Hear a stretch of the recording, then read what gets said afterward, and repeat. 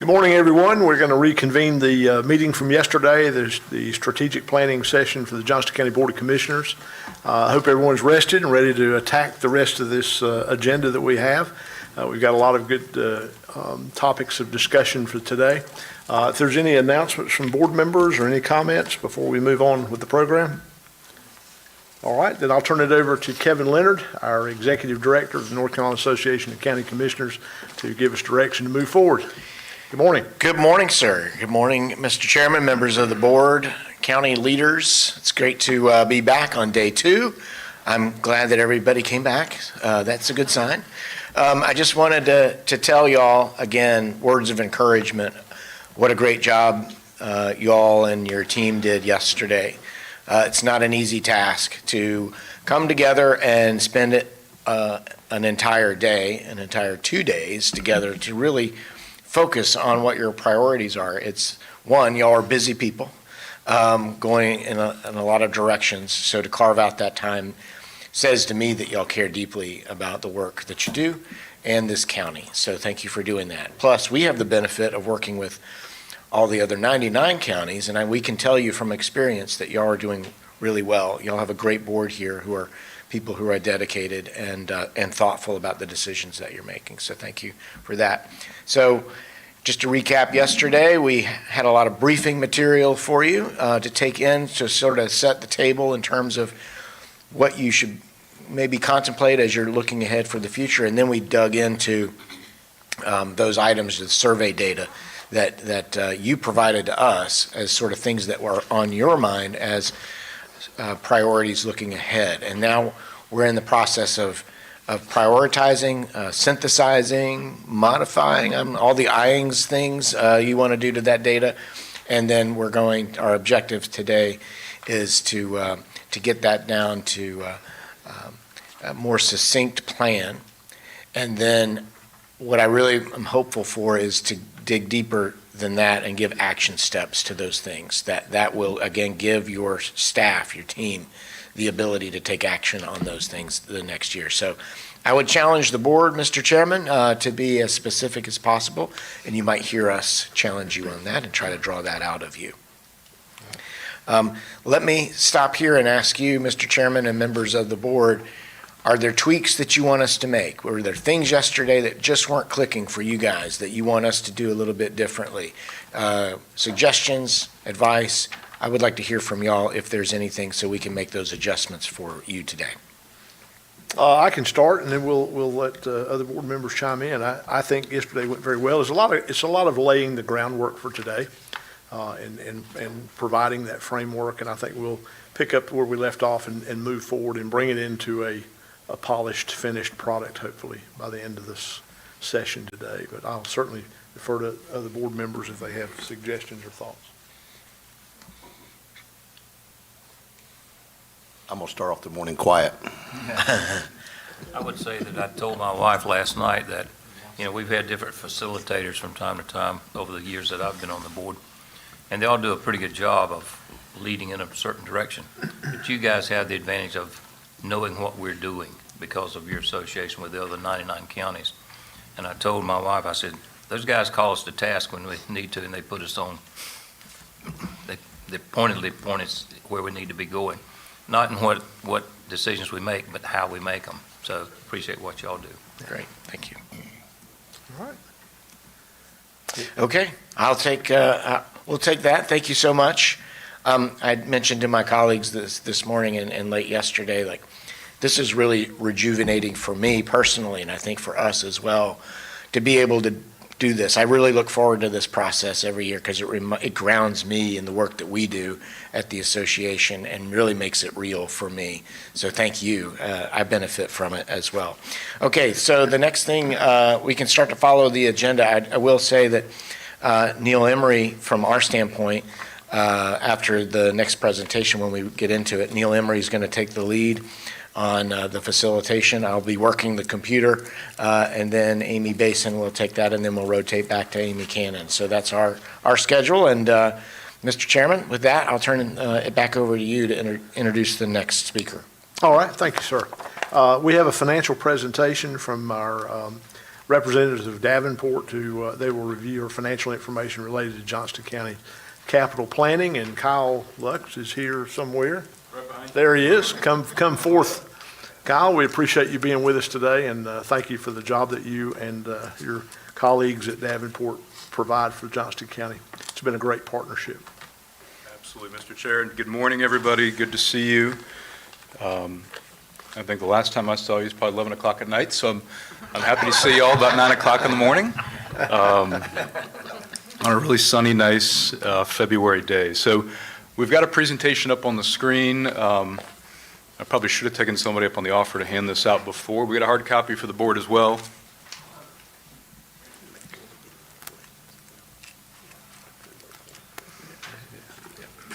And so I'll let those go around. What you're getting for the board is the exact same thing as up on the screen here, just for taking some notes and anything you'd like to do there. So again, here today on behalf of Davenport, I was remarking with a few of you, we appreciate, Mr. Chair, the commentary in terms of the long partnership. I think this is probably the 23rd year I've done this, or at least have been here with colleagues, and I think going back probably almost 30 years at this point in terms of the partnership with the county. So we really appreciate that on behalf of myself and our firm, and just like to say that at the outset. It's also remarkable the progress you have made as a county, and so we're going to refresh a little bit in terms of where we are financially. We'll talk about credit ratings, but really as you think about the progress you've made in Johnston County over the last 30 years, it's remarkable. Very consistent too, and so you've been growing, you know that. You've dealt with that growth, you've figured out how to sort of manage the capital program within that. That's a continued challenge, always is, just a puzzle to solve. But you as a county do a very, very good job of doing that with your excellent and very stable, steady staff. So I'll go through this, Mr. Chair, members of the board. As you know, just jump in where you have questions. Some of this is going to look very familiar to you, but again, maybe at 9 o'clock in the morning as opposed to 11 o'clock at night, there may be a couple other questions or thoughts, so jump in wherever you've got them. All right, thank you.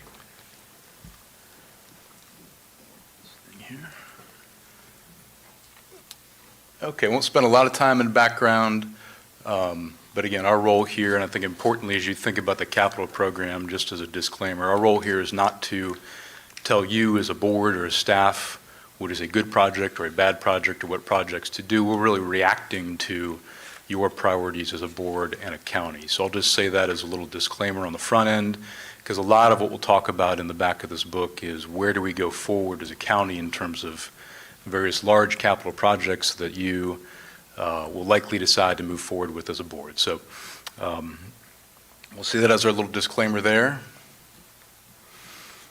Our goals and objectives, we'll talk about credit ratings. Just to cut straight to the chase, you have the highest possible credit ratings. So everything we're going to talk about is how do we make sure we maintain, how do we make sure we maximize those credit ratings. Those credit ratings are a money saver for you as a county and for the taxpayers. They mean that when you go out and have to borrow dollars for capital projects or want to refinance your existing debt, you can do so at the lowest possible cost and lowest possible interest rates. We'll talk about the reserves and the fund balance. You're in very, very good shape there. We'll show you some graphs and a little bit of a projection going forward. It's important to note on that fund balance, we're not looking at that at any one point in time. We're looking at the trend, where it's been, and where it is likely to go. And so we'll make some comments on that. A little bit of peer comparison. We like to do that, show you how you compare to other North Carolina local governments. You're obviously in a very, very strong position, given your AAA ratings. We'll talk about the debt profile. And really at the back of the slides, so to speak, we'll talk about this concept of a capital improvement plan.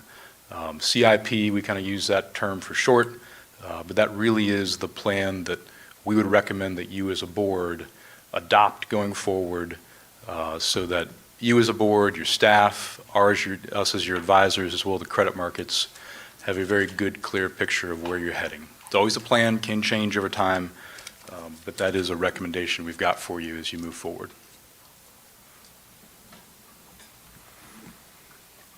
Okay, so on page number 3, our credit ratings. We don't need to say a whole lot here. They're at the top of the possible range of credit ratings. They are AAA. You can't go any higher. So really the goal here is to make sure we're maintaining and really maximizing your use of those. In a growing county, in a dynamic county like yours, we like to think about how do we use those credit ratings to your advantage. And we think you've got a lot of opportunities to do that. So again, kudos to you as a county. Certainly you're very stable, tenured management staff here, but these are the highest possible credit ratings. So again, not a whole lot to say there, aside from we want to make sure we maintain those and maximize those.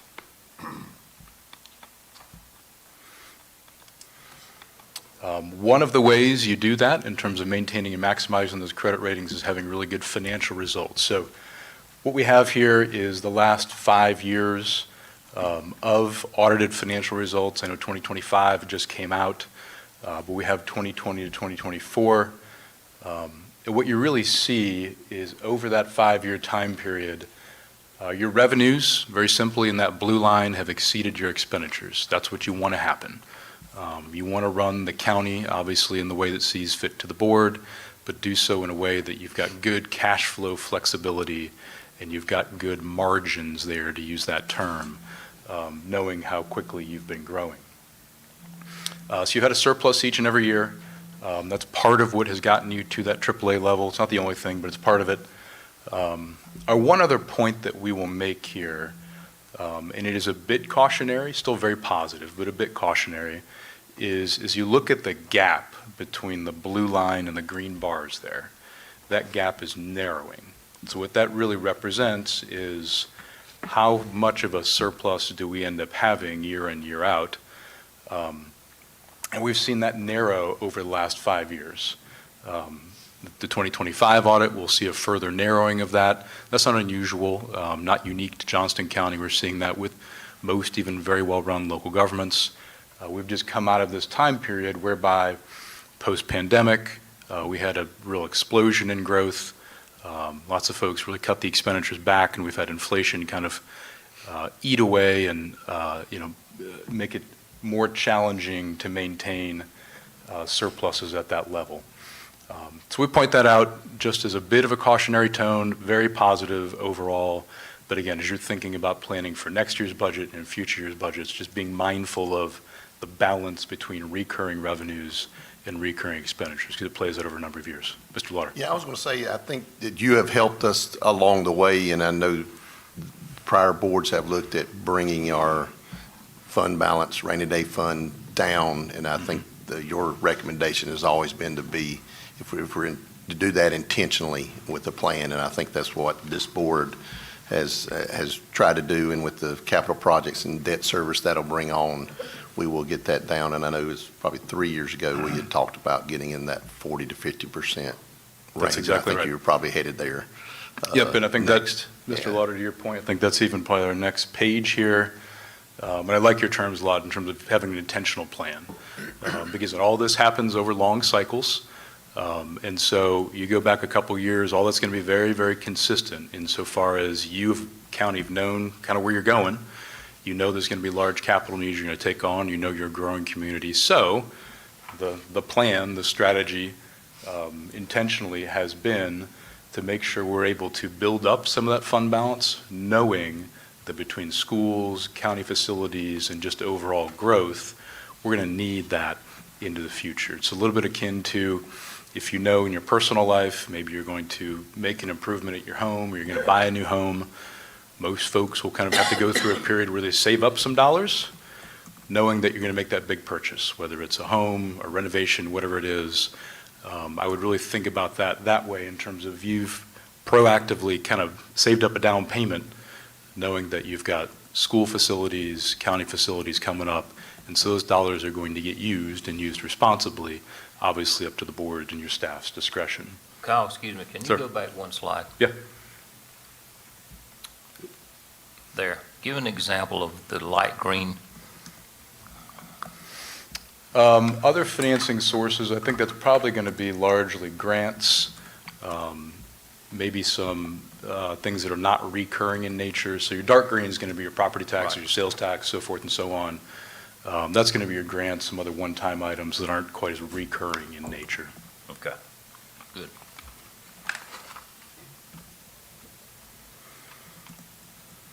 So again, as we get to this trend of fund balance, what you'll see there, our focus is really on the right hand. So the left-hand side shows the dollars. That's fine, but what you really need to do is adjust those dollars for the size of your budget, for the size of local government. And so that's what that graph on the right-hand side is doing. So that's fund balance as a percent of expenditures. You've had a long-standing policy there.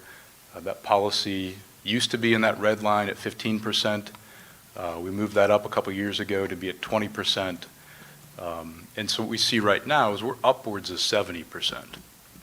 And to Mr. Lauder's point, we've never recommended that we need to maintain a 70% fund balance. This is a point in time, and so what we'll see as we keep going through the book is that we expect that percentage to decline, not in a negative way, but part of a plan, a strategy, knowing that you're going to be taking on bigger projects and knowing that we like to put some cash into those projects as well as borrowing for it. No different than your personal life. You go buy a home, if you've been fortunate enough to buy a home, you got to put your down payment down, and maybe you borrow the balance of it. That's what most people do. And so what we've really done here as a county, and what you've done, is to make sure you've got those dollars for that down payment or series of down payments. And so what that's going to mean is that right-hand graph is going to gradually work its way back down towards something that's more like 40%. And we also know that any projection, which we're going to do some projections, there's always going to be uncertainty. So we want to build in some contingency, knowing you're doing a lot all at once. So that if we get a surprise, whether it's economically, if we get a surprise with an individual project, we've got a little bit of a rainy day fund there to absorb that and still maintain those credit ratings. And I'd like to add that, as Chairman Harris said yesterday, we look at the tax rate every year, and this projection is all part of that. And so we make sure that the tax rate is set so that the fund balance is appropriate for what we need long-term and not just looking at a snapshot at this particular year. That's exactly right. And that's part of what's gotten you to AAA is that ability to think beyond just next budget year, but really be thinking about the next 5 and 10 years, especially knowing how growing and dynamic your county is. If you could look at another local government that maybe isn't growing quite as quickly, you may not need that level of margin, but you are growing so quickly and you're so dynamic that you need to make sure you're nimble, and that's one of the ways that you're able to make sure you're nimble that way. I think one of the additional things to add, Kyle, is also the fact that in the event of a disaster or some type of event like Western North Carolina saw this year, that fund balance is what's going to have to keep things going until, when FEMA declares declares an emergency, it can be months and years before that money ever comes to the county. So we have to be able to have the cash on hand to make the repairs and to keep the government operating and moving forward. And so I dare say there's probably been, could be a lot of stories coming out of Western North Carolina for the folks that had healthy fund balances and perhaps those who did not, that could offer some things. So I think it's important to have that. And in this building we're sitting in as a result of having some flexibility in fund balance to be able to fund this building when the opportunity arose, where some state monies came in and private monies, and so we were able to step up to the plate and make that happen because we had a healthy fund balance. That's exactly right. Would agree with all those points, and yeah, I mean, even if you go back in your county here, obviously you didn't get hit with Helene the same way that the western part of the state did, but you've had plenty of hurricanes and tropical storms within the last 5-10 years that came and sat and dumped a bunch of rain, and you had to make those cleanups. And exactly to your point, when FEMA comes in, it takes them a long, long time. There's a lot of people struggling with that right now, and so this insulates you from that. Kyle, could I ask for just a point of clarification? Sure. The fund balance policy, that's basically a floor. It's not a upper limit. It's a floor of what we say we don't really want to go below, is it not? That is exactly right. I think there's some misconception out there that's a target we're supposed to hit. And the way I interpreted and understood it, that's a floor so we would have the flexibility to meet our business needs. Yes. Yeah, that is exactly right. That I can't say it any better. That is your floor. I have one thing on that. First of all, you may see back in those years, back about 2012, there it is. So when the board had the policy says that if the commissioners, if the board ever dropped below the standard or the policy, that the county has 3 years to get it back within the policy. That's what happened back in 2012 or so. in there, you'll see where we got there right there at the policy, and within 3 years, we're able to get it back. So we technically didn't break the policy, because the policy gives you 3 years to recover. Yes. So And then also just for those that are watching, whenever you're looking at this, what was the reasoning behind all the low fund balance in 2012, 2013, and 2014? Was that schools or Recession, still recovering from the recession? yes, ma'am. Okay. It was on the back end of it, from 2009 to 2012, in that ballpark. That's when it really dropped. And a lot of things came to a screeching halt. But we were still able to maintain though Yes. our policy, but just. We did drop below it Mhm. 1 year, I think it was 1 year, but to meet the policy, we got it back within 3, so Yeah. we were able to recover that. So Yeah, and it's also important, this is an important discussion here, because this, in terms of your fund balance, it's measured at a point in time out of your audit. And so June 30 of every year, Chad and his team kind of have to stop time for a moment and say, okay, where are we on June 30? And that's what the auditors look at. But, as you know, your county is running every single day.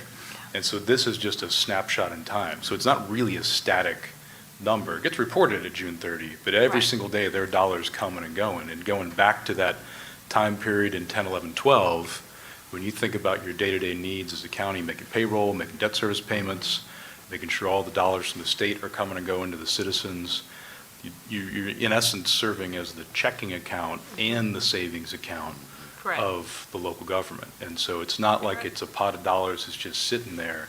It is each and every day active in making sure the county is fully functioning, able to pay its bills, so forth and so on. I think if you go back to that 2012 time period, it was a little tight in terms of making sure. It was very tight. Chad had to live with that, but, and that's not a good situation to be in. And so I think this is a very important part of the discussion insofar as you've got a graph on the page whereby we need to make sure we're above that yellow line, but that fund balance is serving a lot of purposes. Right. It's not just, in essence, a pot of dollars sitting there. It's your operations, it's your day-to-day, it's the rating agencies, making sure those are at the tip-top level. It's making sure that when there are opportunities to take advantage of, like this building, you can do those things. It's the flip side of it. If you get a bad storm, making sure you've got those dollars. So it's doing a lot of things encapsulated all in one concept that happens to show up in the audit. And that's also not, it's also not just the county, it's all the people that we deal with. If they have any trouble, they're going to come look to the county Right. for our assistance. Back when, I think it was Hurricane Matthew, we had to spend a few $1 million for a wastewater treatment plant that was flooded. And it could be any of our constituents. Also, when we're talking about fund balance, to Kyle's point, it's not a static number in time. So the board may have an idea of what you want fund balance to be, but as we start doing projects, that fund balance may go under what you ideally want as a fund balance. But we work as a county to get, like if you want it to be at least 40, well, where we're doing projects, it may go down to 30. We're working to get it back up. What I get concerned about is, as we move through these projects, eventually what's going to happen is when the fund balance starts going down as we're starting to pay for these projects, we have to kind of stem the tide and kind of level it off, or either come back up. So we'll have to, when we get to that point a few years down the road, we have to make sure we level that off. It's okay because we got a story now as the fund balance is going down some as we're doing projects. We got Clayton, some DSS and things like that, and that fund balance starts coming down. We have a story to tell to LGC and the rating agencies. But once we get on the other side of that, we don't have that story to tell, so we got to make sure we level that fund balance out to whatever the board wants as a fund balance. I think an important point that Commissioner Stovall brought up is that is the floor. That's not the target necessarily. That's just we don't want to go below that number. So I think that was a very, very good point for the public to understand that having some additional cushion in there. And I'll even refer to the security improvements we made to the school system. That was about $7 million of unexpected weapons detection systems we had to put in schools, but we have to keep our children safe. I hate that we live in a world that we have to do that, but this county had the ability to take that plunge and make that happen to make sure that our schools were safe. So it just gives us a lot of flexibility. I just want people to understand that that's the purpose of that, because there's a lot of discussion out there about fund balance. Absolutely. And I'd just like to add on to what Chairman Harris said about this building. With the fund balance, when you can pay one check, cash, how much interest that does save the taxpayers, because without the need to finance, when we needed to move quickly for this, that saves a tremendous amount of money. And then another current example is the Clayton High School project, which financing is not necessarily going to be in place, but we had a timeline to get the project started.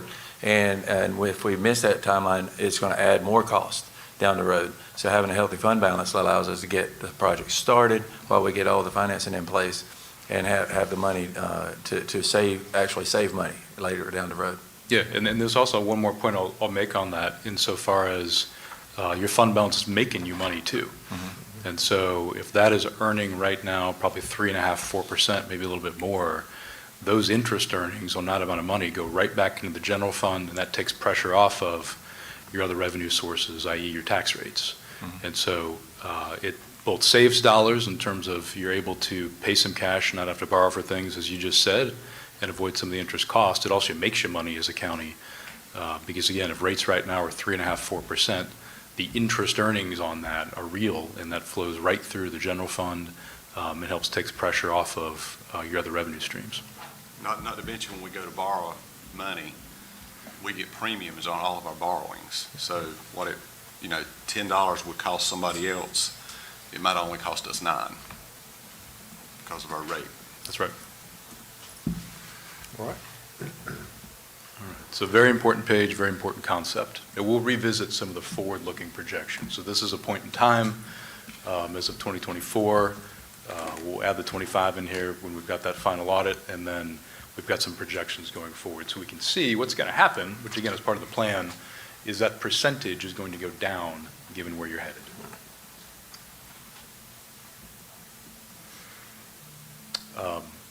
We'll show you in these next couple pages where you compare relative to other AAA counties in North Carolina. So you can see where we are in Johnston at the top there, that kind of yellow bar, we're at about 65%. We're above the medians here for the moment. But again, as we think about bringing that down purposely and via a plan over time and landing ourselves ideally somewhere in the 40%, if you go look at that national AAA county median, that's right there, 39.9%. So part of what we're doing is making sure we can land that fund balance, so to speak, to use that metaphor, in a way that's going to be in line with other AAA counties, both nationally and across the state. So again, it's not a static number, something you're watching each and every year, more often than that with Chad and his office. But you can see some of that in terms of the rationale. Why do we not want to go all the way to the bare bones level? Part of that reason is we want to make sure when we compare ourselves to other growing, highly rated counties, which is what the rating agencies do, we're going to be able to say we are at or even a little bit better than some of those folks.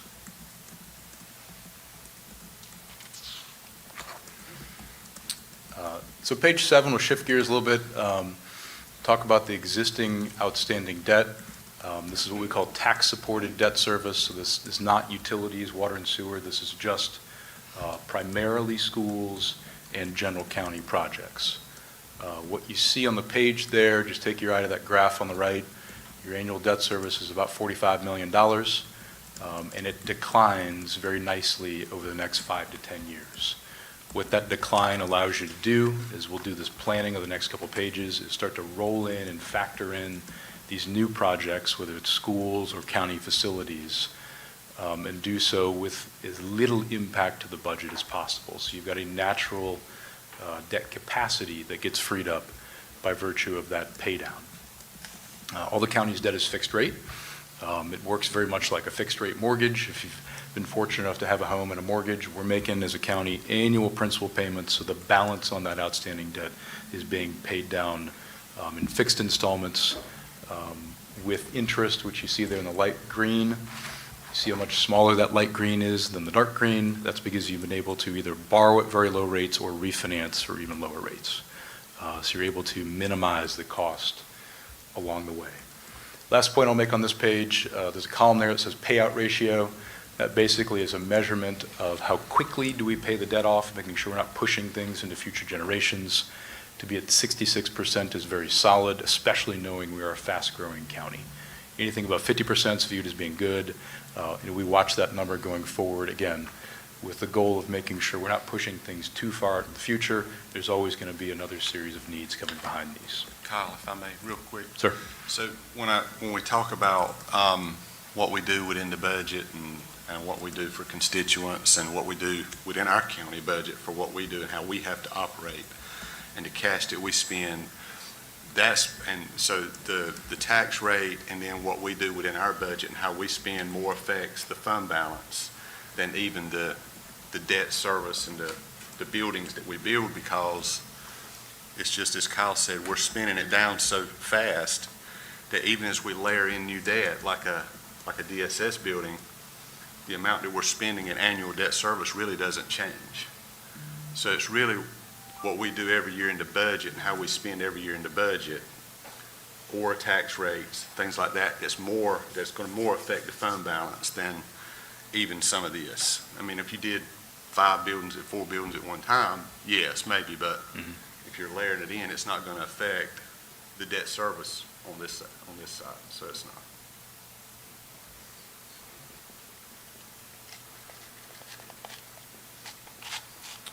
So as we flip the page, our existing debt ratios, which basically is the policies you have as a county, you've had for a long, long time, that make sure that when dollars are borrowed for capital projects, it's done so in a way that's responsible, and your debt levels, again, are within AAA guidelines. So we've got 2 of those important policies on the screen here.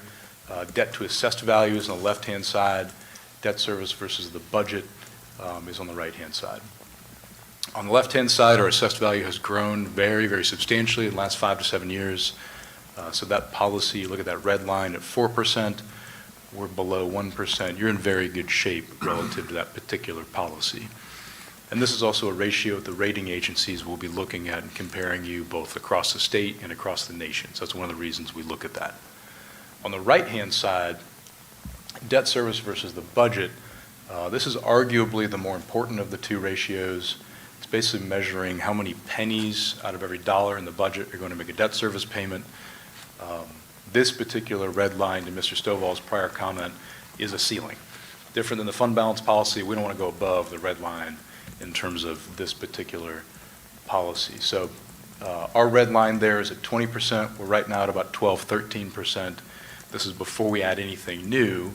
So part of the discipline of doing all of this is making sure that as we add the new projects that are planned for in the CIP, we can see and understand where these ratios go.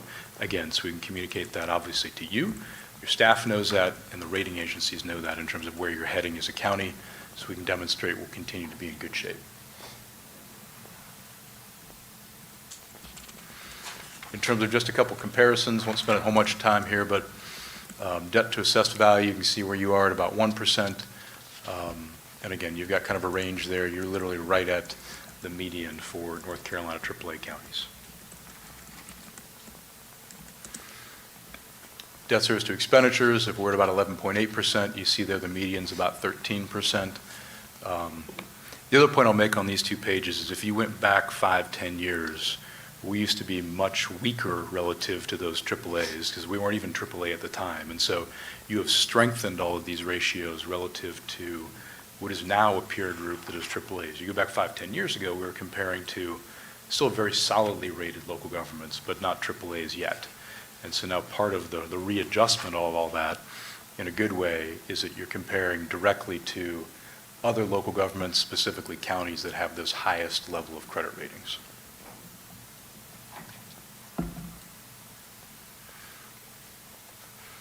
So the next couple pages, we will talk about where you as a county are likely headed from here. It's obviously up to you as a board with your excellent staff. But we want to introduce and maybe reintroduce this concept of a capital improvement plan.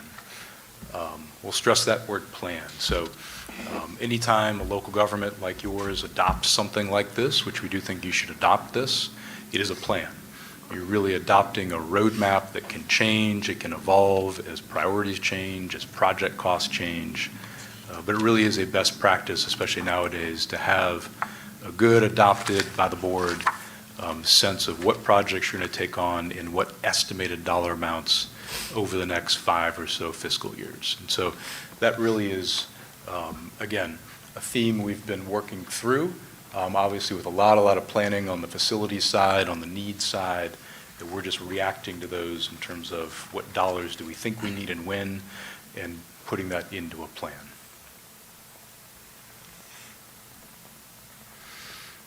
We talk a little bit here in terms of the benefits of it.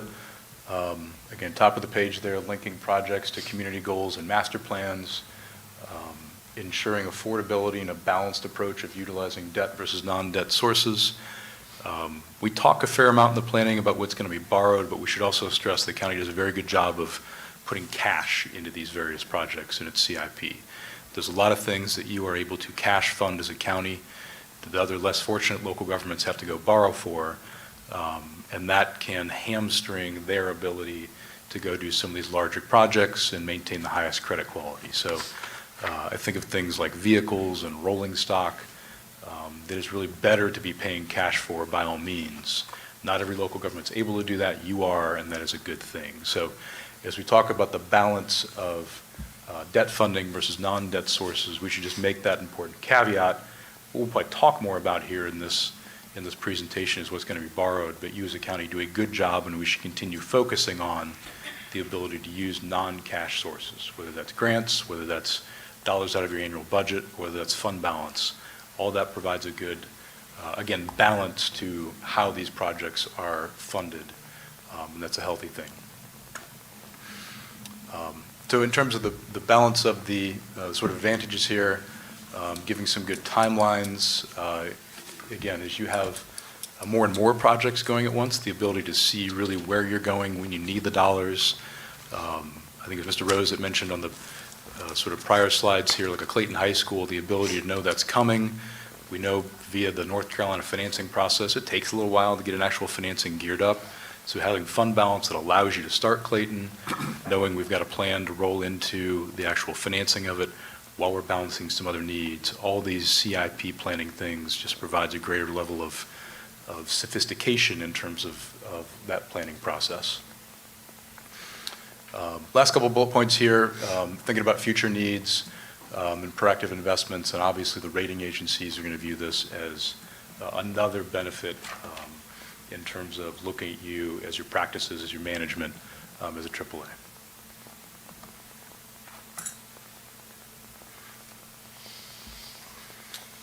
So on page 13, again, here's the projects and the estimated dollars that we've at least been given to be thinking about as the going forward. What does that CIP look like?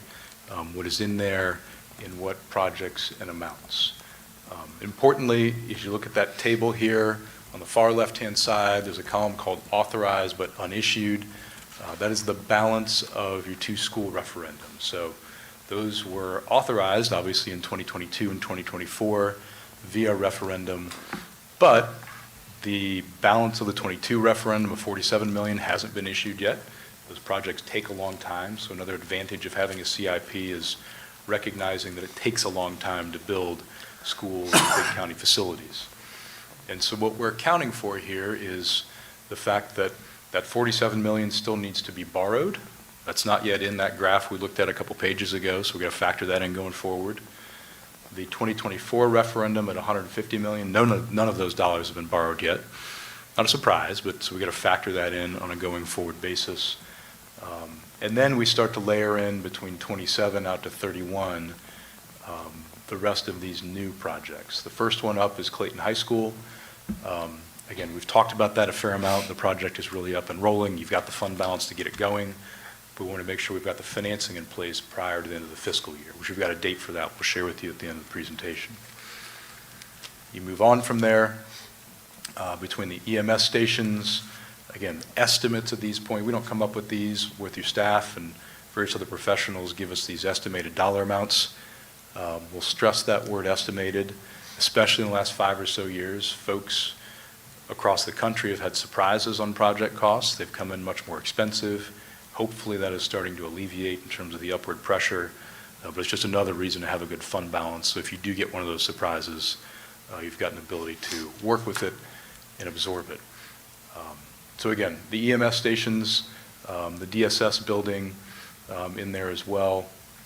And what you see is a methodical year-over-year approach. Could change a little bit, probably will change based upon actual facts and circumstances when the projects are designed and built, and certainly when you as a board give the official green light.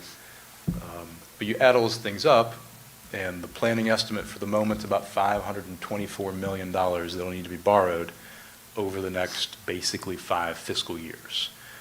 It's a big dollar amount. It's much larger than maybe the numbers you've looked at in the past, but you were a much larger and more dynamic county than you were 5-10 years ago. And so that goes to that planning, and it goes to watching all these various measurements and metrics, not over one budget year, but over the next 5 to 10 years.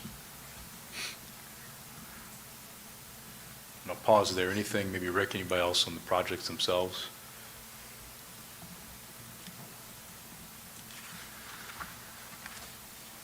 So as we go to page 14, what we've laid out on page 14 is a good working estimate here for the moment of when we would actually need to borrow the money for the various projects. The timing of borrowing those monies is dependent upon a variety of factors. In North Carolina, we've got a very specific process we have to go through with the LGC. That depends a lot upon when the project is designed and ready to go to bid, and how construction is done. That can be done a couple different ways.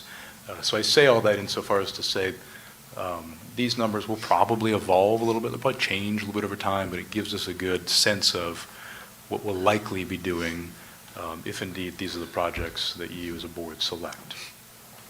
So as you go to 2026, what we're going to be doing in the near term, and we've got a more definitive schedule on this at the back of the book, is we've got the balance of the 22 referendum along with the first portion of the 24 referendum that'll be done this spring. So we're going to have some GEO bonds. We've got a still date from the state. We're moving forward with that. Now they have the audit they're reviewing. The other piece of that is those limited obligation bonds. That's for Clayton High School, 129 million.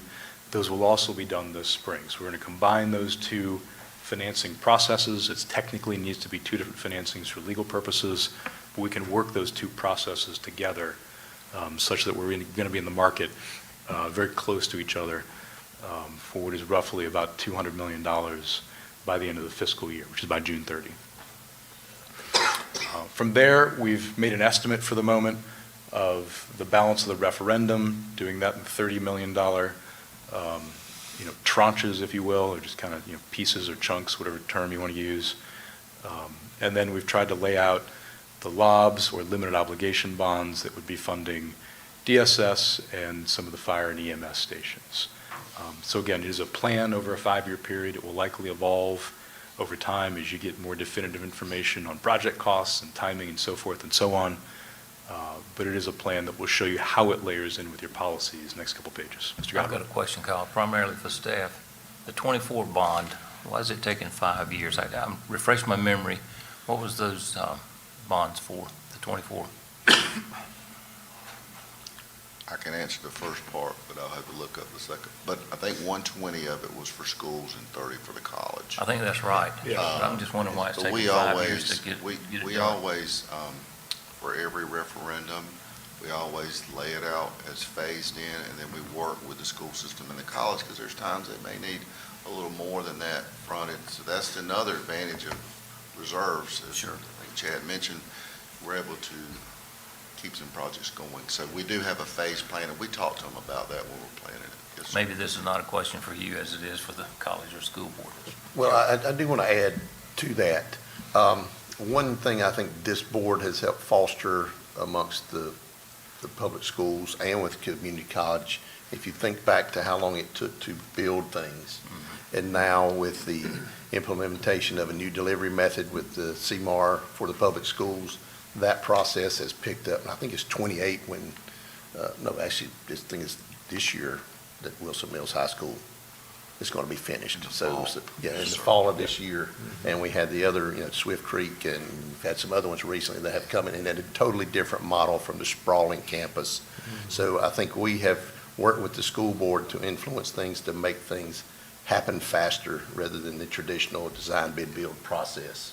And at the community college, I will say the same thing. We heard a presentation last night at the Johnston County Firefighters Association meeting that they are going to be breaking ground soon, I think, on the public safety, on the driving training soon. So we're not letting grass grow underneath anything now, that the things are moving faster. So I agree. I don't think it's going to be So these could change. 5 years. So I think that's probably something we need to look at and going forward, even our own process. And now that we're likely to look at and maybe have a different delivery method than before, I think our own process will change. So we'll be bringing projects to completion a lot faster than we ever have. Good.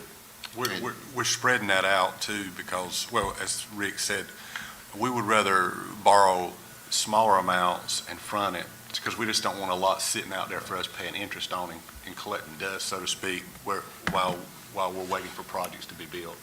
And so it's going to save taxpayer money to kind of spread it out. I anticipate there may be 4 sales, but we kind of do it 5, just, Okay. If I could piggyback on Mr. Lawler's point about the construction methodologies we're using. Construction manager risk, when you compare it against design bid build, the construction market has gotten increasingly volatile in the last few years. And this type of delivery method gives us more flexibility to react to these price changes. Contractors, they're at the mercy of the market. They got to lock their prices in and they change rapidly. So not only does it allow us to control the schedule better, it allows us to control the budget better on these projects and bring them in for less cost. It's a great point. And to Mr. Godwin's original question too. So we probably won't be perfectly on that schedule, but we'll work with those as we move along. We have most of the school projects, except for Clayton High School, but most of them are general obligation, are voter approved, and we sell those at different times. Now for Clayton High School, for this project, that'll likely be one loan, as mentioned there. And hopefully the rates will be in pretty good shape this spring for the sales of that first tranche of that 200, I think that's $206 million. That's right. Yeah, that is a 6. And I was going to ask you, what are you seeing in the marketplace with the kind of fixed rate debt that we do? Yeah, it's a great question. So we just, we're advisor just a smidge up over the border, but to like a city of Virginia Beach, which is also AAA. Sold competitively, just as we would here, about 160 million yesterday. Today's Friday, right? The interest rate on that over a 20-year was about a 3.40. Yeah, so we're planning all of this. I didn't mention that, but we're planning this at 5% on purpose. Like to be conservative that way. But in terms of borrowing costs right now, we're probably in the mid-3s. Just literally same credit, different state, different city, but Virginia and North Carolina are very similar in terms of how they're viewed in the marketplace. So it's about 3.40 in a 20-year financing. That would be great. Yep. All good reasons to have a healthy fund balance. Yes, sir. Yes, sir. We had Yes, talked sir. preliminarily with the local government commission about possibly breaking up the financing for Clayton High School, but we've talked about it internally, and our suggestion is just to do it as one piece, because I don't know that the LGC was really crazy about breaking it up, and you don't know what your rates are going to be later. So our thoughts are maybe just go ahead and do it, and if we can get those kind of rates fixed, that's pretty good stuff. Yeah, and the other leg to that is the cash that between Chad and Tyson, the earnings on that is probably, 3.75, 4%. And so we're still on an ability to basically borrow. We don't want to plan too much on this because a lot of it's outside of our control, but you're able to borrow 20-year fixed rate dollars at an interest rate that is less than what you're earning on your cash right now. So another reason to be thinking about, okay, why do we have a really solid fund balance? You're actually making more in interest earnings than you're paying on long-term fixed rate debt right now. So it gives you a great ability to go positively use that to your advantage.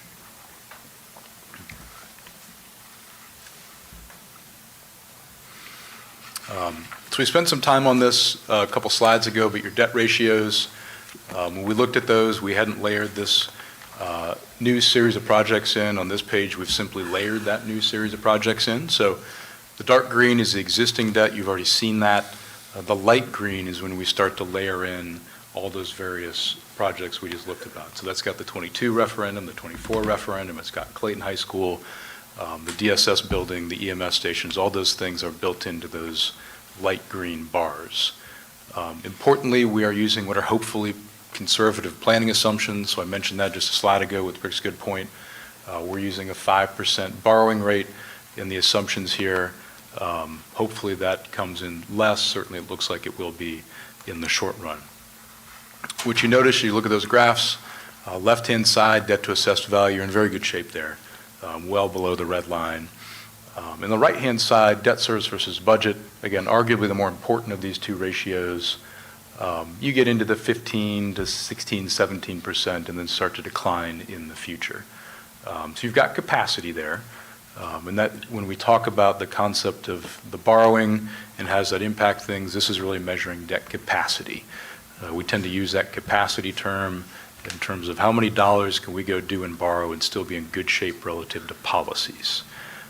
That's the capacity concept. And so what we're showing here is that you've got the capacity to go do these things that you just looked at on the prior page, if indeed that's the will of the board to go forward.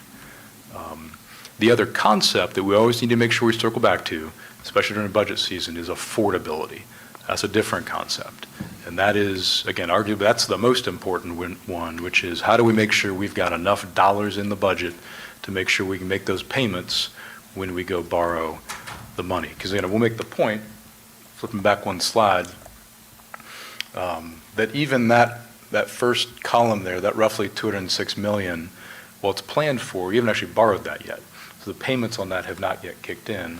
The payments on that will kick in 27, into 28, so forth and so on. So a very critical piece of what Chad and his team are doing right now is looking at and understanding with us, what are the actual payments on all these various loans going to be?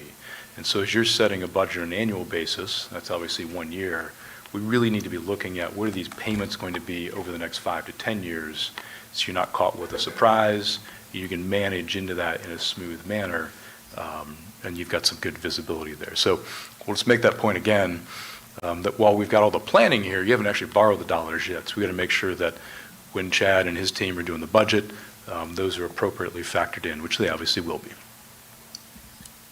And I'd also like to echo on that too. I feel like we've said it several times yesterday and already today. You know, we look at the budget every year at the budget rate, but I feel like this board is really good too.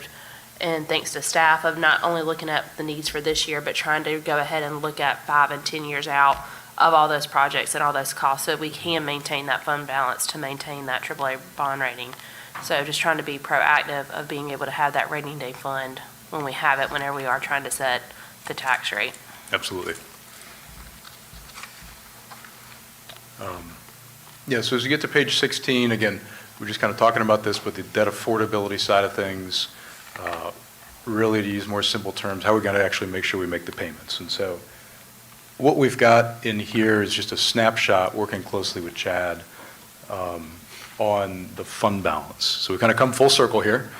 We started with some fund balance at the beginning in terms of where you've been, and now we're getting back to, as we look at the budget over multi-year planning, not just thinking 1 year to another, what is the trend of that fund balance? There's a lot of numbers that go in behind the scenes here, but this again is a very nice singular concept or measurement we can look at to understand how are we doing financially going forward on a projected basis. And so what we see, just simply, you look at those percentages at the bottom of the bar there, you can see how they start to step down over time. That's happening from a combination of different concepts. Number one is using some of the fund balance as cash towards capital. Number two is your budget keeps growing. And so these policies are purposely designed to adjust for the fact that your budget is much larger than it was 10 or 15 years ago. And so having the same dollars in the bank relative to today's budget would be a much, much smaller level relative to the size of where you are now. And so over that time period, we're using some dollars as cash towards capital, equity, down payments, whatever concept you want to use there. The budget itself is growing, so those dollars don't go quite as far. But given the purposeful plan that you have set up that you'll continue managing, you see those percentages, again, begin to get down into the 40s over the next 5 or so years, That will likely be adjusted and changed as actual results come in, but you see that path there. Mr. Godwin. For this plan, are you projecting the same ratio or relationship between the expenditures and expenses that we've experienced in the last several years? Probably a little bit less. I think the idea, and Chad can jump in there, is we wouldn't recommend planning that the next 5 years, as we're showing here, are going to be quite as robust as the last 5 years. Right. If they are, that's great. You'll have more flexibility. You can put some more cash into things. You'll have that level of flexibility. But it seems, just given the way the world is going, we shouldn't be assuming it's going to be quite as robust, again, for the next 5 years. We'd love to be wrong. But again, that's our bias to be on the more conservative side. We're making conservative estimates as we do this. And this is in relation to the previous slide that he had shown about the projects that we had on that. So, the board there may be additional projects that is important to the board. So, as we sit here today and the numbers can and probably will change, we don't know from one way to another which way they'll go, although we're being conservative. Even as we sit here at 47%, that gives you some leeway to do additional projects in the future. Yeah, to piggyback off of Chad there, that list of projects, clearly, bless you. There's always going to be another series of projects coming behind it. And so I think we'll just echo that and try and piggyback there off of what Chad said. In my optimistic world, I hope as we start down the road of beginning some of these projects, that the estimates will, the actual cost will come in much less than what the estimates are. As we saw with the detention center, I think it came in $11 million under what was estimated in the beginning. So if we can see more of that, hopefully, and we won't know till we get there, but it could possibly allow us to move some other projects forward. Yep. As a result. I like your positivity, Mr. Chairman. That's a little bit of the hope for the best, plan for the worst. Is that the saying? The glass is half full. Yeah. Right now, we're seeing positivity. Good. We'll see what happens next. That's right. So on page 18, we'll wrap up here and certainly can answer any other questions or clarifications. But where do we go from here?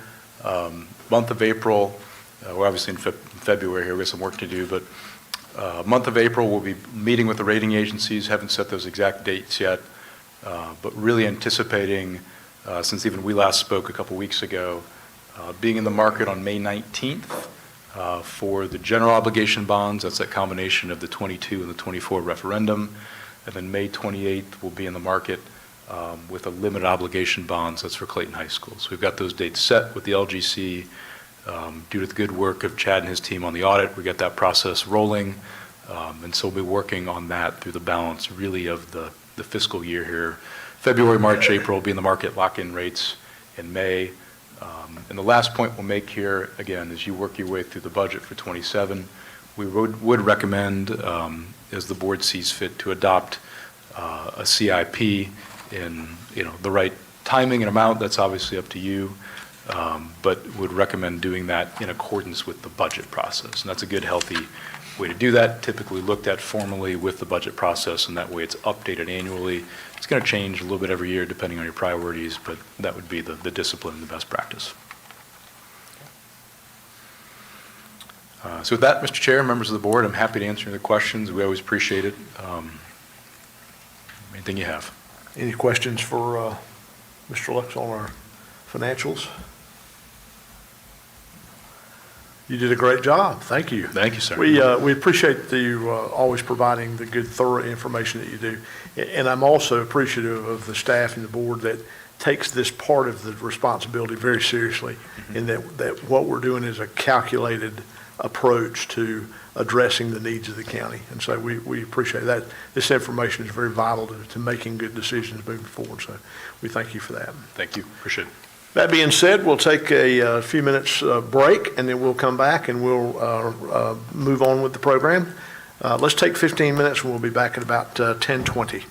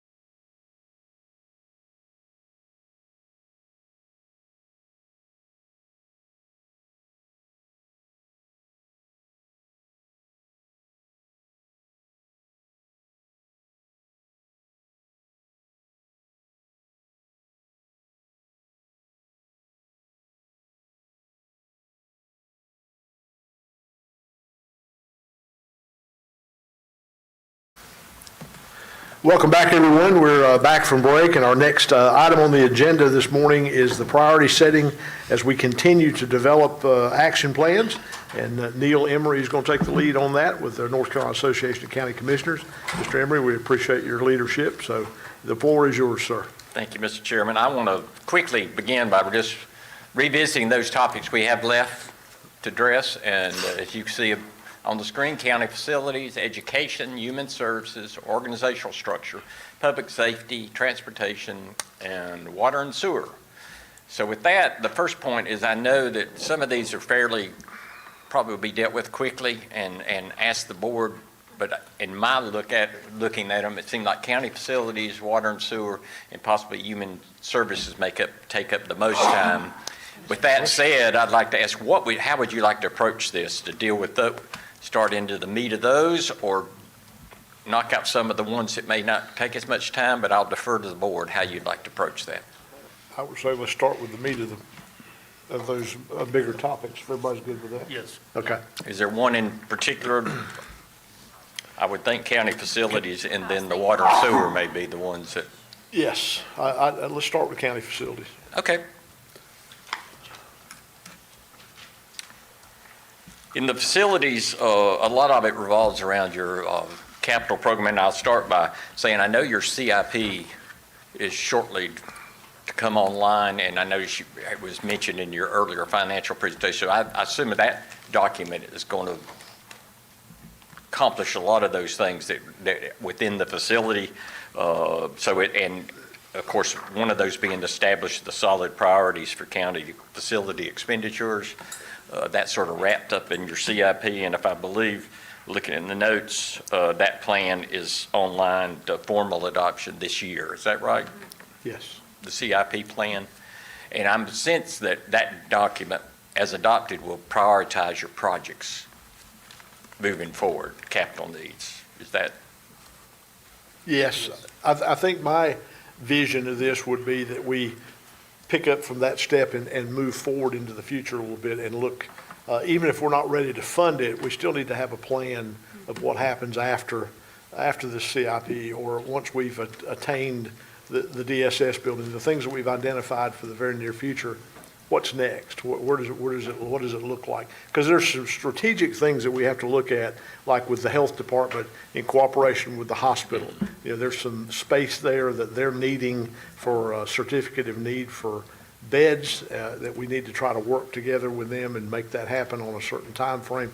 And if it's possible to do that, we can. If we can't, we can't. But I think we need to have those conversations and look at that going forward into the future. What is next? We've talked about an administration building to help finish clearing out the courthouse and truly transition that over into judicial. And that answers a lot of needs there for the clerk of court and the different offices that need more space. It also helps with some of the parking situations downtown. So it's a domino effect with all these projects, but it's just, I think, to have board discussion of what do we look at next? Where are we going? We kind of have a roadmap for the very near future, but I think we need to continue on. I'll open that up for any board members to chime in if you see it differently. I agree. So what I envision, first step is the goal is to get that CIP adopted. But then there's going to be conversations beyond that about how those pieces of the puzzle fit together, because one may have implications for the other. And we'll talk about some of those I think are listed in this list as well. But the first goes to get that CIP adopted in this fiscal year, or in the calendar year 2026. Right. Commissioner Stovall, do you have something you want? Yeah, I think that plan needs to have target dates when these projects we'd be looking at as where it'd be advantageous to initiate them, and also forecast whatever type of financing we need, recognizing that's going to be fungible based upon conditions as they change. Right. But it gives us something out there that we can plan on year in and year out. Totally agree. So it's going to set those priorities and a lot of the information you talked about. But then there's other pieces that have to be discussed, like health department and what happens with the old DSS, and all those things will fit into that discussion as well. Yes. So we talk about, I noticed that one of the first you had was establishing those priorities, and I think the CIP and the adoption there starts that process, and then we'll talk about some other items as we go through this that'll be in that follow-up discussion. DSS, turned into that, was noted. Where is that project now is preparing in design, and the objective is when did that go to market? Is that, do you know yet, or? We anticipate that the design process is going to take about 12 to 18 months. Okay. And then once the schematic design is achieved, then the board will make a decision with regards to delivery method. But that's Okay. where we are. They actually just had a kickoff meeting, I think it was last week. So that's noted in these, that select initial DSS facility project delivery method is what Yes. you're referring to. That'll Yes, that will come once the schematic design is So- ready. anticipate objective in early 27, probably be prepared to make that Fourth quarter, fourth quarter, okay. yeah. I have a question. Why does it take 12 months to design it? Or is there more to it than just that? Well, I I know think they're there's doing the soils and all that. on-site, they're doing the on-site, off-site improvements as well as the design of the building. So it's really two projects in one that's occurring at the same time. So I just fail to see why, does it take 12 months to design a building? I would say my experience, and Bill probably can speak to this better because he's done more significant buildings, but I think that's a fairly typical time frame for what we're looking to build. Yes, it is. So the goal, as I hear it, is to have those plans completed in the fourth quarter, target with a, Well, let me correct that. The plans won't be ready in the fourth quarter. A decision on delivery method. could be delivery made would be, in to the make fourth quarter. the board make a decision by the fourth quarter on the delivery method, and then the design would be first quarter. 2027. Probably not complete at that point, no. Probably second quarter, most likely. I mean, if it just really depends, but it depends on the delivery method that's selected. So then we could just say early 2027. Yes, I think Okay. that's fair. Okay. So delivery method, What elements have to come together for this board to determine the delivery method? I'm just really put out that it takes so long to get anything done. Well, I think that the board wanted the flexibility on what delivery method to be utilized, but wanted to go ahead and start the project, and so that's what we have done at this point. The delivery method decision is one in which you have to decide whether or not you want to use the traditional method of design, bid, build, or if you want to use a construction manager at risk type delivery method. The advantage of a construction manager at risk delivery method includes both schedule and cost, and having some knowledge and certainty with regards to those two things.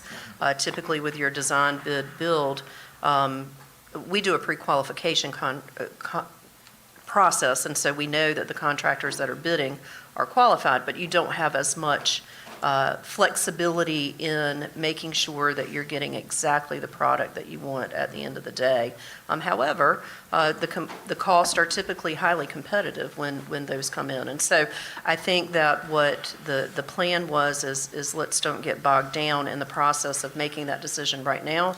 Let's go ahead and get started, and we have enough time as this conceptual schematic phase is going on to let the board make an informed decision at the appropriate time as to what is that next step.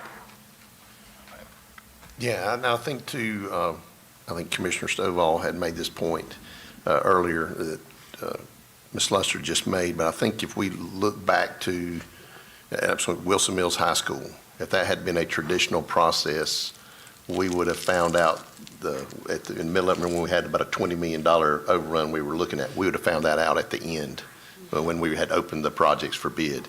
With the CMAR process, we are able to see those costs I'll say in the middle of the process, and can make adjustments either in the reduction of scope or tightening up the belt on some other things on the pricing side of things. So to me, the CMAR gives us flexibility. It also does tend to speed it up and get started. They can order equipment earlier, so they get stuff. So I think, to me, that's the way I want to go, but I also want to make sure we're not in a rush, so that the time factor is not as critical.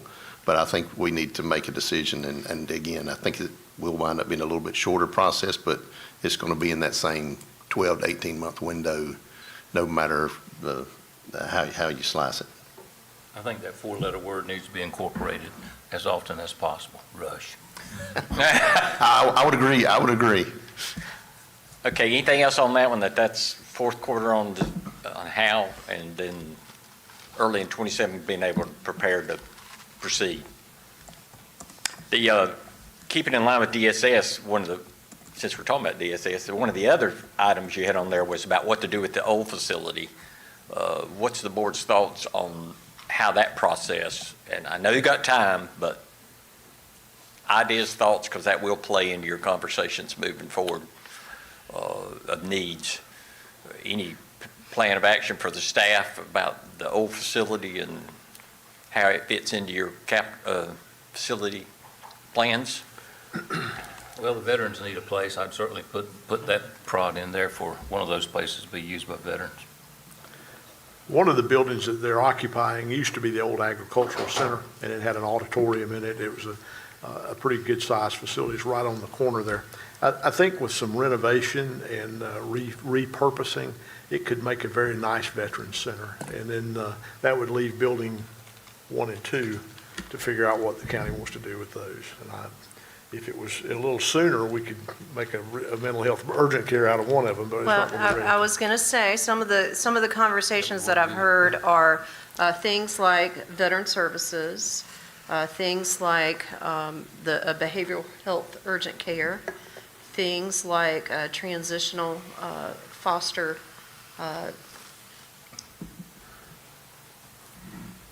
housing, thank you, where children are coming, they're in transition. There has been concepts about that property being used by the hospital. There's been concepts and conversations about that property potentially being the site of a new health department. So there have been all kinds of concepts that have been discussed, none of which have been studied in any way. As you recall, there was some, facility review some time ago, and, some of those buildings just really are not, it would not be cost efficient to do big remodeling of some of those buildings because of the condition that they're in and bringing them up to code and all of those sorts of things. So those are the things that I know of that have been talked about. Rick and Chad may remember some additional ideas, but those were the ones that over the years, as we've talked about, what possibly could happen there, those are the concepts that have been discussed. Can I throw out an idea of possibly a county facility for a senior center thing? So that's going to be one of our big demographics that we've seen that are going to be coming up in the next 20 to 30 years, because we do not have a county senior center. So that might be a possibility of something to consider. And I'll tell you another thing too, of course, Daniel Clifton's here, and he knows all these facilities very well, and at the appropriate time could update the board probably on the condition, because I know that the traditional, the large building there, sort of in the middle of campus, I think it's got a lot of, needs a lot of care. If that moves forward in the future. Or a wrecking ball. But anyway, he's here if I was about to that's say, I something you would want. rely on Daniel for a lot of these updates or ideas of what could possibly go there.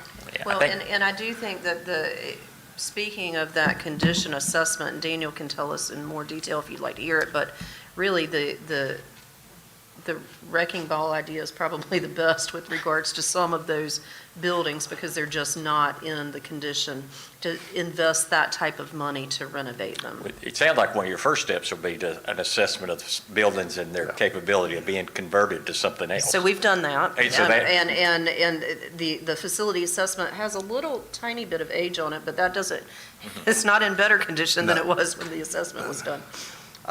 But really that one building is really the building I think that could could handle some renovations. The other ones, I just don't know that we could put services in there that would be appropriate for citizens. That building number one, the largest one when you're facing DSS, that's a combination of the old hospital and an addition that was built on to it. And so, and when you go in the old hospital part, it looks like an old hospital, and I think the morgue's even still in the basement, if I remember correctly. But, so it's, I don't know. I don't know what you would do with that.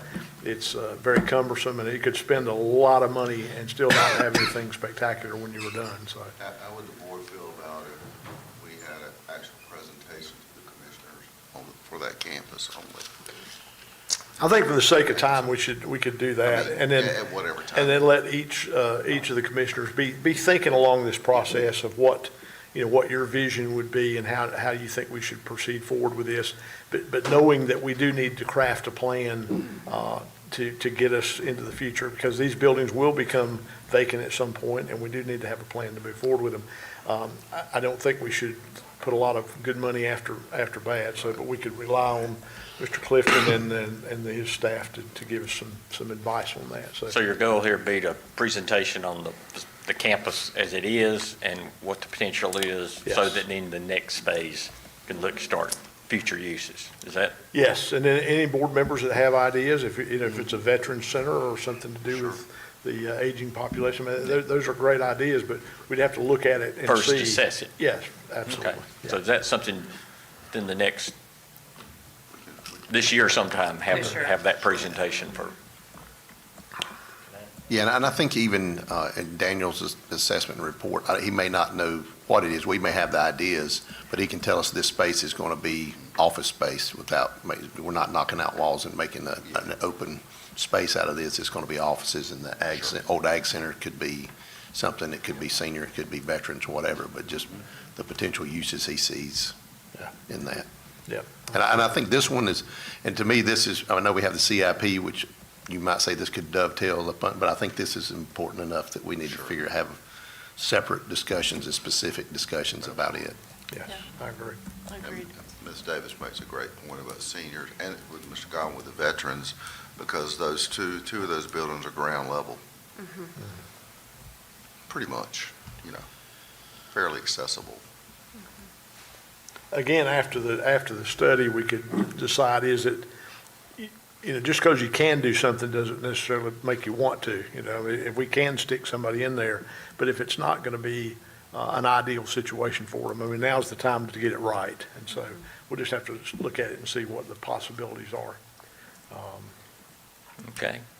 So have that presentation. Is there anything else at this stage on that regard? Yes, Kevin's going to read. So, listening to your conversation, I'll try to capture what I think I'm hearing, which could be right. What I'm hearing, you're talking about repurposing current facilities that you have. Oh, sorry, thanks. You're talking about repurposing current facilities that you have, and then a project prioritization of the focus areas that would be used for those current facilities. I've heard veteran service site, foster housing, mental health service site, senior service site. I don't know if I captured all of them, but those were the ones that were mentioned. I think you dot. And others, right, and others. But those were ones that were mentioned, so I wanted to capture them because they were important to y'all. Y'all can decide how important they are later, I suppose. Right. But then action steps after that, to get that in the next 12 months, your staff's going to revisit the assessment work that's already done, and then make a report to the board, presentation to the board regarding the status of the building conditions, whether you're going to whether you're going to remodel or tear it down. And then your job's to make a decision on that in the next 12 months. Did I capture that accurately? I think so. Yes. I think so.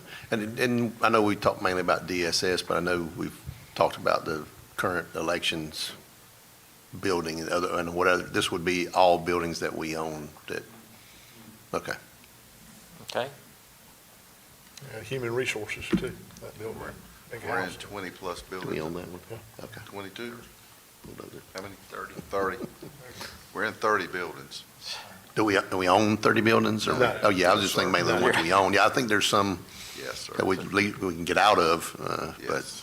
Yeah, y'all- Okay. Okay, so that space, the next I had on, and it's mentioned a couple of times in these needs, is the judicial.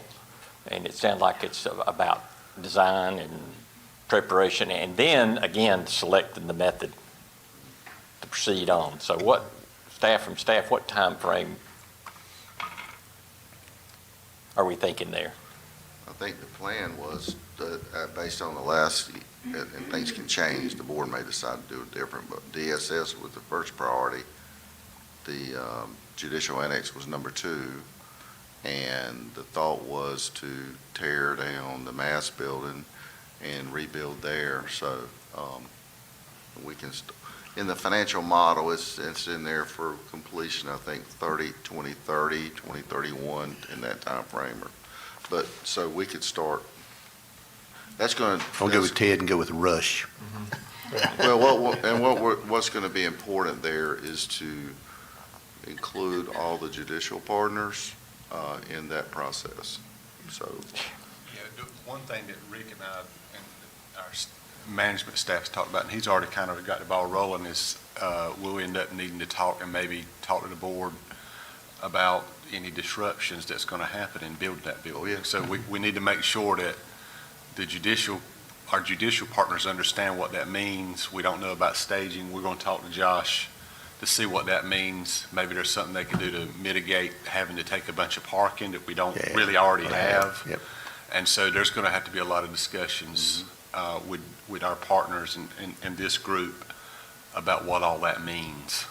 And how And the impact on the local Downtown businesses. development, right. Yeah. and what all that's going to mean, because that's going to be a huge undertaking right there downtown. We've started the, Demo. sorry, go ahead. Especially just the demo part. Yeah. We've started the conversations with the downtown Smithfield folks about the future plans and how that's going to look, and they're very willing to, work cooperatively with us, and the town of Smithfield will as well to, it's one of those things that'll get worse before it gets better, but I think that everybody understands that it's part of the process, and so I don't think it'll be that disruptive, hopefully, to the downtown merchants and people.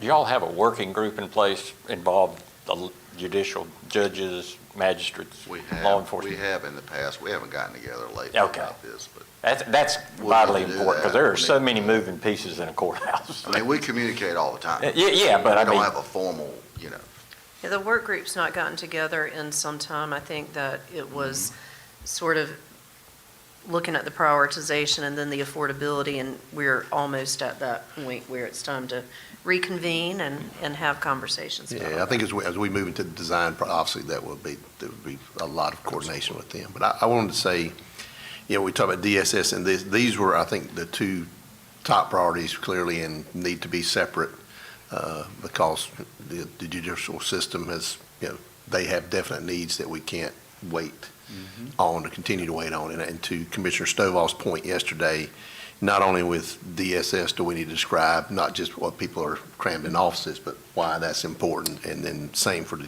judicial annex, why it's important for folks when you hear them say, well, my Access case to hadn't got justice. heard. Yes, Yeah, my access to case hadn't got justice. heard. Yeah, it got Due heard. process, Yeah, so the I think all of Constitution. that. Yeah, little All of things those like that. things. Right, the speedy trial. Yes. Yeah. and So- your jail notices it. Yes, so I think that differentiates those, and as we get back to the other ones, I think they can go into the CIP. If we got the admin, and now we may have an opportunity with the public health, with UNC, Johnston Health, there are some things to look at, but I think these 2 clearly need their own spot on our list.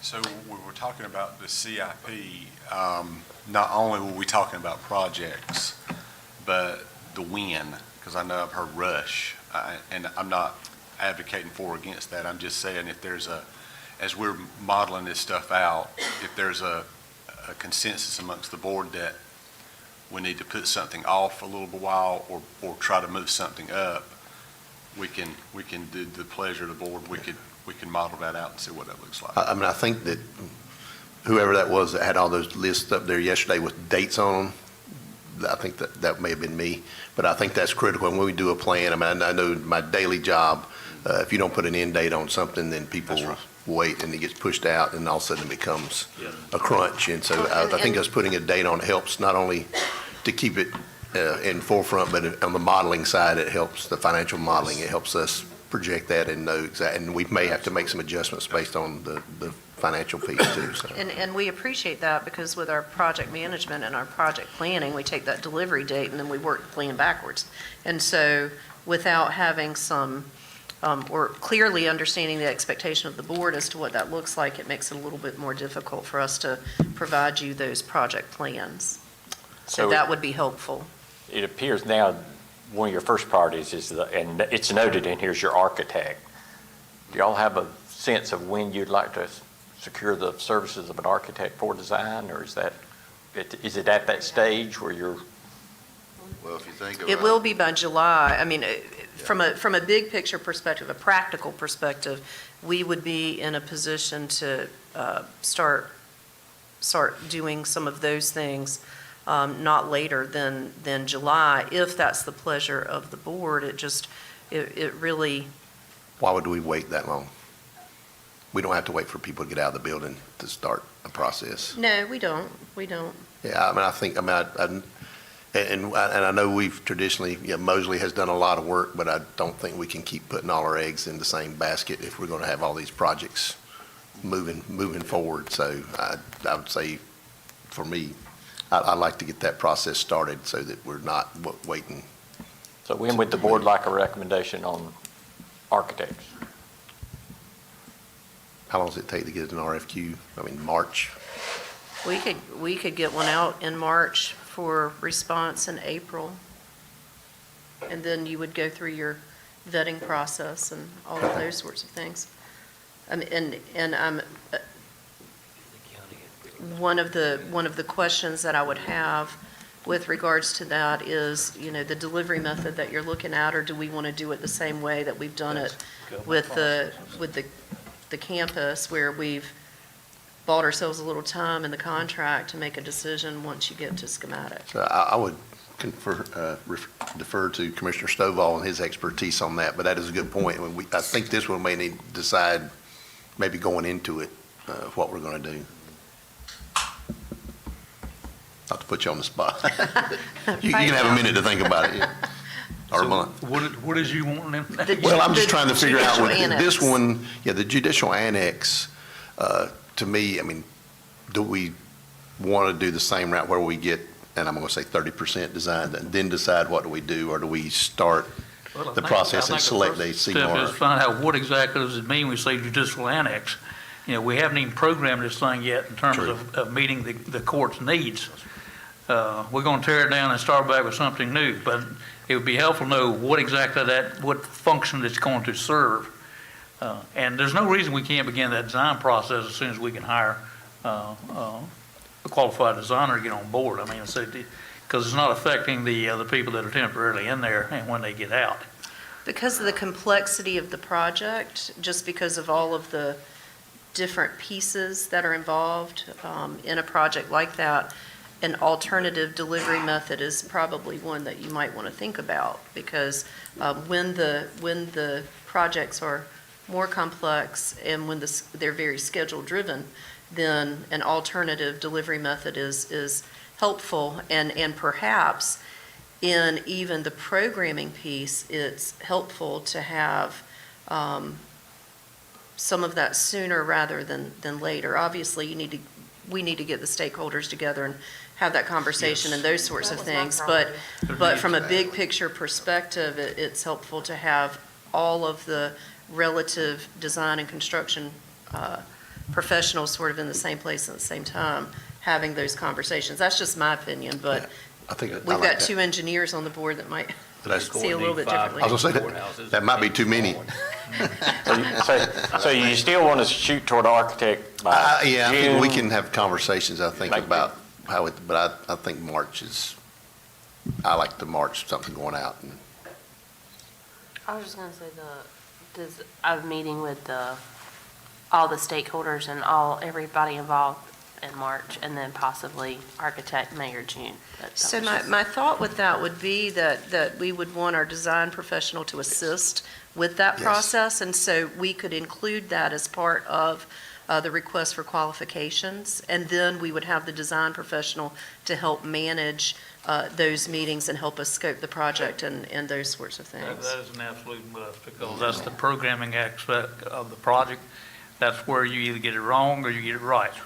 And you want to get it right at We'd that like to get it stage before right. anything goes on paper, because it's a whole lot easier to change then than after the fact. Yes. And we want to make sure that, I mean, I don't know that the folks, our judicial partners, all know exactly what is needed, that are all on the same page. So that's why Yeah. bringing them all together is going to be And that's critical. where that design professional Yeah. is very helpful. Yes. They come in because they're trained to do a programming exercise, and they can draw that information out of the client and translate that into a tangible building product. So that selection's the big starting point. So it's the architect and who's going to lead that. Like you said, they need to be in the room, because if you ask them what they want without somebody in the room. Right. Yeah, because the footprint of that building is small. It's going to be Right. small. Yeah. There's only so high you can go up, so you got to maximize the space. So they kind of have to be on the same page with exactly what they want. And then eventually, probably later on down the road, once we're at the courthouse, then they're going to try to, it'll be decided what has to happen to the courthouse. It'll be the same thing we're doing with DSS. Right, What is it? that's right. Yes, there's a lot of moving pieces here, and we need to look at the overall context of the court's needs and make sure this one small footprint area is going to serve, get maximum utilization out of it. That's right. And I think the new building does not necessarily have to be the exact same footprint as the mass building. Right. We've got space out there that we can build a larger building. One of the things that I'm hearing, I think consistently from the board is, we want to move these projects forward. And I pulled up my trusty spreadsheet from back in 2025. It was dated February 3rd, 2025. When they gave us estimates on building the DSS building, it was $93 million. If we waited to 2026, it's 96. 2027 is 99. If we wait to 2029, it's $107 million.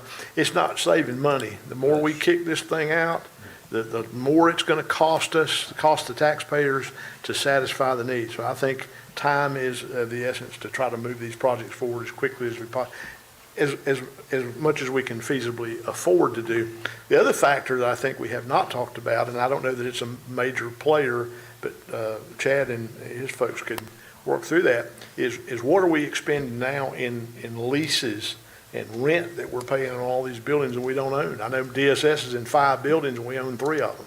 So we're paying a lease payment on those 2. That's going to go away. So that can help with some of the debt associated with these buildings. So I don't know that it would be a major factor, but it's still money. It's real money. I want to add too, on my personal parking lot over there, that there's, and this is not necessarily for this discussion, but I think it's a good time to bring it up. There's one that says construction PM on it. And I know we have pushed the schools to look at, to hire a construction PM for Clayton High School, and I think they're close to giving us some information on that. But for me, as we're sitting here talking about this, and who's going to, I'm just looking, and I know we got Daniel who has his hands full just with making sure stuff doesn't fall apart and is running, but somebody whose expertise is, the construction management piece, and I'll just throw that out there for later discussion. That's just one of my things, but that would, I think, would help this process. And it could. On the DSS, we've got Jimmy to help us as well. Right. I see Right. what you're saying. Yeah, but I was going to say that relying on somebody from the outside is always interesting, and Jimmy is great, but I think Jimmy has seen more of his career.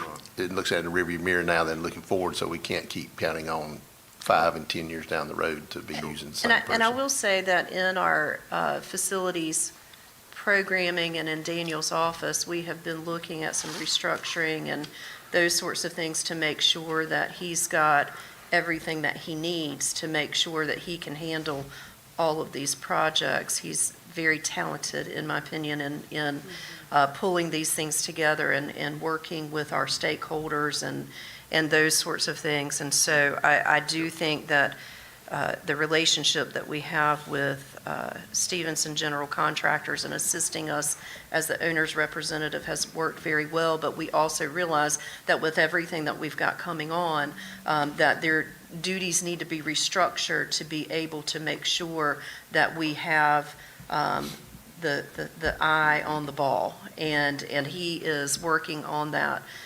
with Rick. He's talked with me about it, he's talked with Chad about it, and to make sure that he's got the structure within his office to make things happen. So I say that to say that we're thinking about that piece too. Okay, yeah, because I think as we're, just looking at even at negotiating with the architects and making sure, if it's 8%, 7%, could we get 5%, and 5% or 2% on a $120 million facility is real money. Sure.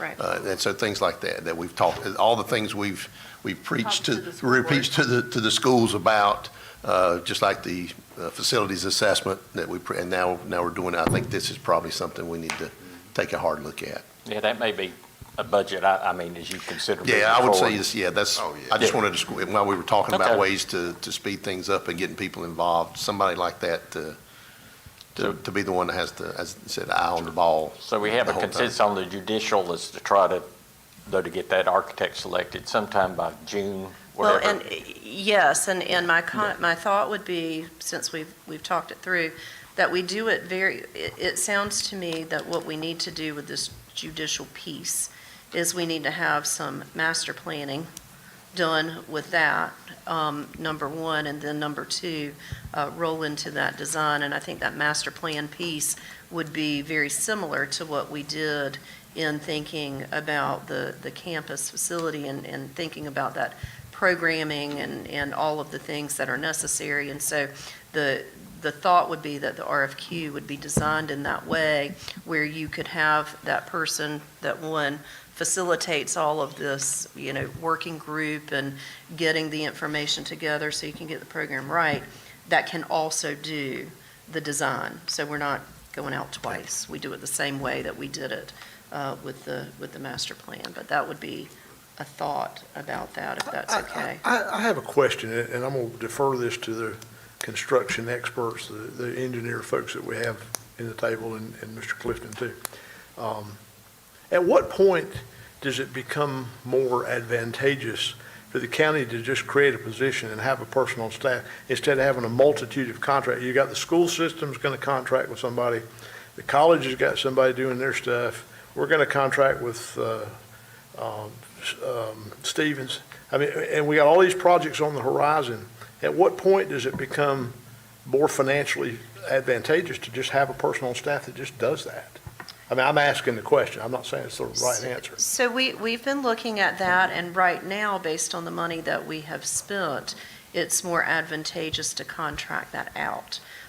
But as more things come in the program, then I think we've got to continually evaluate when is the right time to add that position. And I did want to be clear, we've been talking about Daniel's office and restructuring some things and that sort of thing. I'm not going to say that the recommendation coming out is to hire a program manager or a construction manager, that sort of thing. It's still being analyzed, but we recognize that is something where somebody needs to be, that needs to be what they're thinking about most of the day. And so we're talking through all of those things to make that happen and make sure that all the other things are being taken care of as well, from a daily operations and maintenance piece, because not only do we have the new construction, we've got to take care of the buildings that we've got. I want to point out, Kevin's put up here because our time's slipping by. So how does you perceive these things we're talking about within the facility there, what he's noted there for the judicial building? Is that reasonable? I think so. Yeah. Thanks, man. Okay. Yeah. I know you got a lot more discussion on this, but I just, for our agenda today. Okay. All right. Within the facilities as well, I think we've touched upon the major ones, but then there was a couple. And I thought that building was already torn down because Commissioner Lauder wanted it torn down in 24 hours. Y'all didn't get that done. I got some friends who could do that if you need it. So I assume that one is dealt with, or going to be dealt with. The one thing, though, that was in the goals was the campus itself, and to make sure that it continues the development of that campus and all that involved with it. Is there anything anybody wants to make point on that they want to set a goal in regards to the campus and the governmental complex there? I would just say to Commissioner Stovall's point yesterday, that this is where we need to make it clear, you know, the why and the services that will be improved because of the building projects. Yeah, and I wanted to reiterate too, that the numbers that Kyle showed this morning with all the, like the $500 million in construction, that's only one building on the campus. And so that's why the fund balance, as it currently shows, that we're estimating around 47, 5 or 6 years out. It gives you some leeway to, as we're sitting here today, to do more things that you might want to do out there on that campus. So that's, the sense is just continue to keep that in mind, what involves in that campus. A couple other on the short term was noted was the phase one at Cleveland Park. Is there any goal in specific there, or is that just moving forward? Yeah, I think that one's Okay. rolling, yeah. Yeah, and then the complete evaluation of the fire EMS station location. It's rolling. That's rolling. That's Yep. going to That's be go. done soon. Yeah. Okay. Not only that, we have a separate agreement with for the 5210 area, so that's a separate, we need to move that along, because I think everybody knew that was the #1 priority for EMS station, so. And I think we've touched upon in the long term, we've already touched upon them in the short term, because these are capital projects, they go on, they continue on. But one noted there was a land use building and the administration building was noted within the long term. Is that just part of the capital improvement plan? Is that something that's? I think so. I mean, I think that's where it would go. The sense I get the board, let's get these projects moving and then we'll come back to those. Is The that? admin building was the third ranked priority from last year. Yes. That's what I was thinking, so I didn't, but at this stage, you want to move forward with these before you take any action on that. Is that the sense I get, or tell me is different? public health being bumped up? I don't know. I think that's where in the CIP. The we CIP. can sort, I mean, to me, that's where we can sort it out. I know it's going to take a lot of movement. We've got to get annex done. I know we're talking about moving people around now to make space. But to me, the CIP, we can decide, is it admin first or is it public health? And that, if UNC Johnston Health decides to go another direction, that'll make it an easy decision. But from the information we were provided, it seems like that's a critical need for them, and maybe that to seize upon the opportunity now will make a difference between that and the admin, but I don't know all the I talked to facts. Mr. Williams yesterday too, at the Okay. hospital, and he said they were going through the same process that, well, Mr. Godwin, you're on that board, aren't you? But anyway, they going through the same processes that we are to evaluate and have sort of a game plan. And he said, if the board at some point in the near future has some kind of timeline that helps them plan for what could be. Well, I think that would be the same as we were talking about for DS, having that stakeholder conversation Yes, sir. and kind of see if there's a sweet spot that works in our schedule and their schedule. Because I know it doesn't happen overnight Sure. for them either. They not only need the ED, but they need parking as well. Yeah. Hospital. I think the other part of the administration building part, and one of the reasons that I felt that it's important, is because it's a trickle-down effect with the courthouse, because as we move people out, i.e. administration, finance, all those folks that move out of the courthouse, it frees up space for the judicial partners that are there, like the clerk and people like that, which could have some effect on the judicial building that we're going to build out there. So I don't know, that design really needs to be looked at as a whole, because we don't want to build something out there that's not needed if we're going to vacate part of the courthouse, and it could be utilized, and we could save money that way. I mean, I just think we need to look at the big picture of what it's going to look like when we move the people out of the courthouse that are not judicial. And then- Also, look, there's also affordability in all this, and so there's a lot of things that we want to try to talk about and look at. So if an admin building is built earlier, then at the same time you're doing the judicial, you can design judicial and the courthouse at the same time if you don't have people in there. Which is a good point. I mean, I But, think that, you know, we have to, if that's, as we're talking, if that's something the board wants to do, we will look at all that. We just haven't kind of, I mean, I've put some pen to paper, but not in a serious way because we're trying to make sure you get what you want. Yeah, there's a lot of things to consider and moving parts and parts that need to be moved. yeah. And that may be something, when your architect's on board, they can help compare cost, different approaches. That would be a challenge to them to look at that, so. Yes, sir. Do y'all have a plan to, like, I'm thinking of an action step here for y'all. Because y'all keep talking, I hear you keep talking about complete the capital improvement plan or relook at the capital improvement plan, and a lot of decisions are going to be made then when you do that. I think I'm hearing that because we can go back and we can look at the ordering that we did last year. You said administration's number 3. I can pull it up and see where we landed on that. My question to you is, do you have a date that you're going to have a meeting to talk about that? Is that already in play? Or of like, okay, Q1, we're going to have a meeting on the capital improvement plan to make sure that that order is still relevant, or whether or not we need to move administration up or that. And I may be totally out in left field here. I'm just trying to push you guys in a bit of a direction of saying, when are you going to have that meeting to talk about that? It's a great point. So is the answer you don't know yet? I think one of the. Have we got a short meeting coming up that we can, that would be a great time to do it. I know Kyle mentioned about, and I think it's a great idea for adoption of the CIP along with the budget, so we got between now and the budget, just some of those board meetings to do. Well, that was going to be one of my top priorities to vote, is to adopt the CIP. I know we talked about it last year. Yes. But I would think that would be a reasonable timeframe. And if we could start after March the 4th or later would be good for at least 2 of us up here. So am I hearing the CIP is by July 1? Yes. As part of the budget? Yep. Okay. That's another 4-letter word I like, push. Yes. So Q2, you can have a meeting about it, so that's from March to. I was just kidding. We've got to do what we got to do, you know. So, I mean, we're spent 2 days here, so obviously we got to take care of the business that's before us, so. But you want to adopt it.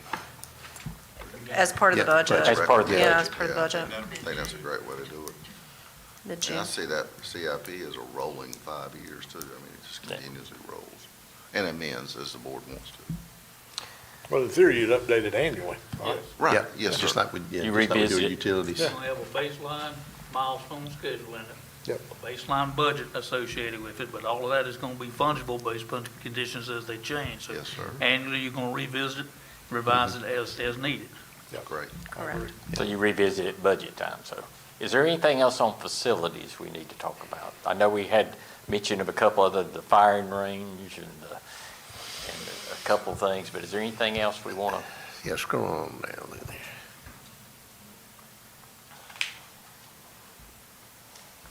So, I mean, for me, I hear a lot about fire, and if we're locating property, I still would like to keep that on the list.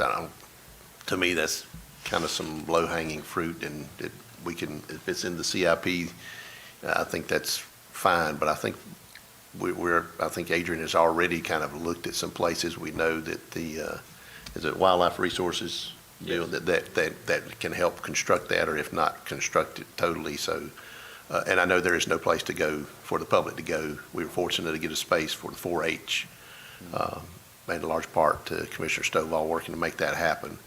But I think there is no place in the county right now for the public to go. They have to go to another county to do that. So to me, I would like to at least keep it on there so we can get to in that You still see discussion. it as a county facility, I mean, Yes. it's part of the capital improvement plan. But we can discuss where it falls on the list, but I'd like for it to be at least on the list to discuss. Okay. It's more difficult to locate if we put it off because things Oh, yeah. just keep going. There is one additional thing I would like to bring up for the board to discuss along this line is we have an opportunity, and Mr. Hester can probably add more to this. The State 911 Commission, 911 Board, they are looking for a location to put a regional 911 backup center. And they have approached Johnston County with interest to locate it here, somewhere in the I-40, I-95 area. And what it would require is, in theory, Johnston County would provide the land and the 911 Commission would build the building and maintain it. And we're talking about a big facility that would be multi-county. It would be a backup center for them. And we learned a lot of lessons with the flooding in the mountains, and they just did some tests this week to be able to route calls from here to Washington, D.C. and back. I mean, so there's a lot of interoperability that they're working on. But this is an opportunity. We have a backup center in Clayton, and it's very outdated, and it's very small, and it needs to be replaced. And rather than us try to figure out a way to build a new 911 center, backup center, if we partnered with the state, there's perhaps the possibility we could do it, and all it would cost Johnston County would just be the land to provide it. And they would build it and maintain it, and then we would have full access to it. And I would like for us to have the conversation. All they're asking for right now is really a letter of intent that we would be interested in entering into conversation. There's no commitment as far as dollars or acreage or anything like that. I don't know if Ms. Slusser's had an opportunity to review that letter or not, but I know there's one floating around. But I would like for us to have some conversation about putting that on the list of plans to look toward. This is an opportunity that's going to go away at some point because some county is going to pick up on that and say, yeah, please build it here. So you'd like to be there to go to pursue that, to explore it further? Yes. At this stage with the state? So Yes. that would be a goal to move on that as quickly as possible? Absolutely, yes, if the board's in favor. Yeah, I would say, and again, to brag on our people, because I love doing that, and they're the best. But when we talk about our 911 communications and what facility we have, and it's a shame everybody wasn't able to be at the Firefighter Association last night to listen to that story of the little girl that went through the whole process, 911, fire, the EMS transporting, the hospital, the burn center. Just that whole trail, but it started with the 911 call.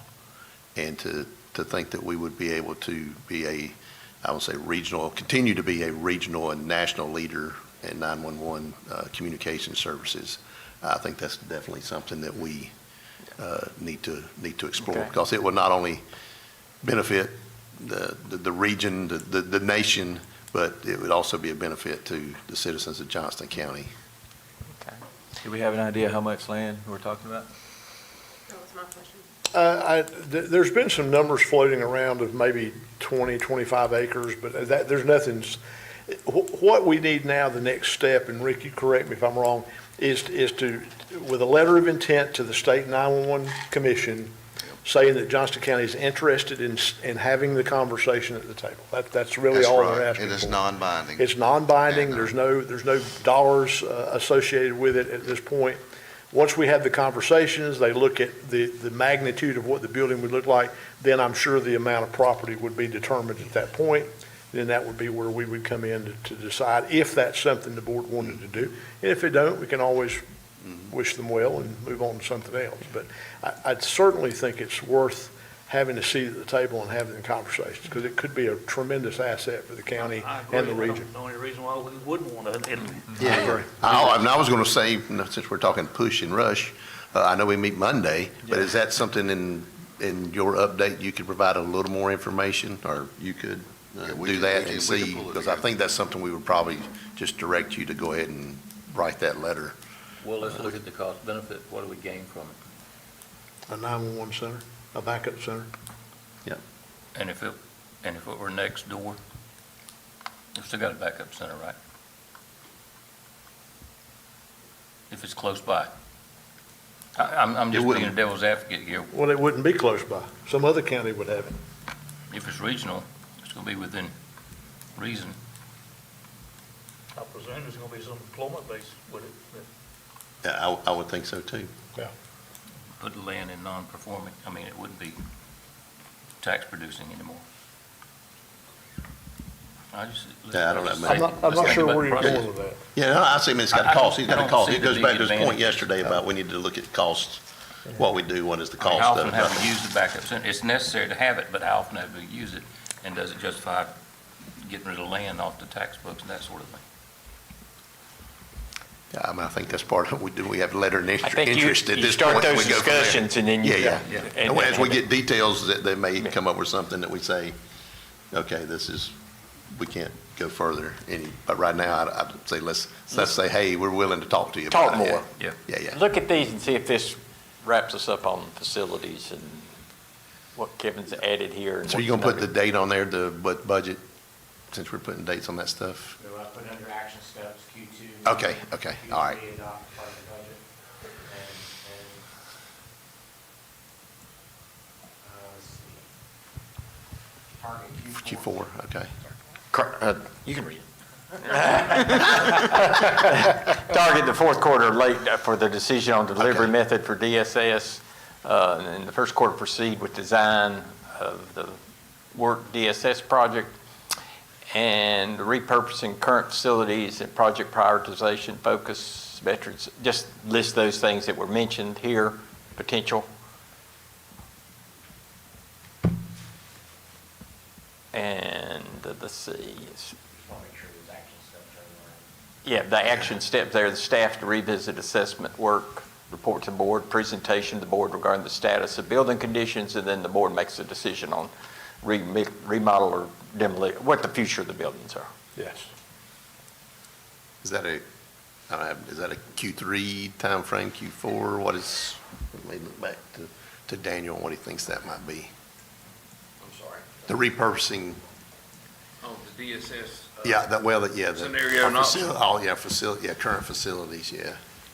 About when you could, I think in 3 to 6 months, probably 3, okay. I can have that. Y'all gonna have a lot going on during budget time. So, So, Q3 is after just Q2. Yeah, so we need something to do in Q3. third quarter then. We're Talking about, the foot on the gas, so yeah.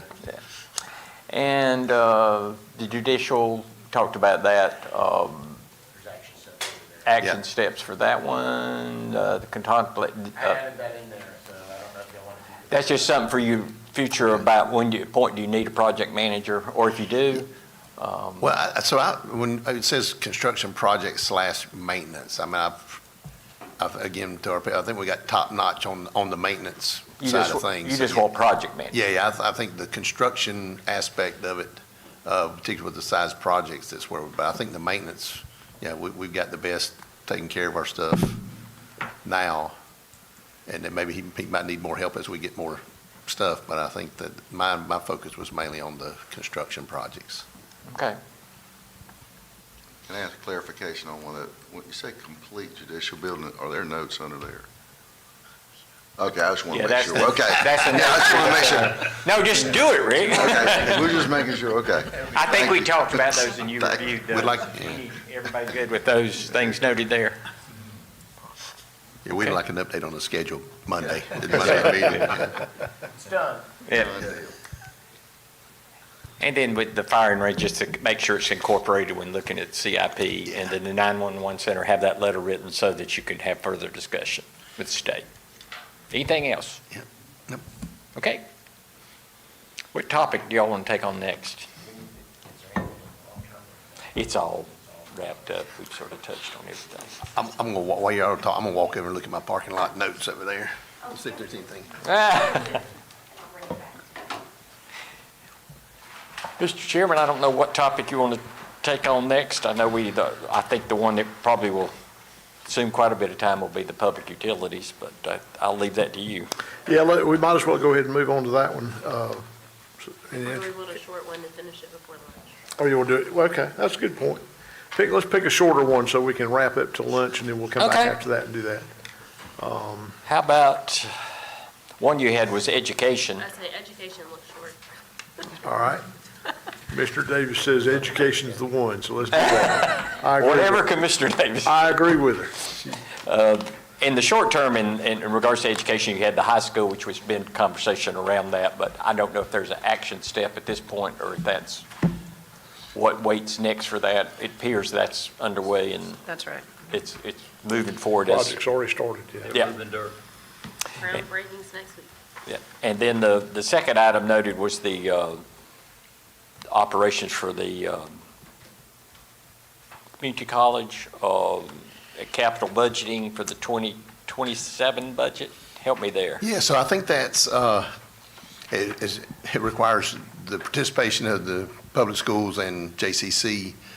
So I think that may be something where we set a second quarter or third, well, I think we might as well start now because we've got meetings to have to be able to discuss that. But Actually, Rick and I have already met with Dr. Pierce, Okay. and we've started that process for the schools, and just talking general parameters, not only for current, but for capital that they may have going forward, and the issues that may be surrounding some of that, but we're working through that, and hopefully can come back to, both boards on what sort of the parameters that's been discussed, and it would be helpful for everybody, and Rick can expound on this, but it would be helpful for all parties if we could have something in place roundabout before we ever get to June and trying to make those discussions as you're looking at the overall budget as a whole. The school system is really the bugaboo that we really don't know where that's at. And if we can talk, and we've already started those discussions. So this will be, and then we're already, I think we've mentioned it a little bit to Dr. Lindquist. We're going to get that Okay, yeah, started I mean, as well. JCC actually has a lot less zeros in it. Yeah, but we still So want to do that. That's a minor as well. one, but the same thing. But, and I think Commissioner Stovall, and I'm going to keep loading his plate up as much as I can. But he had mentioned, and he actually worked on a definition of what is maintenance projects and what are capital projects. And I think that's probably the first place we need to get with the schools and with JCC, but is to agree to what is operations and what is maintenance. And I thought, Mr. It's part of the effort to try to objectify their budget request process so that we've got some basis to say, this amount is set aside for this particular reason, because it seemed to have been somewhat flexible or fungible over the years, and we're trying to bring some reasonable, some degree of certainty to it so we can plan accordingly in the future for how much it's going to impact the county's budget. And admittedly, they've got a lot of catch-up to play on the maintenance side because they've got deferred maintenance that's turned into major capital renovations now because the equipment aging out. So there's going to be a catch-up period that's going to have to be dealt with, but they also have to have the capacity to manage that type of work since it's much more labor-intensive to do that rather than building a greenfield site. So one thing I'm hearing, you need to standardize those definitions of Yes. what the Yeah, I needs thought are. that's a good Yeah. statement that Kevin has up there. The other piece that I, again, mentioned yesterday is now that they will have an asset management system in place and then at least functioning for at least a year now, maybe it's been 2 years. But again, to me, the frustrating piece is the annual up and down, mostly up, but to be able to, I won't say normalize that, but to develop a long-term plan, at least a 5-year plan of what that's going to look like, again, so we can project the financials and plan for that, and they can too, that we know that, okay, this is what we're going to do going into it, not each year I've met in February this time, but each year we're not sitting down in May for us on our part, trying to figure out where we're going to go in a 2-month period. We can know going into the year, this is what we're going to have. And I think Amy Cannon mentioned the meetings at other places, and I know they have, and let's have more of the court to discuss. I'll say the nuts and bolts, not just general concepts. And I think that we can work that out with the school board, and Commissioner Harris can work it out with our board and how we meet to start talking about and staff will be in that as well. But to somehow come up with a plan so we all know what we're looking at for the next 5 years. Are you talking about a formula of funding the schools? Well, so I haven't got to, I'm just talking about, I'm just talking about the the capital / operations that we deal, the bucket we deal in now for that. So what is the chiller repairs and all that stuff. On the operations side, I would definitely like to have a formula. And I know there are several counties who have one, and I get why some, it'd be hesitant to have one, because there's things the federal government does that we don't know ahead of time. But again, having a number going into the year, and I think Wake County does this, but I think they know going into the year what the money's going to be, or at least there's some other counties who know. So there's not, Brunswick County is the one I'm speaking of. They don't have a lengthy discussion over what their budget's going to be, because they've agreed to this formula, so they know going in planning, here's what the budget's going to be now. So I know, I just think that's a doable thing. We just had, as we'd say, where you got to have the want to get it done, and I think this board definitely has the want to, since. And that's on the operation side, but then you're saying there's the other piece of the capital. Yeah, the capital piece is one of the Yeah. asset management piece, that Okay. the same thing. Is let's somehow figure out on both sides of the coin there, operations and maintenance, capital, whatever, that we know where we're headed Yeah. and can plan more than 1 year at a time. And I think from the schools, just preliminarily, just talking to them a little bit, I think it's a little bit frustrating because they don't know what those amounts are. So it's hard for them to plan. So we're not talking about a lot more money than what we've already been giving them in capital. If they just knew what that number was from a year-to-year basis, then they could be ready to go in July. Right, yeah. I think And that's, so yeah. It works both ways. From the I mean, it capital works both side, ways. I know from the capital side, it would really, really help. And I don't think they might not be asking for a lot more money than we've already given them in capital, but they just need to know if that's the number, so they can plan. And then there's a lot of things we can do, like if we say, this is the number, okay? Then we can figure out, both boards, what needs to be capital, what needs to be current, and that could, like, 1 year, they may need more capital and they could deal with a little less current. Then the next year, they may not need as much current, we give them more capital, but it stays within this bucket that we can afford. I think the school system would welcome, especially on the capital side, because there has historically not been a lot of rhyme or reason to what their funding is. They come in with a number, and I won't say we, but it has been sort of just picked out of the air sometimes of what we actually allocated to the school system. Because I remember when I first came on the board, I said, what's the science behind that number? And there really wasn't any. It's just whatever everybody felt like was the right thing to do. And so that has put them in a situation where they haven't been able to keep up with the maintenance over the years. So I think they would welcome having something like that. I think it would be great to have that for the operational side.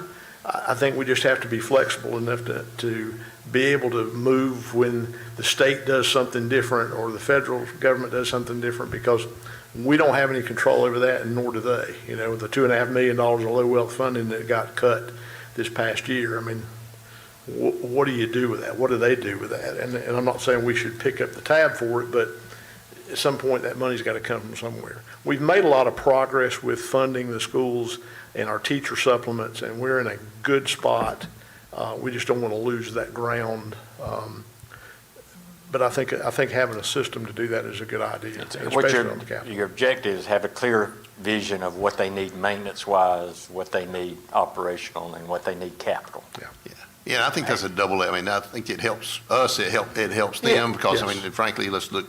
I mean, we've talked about things that have been put off here, or they've had the same thing happen. So they're playing catch up, just like we are. And so I think it's reasonable to expect that they would need things to catch up and then have some leveling out. So, but again, just being able to plan for that on both sides. And what I heard Chad and Rick say, they've started that conversation of trying to bring you back something. Is that something y'all feel to bring back to the board? I feel like, just based on our conversation with Dr. Pierce the other day, I think we can work together to bring back a plan to the board. That'll work for both.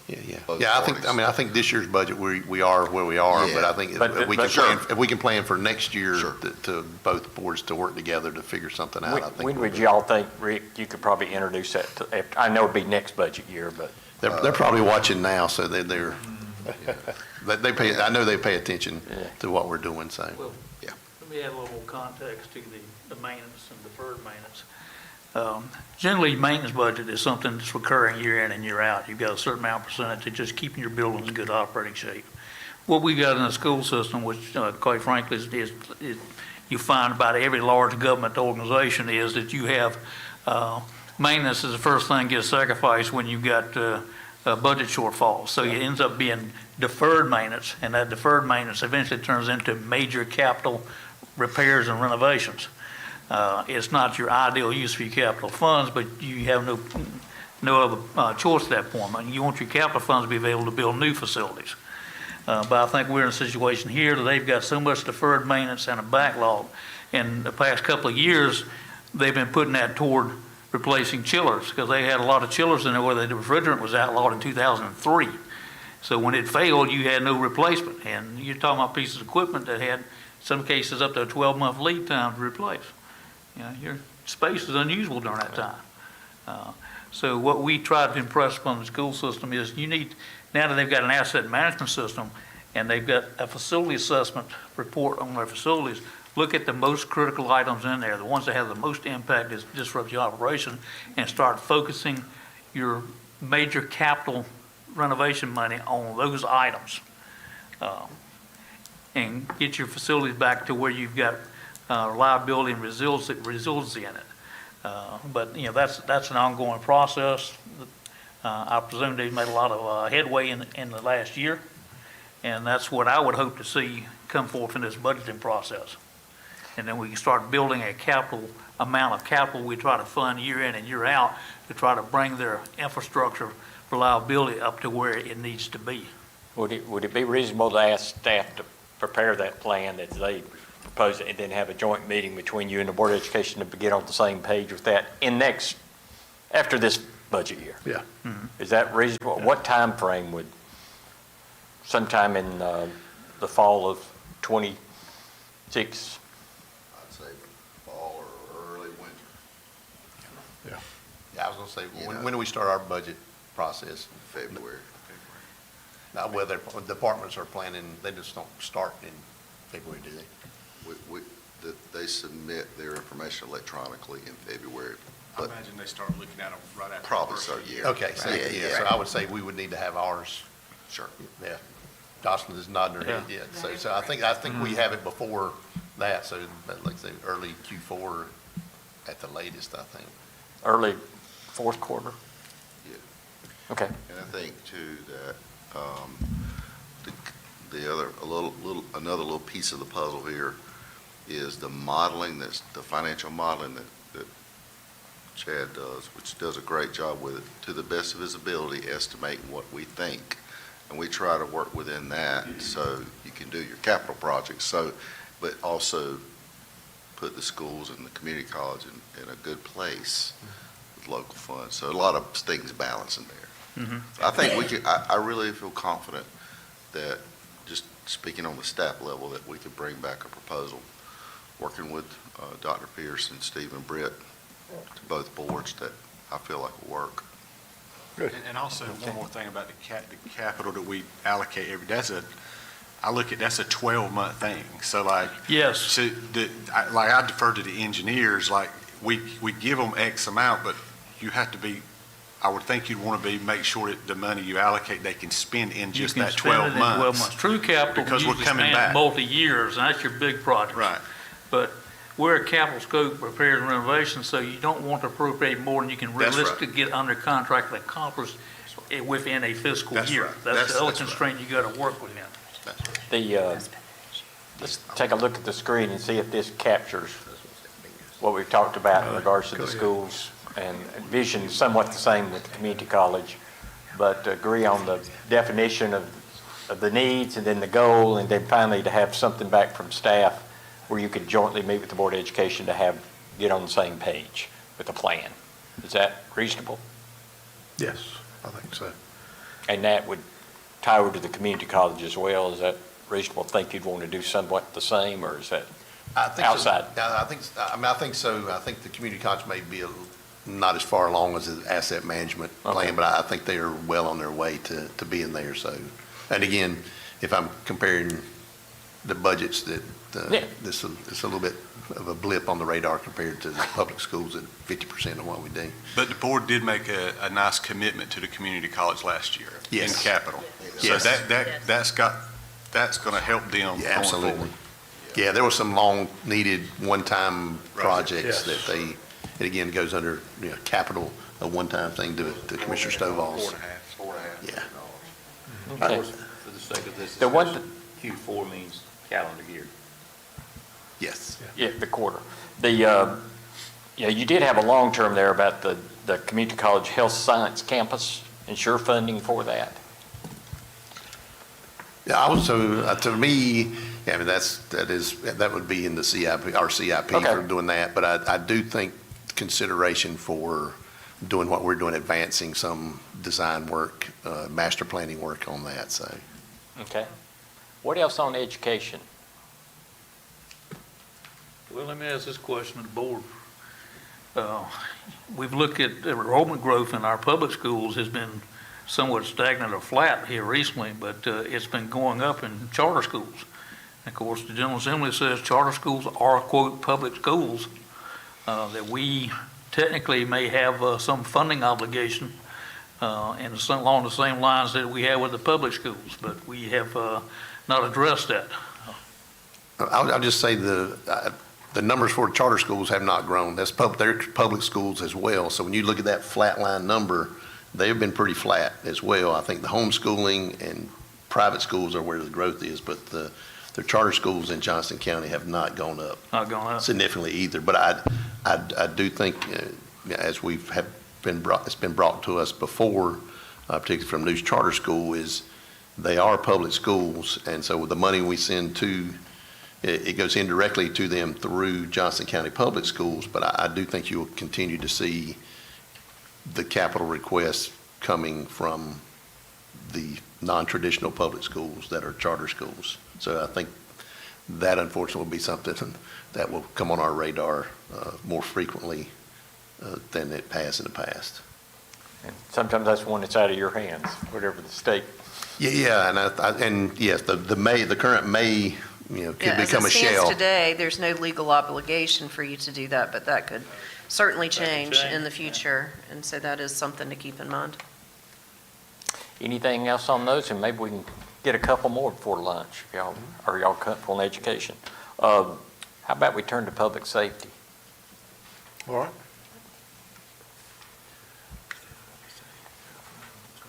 And that one was where we had the fire departments, and it sounded like from the chairman that was pretty well in hand.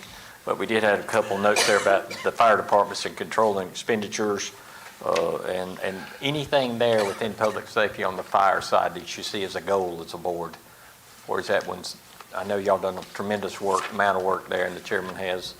But is there something where you want to set as a goal for the coming year? I would just say that our emergency services does a great job of communication and needs, and I'm excited to see what the new fire station study is going to be at, because I think that's also going to be very critical in the models. I noticed, there's 2 EMS stations in that model as well, so it's going to be interesting to see what the fire station model is going to look like and where we might need to have new fire stations coming up in the next 5 to 10 years too. So I think as we're looking at the models for 5 and 10 years down the road, we've got our own capital improvements, just for county buildings, but that also relates into public safety aspect as fire stations and EMS stations may need to be built. Is that like substations for your fire department? Some of them are dealing with substations. Yeah, and I think that probably the biggest push going forward as far as buildings go is going to be additions and renovations to existing stations Right. to provide sleeping quarters as they begin to hire more and more paid employees there.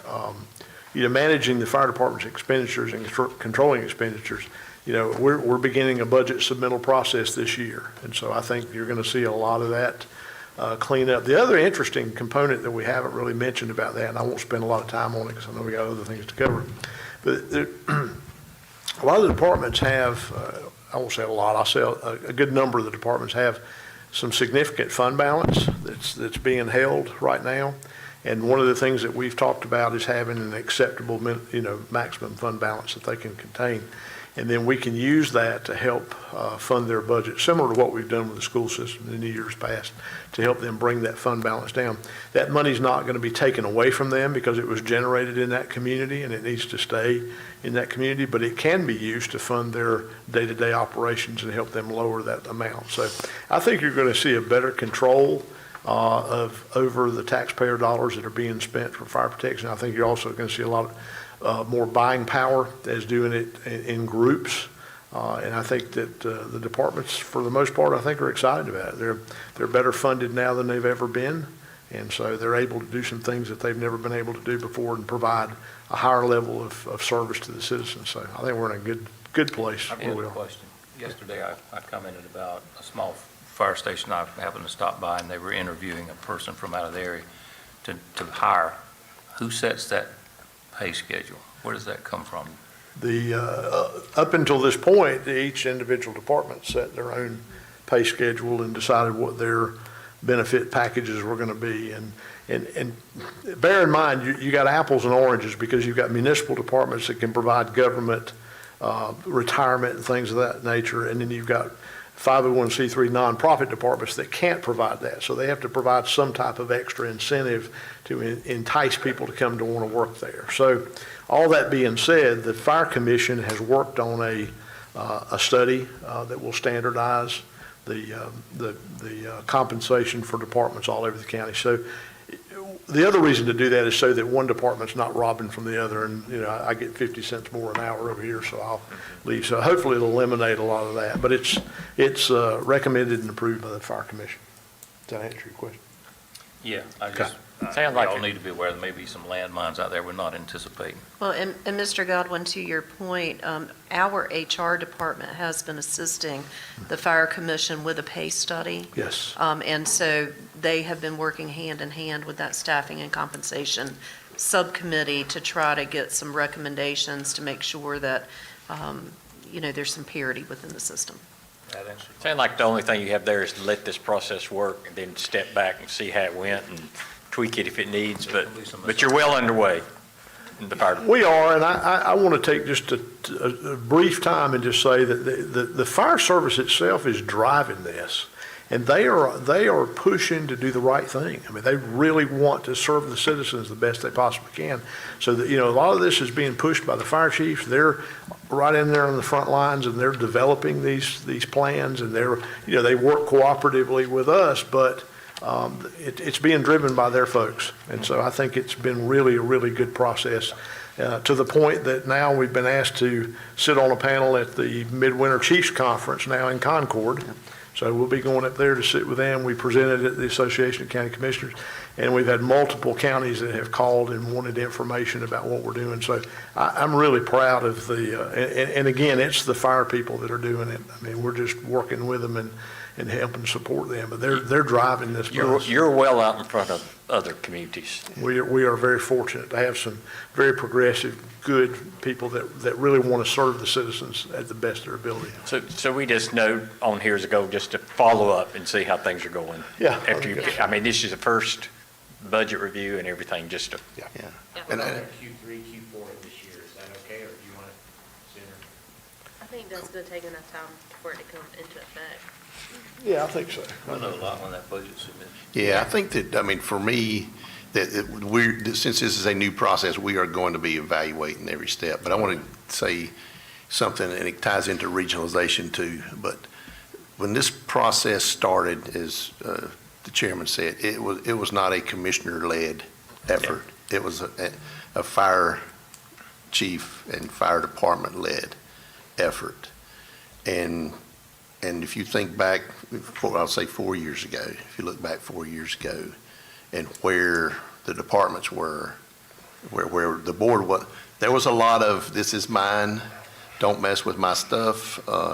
And for the change and the amount of collaboration that they had amongst themselves to get to the point where they could come forward and say, hey, we have this plan, we would like the commissioners to buy into it.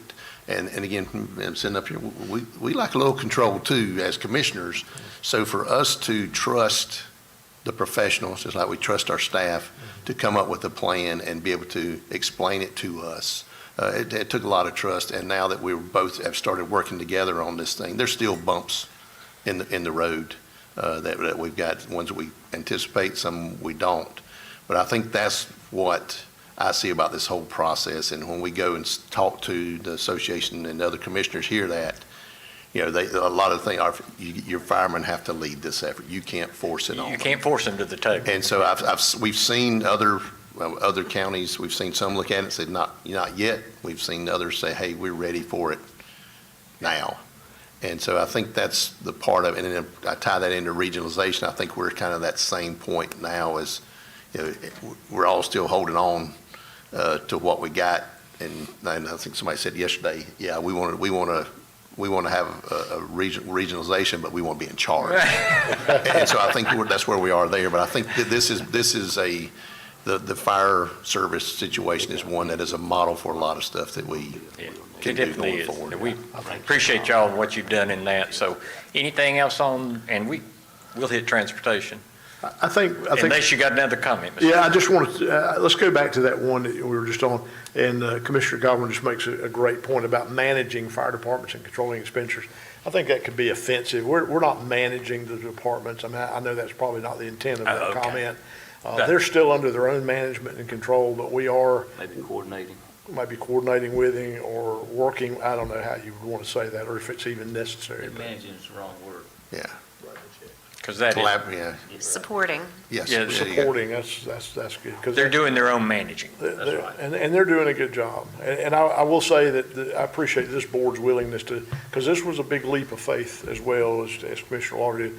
And I want to also say that he was chairman at the time and led this effort and did a great job. And I think we've forged a lot of good relationships and had a lot of meetings and had a lot of breakfasts and, to sit down and work together and try to make this work. So anyway, I appreciate everybody involved. Okay. The transportation, we had one item there, and that was related to the light rail. I guess that's at a stage of putting it on the radar, and when it comes up, be ready to respond. I know it pops up periodically, but at some point, it is going to come up and be dealt with. But down the road, maybe. Yeah, I would say that's that. So not quite so far down the road, but it's actually riding on a train probably down the road or down the rail, so to speak, down the rails. But we have an opportunity now with the passenger rail efforts that's going on in the billions of dollars that are floating around in North Carolina with the DOT and a connection to get to Richmond is the first stop from Raleigh.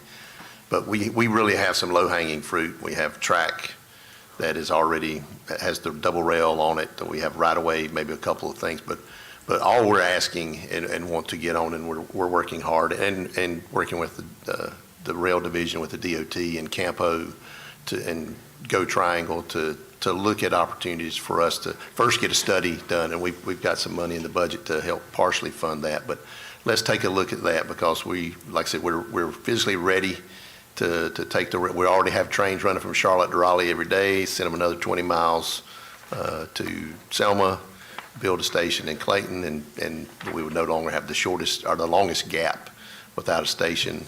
But we could also provide opportunities to get people off the roads, get them onto the passenger rail to get to work or come from other places to get to work here at our biopharmaceuticals or even in Selma now as that continues to grow in Selma.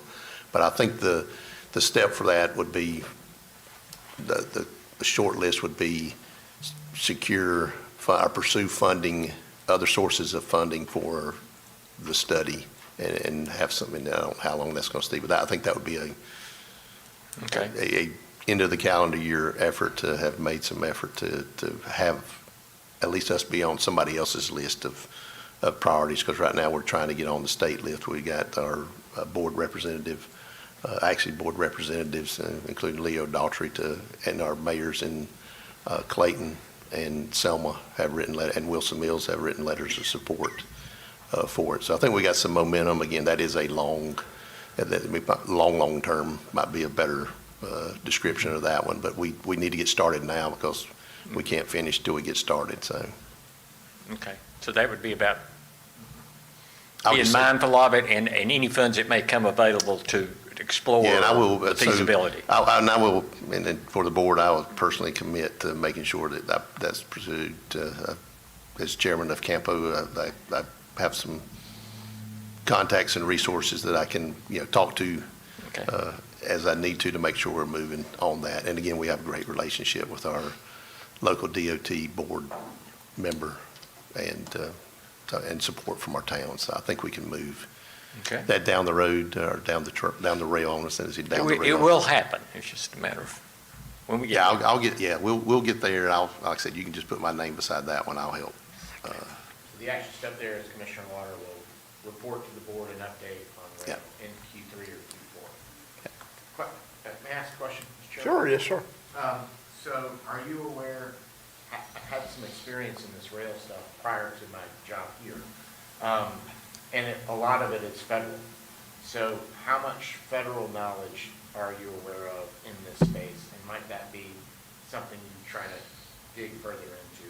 Do you have federal connections through your Congress? So we do have a great rep, having to serve on like the Transportation and Infrastructure Committee for Congressman Knott, but we do have a consultant, Scott Saylor, former with us North Carolina, who has been beyond helpful in guiding us in this. So that is part of the play. But right now, you have so much money that has come in from the feds that we're trying to get a piece of, just be a blip on the radar on that. But I'd be glad to have more conversations that if you can help, yeah, I have your number too. So you may get an extra text or a call. You got yourself into trouble.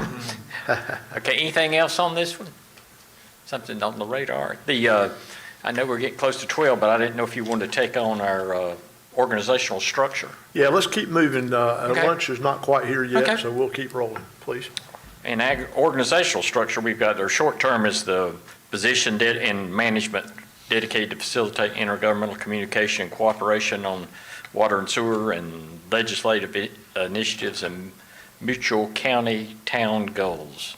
So a position around intergovernmental relations,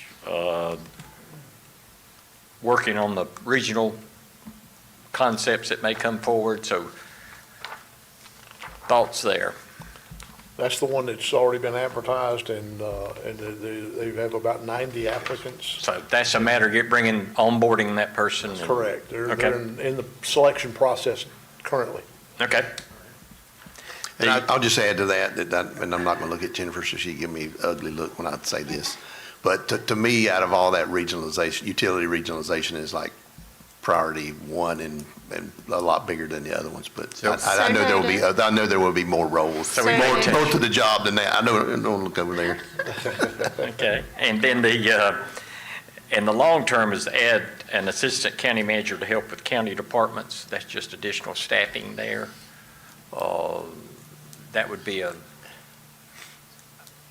budget issue or a needs issue as identified by the manager, or? So I'm almost kind of permission to speak frankly. Absolutely. I think that Rick has done a great job managing this county for almost 3 decades. And Rick has Rick's way of doing things. And I don't want to ask Rick to do something to get out of that. I personally think that we need that, but I think that will go against Rick's way of doing it. And I personally appreciate the way you're doing things now. Do we get him some additional help? I think we may have some of that coming, but I think the way Rick has done things has proven to be effective, and I sure don't want to force something on him that he may say, well, you know what, I can just go to the house rather than do this. So, He will let you know when he knows. Yeah, well, we have had many conversations about this, and I have decided to quit banging my head on that wall, and like I said, I do, I mean, you got to appreciate the results, and that's what we're results-oriented and getting things done, and you cannot argue with the results, so I'll leave it at that. I totally agree. I think we've got a great management team as it sits, and I don't see a need to continue moving forward with any of that. Yeah, I think he can come up with a plan, and he's heard our desire to help him. As we say, he can focus on the things he really enjoys doing at this stage of his career and have others, help support him. And he loves calling people up with whatever the problem is. I mean, that he is very good at that, and I'm never going to ask him not to let somebody else handle that for him, because he loves that and he is great at it. So I would say I would leave it to them. They've heard what we want to help him out and support him as much as we can. But I think we've seen Jennifer's role evolve. We may be seeing other roles evolve into be that support staff, and I think we're headed in a good direction there. Okay. I appreciate you saying that, Mr. Lauder, very much. But, Ms. Andrews is taking on more role too, so that's. Well, I didn't know if I could say that out loud or Yes, not. sir, absolutely, absolutely. It's on our name Yes, tag. sir. It's public. So, I hadn't even read that. Yeah. So, thank you. I agree. I think at such point that the manager needs help, he'll come tell us. Yeah. I think The, have that freedom.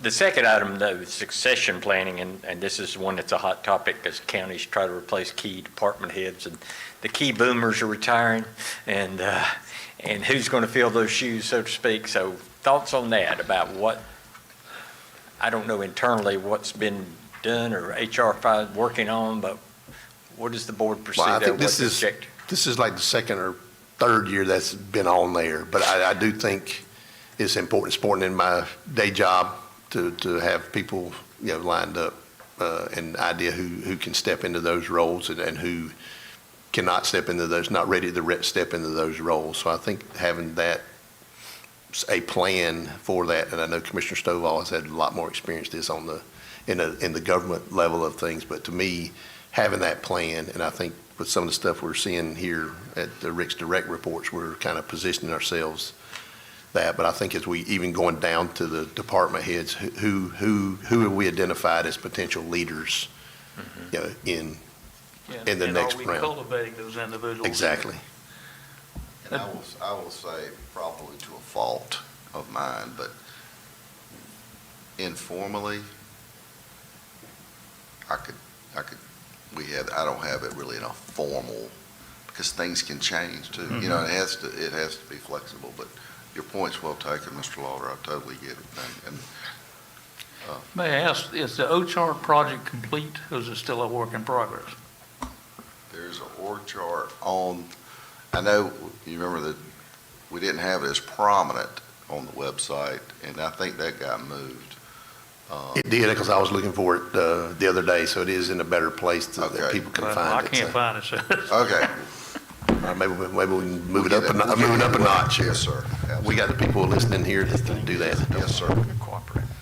I will say the departments that I serve on individual boards with, like the Health Department, DSS, all those departments are very well positioned with layers of very professional people that are capable of picking up and carrying the ball at any given time. And so I feel like that, and we saw that with emergency services. I mean, we had a young man that was already in place doing an extraordinary job, and I will say he has stepped into the role as director and has really, really done an extraordinary job. We're very proud of those. One of the things that I've told Rick before, he has an uncanny ability of just picking the right people, picking the right people for the right spots. And so his track record is really tremendous in doing that. And so we've got some really good department heads, but we've got good people layered in there as well. We saw it in human resources when Paulette moved up. We've seen it time and time again, that we've got good people that are trained and ready to take over when it's their time. So I think we're in a good spot there, honestly. Mr. Chairman, may I add something? Absolutely. I just want to concur with the assessment that I'm hearing about your staff, and especially Rick. You have a very talented team of people. We've witnessed them in action, and y'all are very lucky to have them. Being an executive director who reports to a board, so not in the same spot, but similar, I can tell, and I hope for in my job to be trusted by the board. And y'all have a significant amount of trust in your team, I can tell. So I put something up here on the board because I hear what you're saying, and our board too wants the same types of updates and things, but personnel is such, and can be such a sensitive matter, especially when you're talking about succession planning, because there's a lot of moving parts, there's a lot of personalities, and you don't want to have it out on a piece of paper, right? Because that's going to affect how your personnel reacts to that. So what I put as a recommendation here is the county manager to continue briefing the chair on ongoing succession planning discussions, which my guess is that y'all are having these conversations already. It's just continuing that process, and it provides the board in some writing that it's going on. And so my guess is that that's already happening. I hope that that's okay to put that out there, but that should give, my hope is that gives you comfort about what's happening. And I'll be glad to handle it any way the board prefers. Is everyone good with it? Go ahead. I think that first item under long-term really sort of takes care of that on the right there. You know, we're not going to get in the weeds on that department successions, but if we've got the right senior team in place, they should be looking after that. Right. So you're saying take the first item in the No. long-term off? No, I'm saying that ensures success on the other one. Okay. Under short Yeah. term. Adding assistant county manager, that's something that we're doing and we need to do it. And that takes care of the part that's highlighted now. But we're not adding an assistant county. I'm not adding anything, I'm just saying one With the makes expansion other of good. duties, I think, is Yeah, yeah. what you're referring Okay, to, I see, Mr. Governor. okay, I see. what So you're at the end of the day, we're back to the manager will keep the board informed as to, I think that, yeah, through the chair. Yeah, That, that's fine. is that good? Mr. Chairman, Yes, sir. let me pose a question Sure. here. This is a slightly different viewpoint, but do we have or do we need a continuity of operations plan that identifies who makes the key decisions when that primary decision maker is not available? We have it for emergency services, but not for general operations that I'm aware of. Not a formal plan, but there's a Yeah. plan that's been discussed amongst the admin team Right. as It's not- an Sort of feel informal like plan. what Kevin said, if we put that in paper, it starts getting to be a problem. And there have been occasions, very few occasions, but there have been occasions in which, on certain things, we've done a delegation of signature authority for certain types of projects and that sort of thing. But from a big picture perspective also, your budget ordinance lays out some of that decision-making, and also your purchasing policy outlines some of that decision-making. I think that goes back to that when your manager assures the board that's in place. Yeah, continuity of operations planning was a big thing probably 8 or 9, 10 years ago. I actually worked as a consultant and was involved in writing a bunch of them. And so, but I think people kind of moved away from it because it's something that's got to be kept up to date constantly, and it's a lot of maintenance to do. It's a good thing to have, and we do have it in emergency services, and they maintain it and keep it up to date for the county. But I think we've got a good system in place in the way that, especially now with the division of authority and, with having the deputy county managers. And I feel like we're in a good spot. If the board sees it otherwise, then certainly we can make some adjustments. I agree with you. So my question is, so the first one, adding an assistant county manager, that looks like we're adding a position. We're taking that off the table, right? Is that- Yeah, that was just a comment that was Yeah, I submitted. understand. yeah, that's, Okay, so- yeah, that's our all right. comment. Yeah, the one he just added, that's the one we're That's- moving forward. That's what's Okay, moving all right. forward. I want to make sure I understood that, yeah. Anything else on this one Can I before we? mention one quick thing, if you don't mind, to the board? We have about 25 departments. And then you've got some that are, as Mr. Harris mentioned earlier, reports by statute to different boards. So in those times of making leadership changes, that'll fall on the DSS board, Health Board, Yes. Board of Elections. Yes. Then you've got, obviously the sheriff and registered deeds are elected, so that, Airport. so that does cut down the number in terms of my responsibilities on people succeeding because of some of those structures. Thank you. And I'd just like to go on record as saying, as a newer board member, that Rick Hester is not human. He's superhuman. He's amazing, and I do not know how he. Let's not answers- get carried away. He is. That's true. It doesn't matter what time of day we need him. He is there, and I think that I would just say that if he needs help, he will ask for it. I guarantee that. But I would never want to think that we're saying that he needs help, because he is doing a wonderful job. Right, it just might be something to consider in the succession planning of possibly adding positions if they need to be added, I feel like. Okay. Is there anything else on this one? I think maybe we're at the stage of. I want to go back to Bill's continuity of operations, and I'm more leaning towards Bill on that. To me, succession planning is you've got competition, and if you're already identifying somebody, I can see that being a problem. But continuity of operations comes down, if he's not there, who's going to do what? It's not, I'm choosing somebody, picking somebody over somebody else. There ought to be people already in place. So to me, to have a written plan on that is not a bad thing, because I'm just going to tell you, if the poo hit the fan and something happened, he wasn't here, I'd like to know who's making those decisions. And if people call me and want to know, I'd like to be able to assure them that, hey, we've got this covered. We have a plan that we're going to follow this, and that's how we're going to take care of business in the interim. And so, We'll be glad to do that. yeah, that to me, that's the difference in the Sure. It can just succession be such a plan. moving target. Yeah. I mean, so, okay. I know we're up to lunch. I didn't know if y'all wanted to think about shortening lunch and come back at 12:30 or 20 to 1, or Let's take come back. 30 minutes? Let's take 30 minutes, and lunch is here. If everybody's good with that, if we're at a stopping point now, And y'all are good with where we're at on this, and we can close this one out? Yes. everybody Okay. good with that? All right. Okay. Anything else? Nope. All right, Stop let's at that let's point. take 30 minutes, have lunch, it's here, and then we'll reconvene and pick up and finish out the day. Thank you. y'all.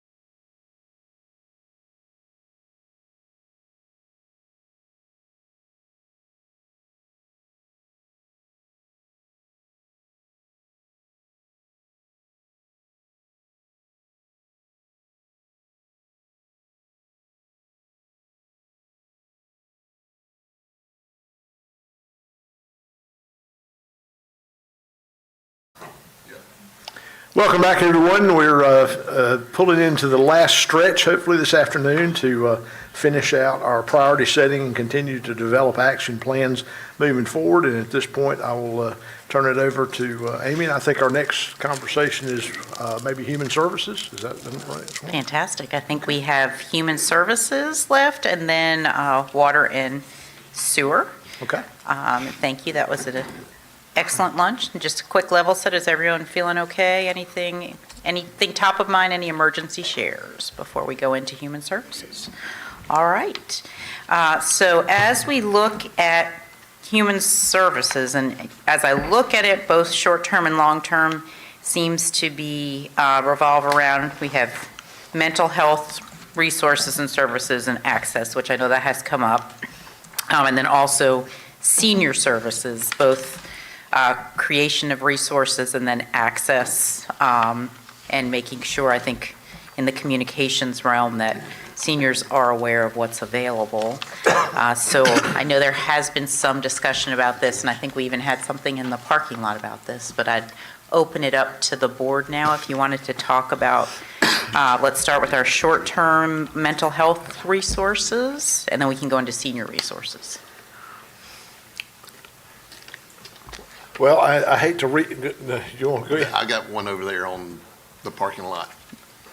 That's, actually, I can just tell you, it's Senior Services in Clayton. We have an opportunity there since they purchased a facility, so. Okay, well, why don't we, Mr. Chair, where would you like to start? Yeah, we can start with that, but I want to clarify to the people listening at home, when we say it's in the parking lot, it's actually a board on the wall that has yellow sticky notes on it that board members have put ideas for discussion. I don't want people to think that we're having conversations in the parking lot. You know what? This makes me think of, this makes me think of the announcers who do the color on the radio, right, for the sports, and they start explaining, yes, so I'm going to say what everyone is wearing, so you know.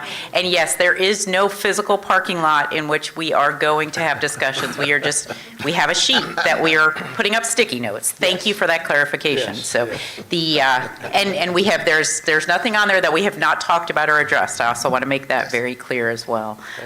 So let's begin with then, there is an opportunity with regard to mental health or senior service. This is senior services. Senior Services. Senior Services, a Clayton facility. And would that be under short term? I think it would be. I think there's some planning in Okay. collaboration with them and CSS, but I know that they have moved from a tiny building, or will move from a very, very tiny building that is woefully inadequate for the number of seniors who go there for whatever activity it is, and an opportunity for the county and CSS to participate with Clayton on the planning and doing something with that. Thank you. I wonder if this is an opportunity maybe for staff to talk a little about this, maybe the status of senior services in general. Would that be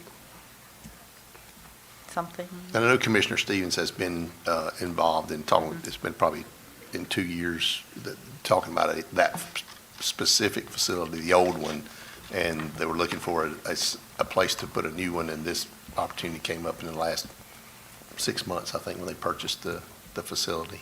And just by way of background, so senior services in Johnston County are actually provided by a nonprofit, which is Johnston County Senior Services.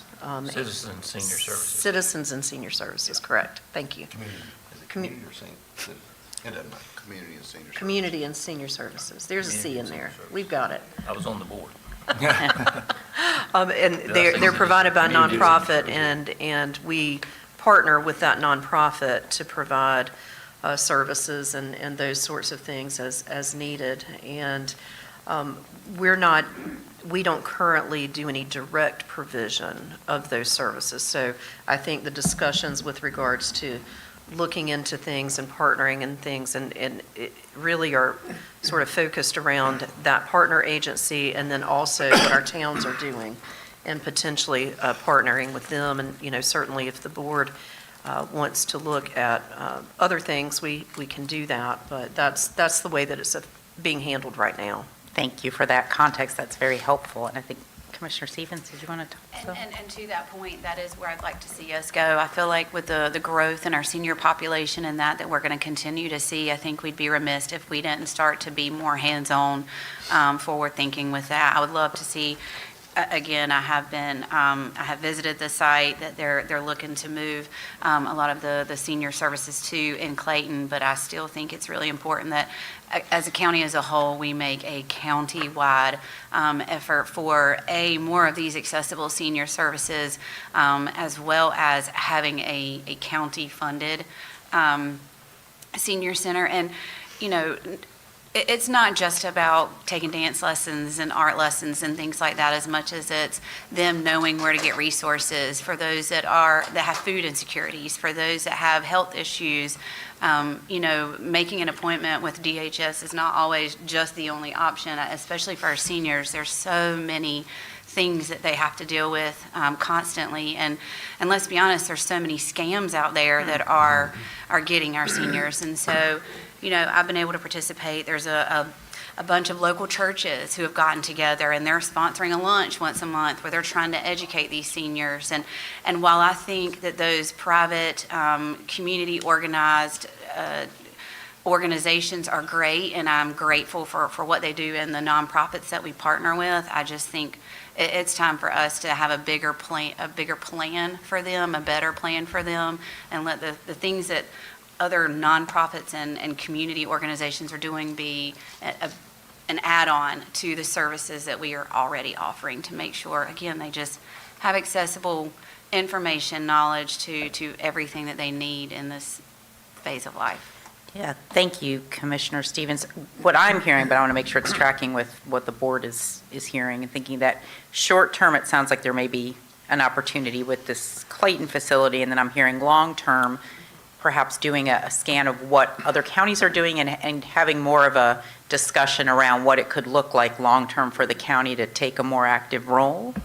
Does that track? And is that where the rest of the board is tracking? When was the last plan?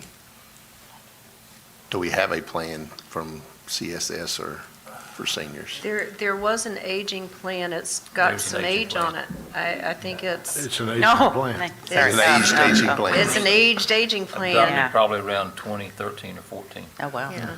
Okay. So we probably definitely need to do that. And I would say, I have a copy at home. and I can't think of the lady's name with Central Pine Regional Council who does the aging services, but we have an excellent resource there. And I know she was at the I guess not ribbon cutting, but the open house, yeah, for that. So I would say reach out to Central Pines Regional Council, our aging person, and they could probably help with that. And it depends on whether you want to go short-term or long-term, but I think we probably definitely need to move on, based on the numbers that Catherine presented to us, that we probably need to move on updating the aged aging plan. You know, I have to question, and I don't know what other counties are doing, so I think that the study would be very helpful. But is the best thing for the county to do to continue to contract with a nonprofit? Or is that something we need to get more heavily involved in, especially with the numbers we're seeing for the future of what our aging population is going to look like? And so, you know, I don't have an answer, and I'm not saying that the folks now are not doing a good job. That's not at all. But is that a fit for a county that's grown as large as we have and is going to continue to grow with an aging population? I think it's worth. I think that's looking. Yeah, that would be nice to be part of that study. Yes. If I might, speak as to from an association standpoint for resources, this is obviously not something that just Johnston County is looking at or dealing with, and I'm even thinking not to overcommit, but as we look at starting to do content planning for different meetings and conferences, there may be some opportunities to bring folks together and talk about resources and even what state resources are available and things like that. I'm looking to Kevin on your thoughts there. And I just a brief moment of an aside. I know Commissioner Stevens, I think yesterday, talked about like Medicare and Medicaid access and how complicated those things are, so there are a lot of things out there that, I think additional resources can be helpful. Well, and in all honesty, technology has been a great thing, moving so many of these processes forward, and so much of it is done digitally and online, and that is great for making our services and the whole process more efficient, but it is not helpful for our seniors who do not have access, don't have knowledge, and so, again, we tie it back somewhat to the communication piece and also just meeting them where they are to get these things done. Yeah, and I think we did have, as part of the communications plan as well. Is that correct? Okay, so We have some deadlines to this. This is on the long-term side of things, but basically research other county senior services. Or maybe I should make that broader, just research senior service. Resources? Yeah. Mhm. Yeah, I think in many counties, it's a part of county government. And then there may be others just like us that contract or work with a nonprofit. Yeah. I mean, and to Chairman Harris's point, I think the evaluation of where that belongs, particularly as we are now the 9th largest county in the state, where that is. And I would say there are other, I know we do the same thing with the transportation services as well, so. You've heard me say before, and you'll probably hear it again. I believe, like Abraham Lincoln, government shouldn't do for a man what a man should do for himself. In this case, these people oftentimes can't do it for themselves. And as a member of that generation, and having been on the board at Citizen Senior Services, they do a lot. And maybe what we need to concentrate on is not necessarily creating new departments, but traffic direction to get people informed on where to go to get these services. Or through our research, find out there's something missing. Because if it's DSS, if it's some other organization that is already in place, I'm hesitant to look at creating a government department to duplicate what we're already doing through some of these nonprofits. Well, I think that's where, if we have it studied and look at the in-depth and what other counties are doing, I think, we're not reinventing the wheel. I mean, there's counties all over North Carolina that are dealing with the same situation. Sure. Let's look and see what they're doing and see what would fit for Johnston County. I do think we need to take a more aggressive approach instead of just kind of sitting back and letting them handle it. Yeah. Let's take a lead and try to foster whatever that looks like, if it's enhancements through DSS or if it's a standalone department, so be it. I mean, I think we won't know until we get there and really dig into it. Yeah, I think this ties along with the growth of the county, and also I think in line with, the capital discussion. If you're in essence leasing, or you're getting some of these services, looking even cost effectiveness of what makes most sense. So I think a study will help with that. So, and then I guess on the short term, do we need any clarification on this Clayton facility? Or do you go? Yes, I just can you clarify with them, does this look okay? Sorry, These yeah. action steps, here's the title, and action steps. Because I put timeframes in there for you. You're welcome. Looks good to me. Yep, it looks good. Yeah. Okay, and then on short term, I think any clarification and timing on the Clayton facility?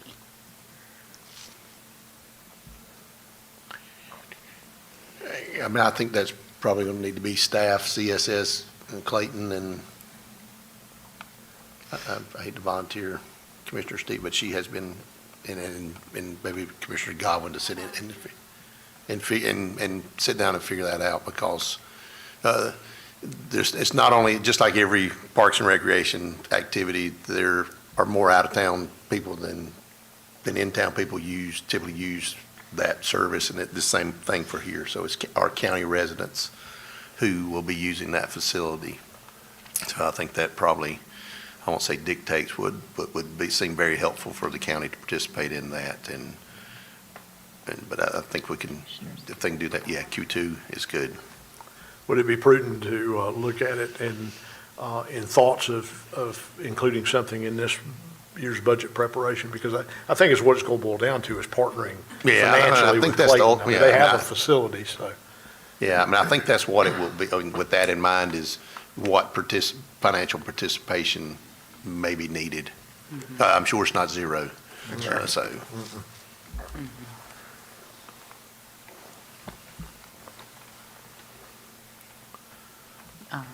Assess financial, Investment. yeah, investment. And we're glad to help coordinate that discussion with Commissioner Stevens in the town And Commissioner Godwin. and Commissioner Godwin. That's fine. Just volunteered you. That's fine. Sure. With a report, I'm Hey, I'm a there. report back in Q3?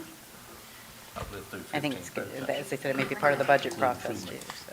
That's fantastic. Okay. Be proud of that. Great. And thank you. I appreciate whoever said about putting some timeframes on it. Accountability and timeframes are helpful. That was Kevin. So, thank you. Mr. Pusher over there, yes. Good job. He is my boss, so. Okay, every idea is a good one. Okay, so I think we have worked on, does that feel like we've captured the senior services?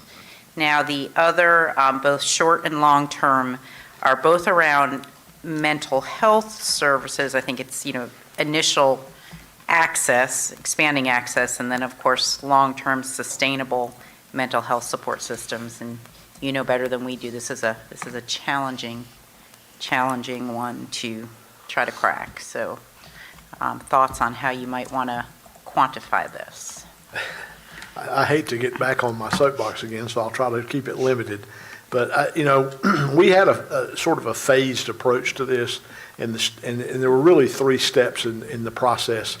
And the first was the behavioral health urgent care, which would be open for all ages and can treat in times of crisis, and hopefully relieve some of the stress on the emergency departments with the hospitals and so forth. Then the second step was more of a transitional facility to have a place to, and what we're seeing is people go into the ER or ED, there's no place to discharge them, so 147 days later, they're still sitting in the ER, or they're still sitting in the hospital. And they've got stroke patients and cardiac patients with no place to put them, and we've got a person that's there that physically, there's nothing for the hospital to treat them, but it's a mental situation, but there's no place to have this person transition to.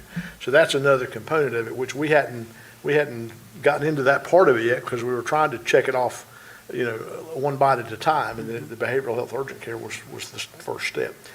We've had a lot of challenges in getting through that. I don't know, I'll ask Mr. Hester and Mrs. Lusser if they feel like we're any closer.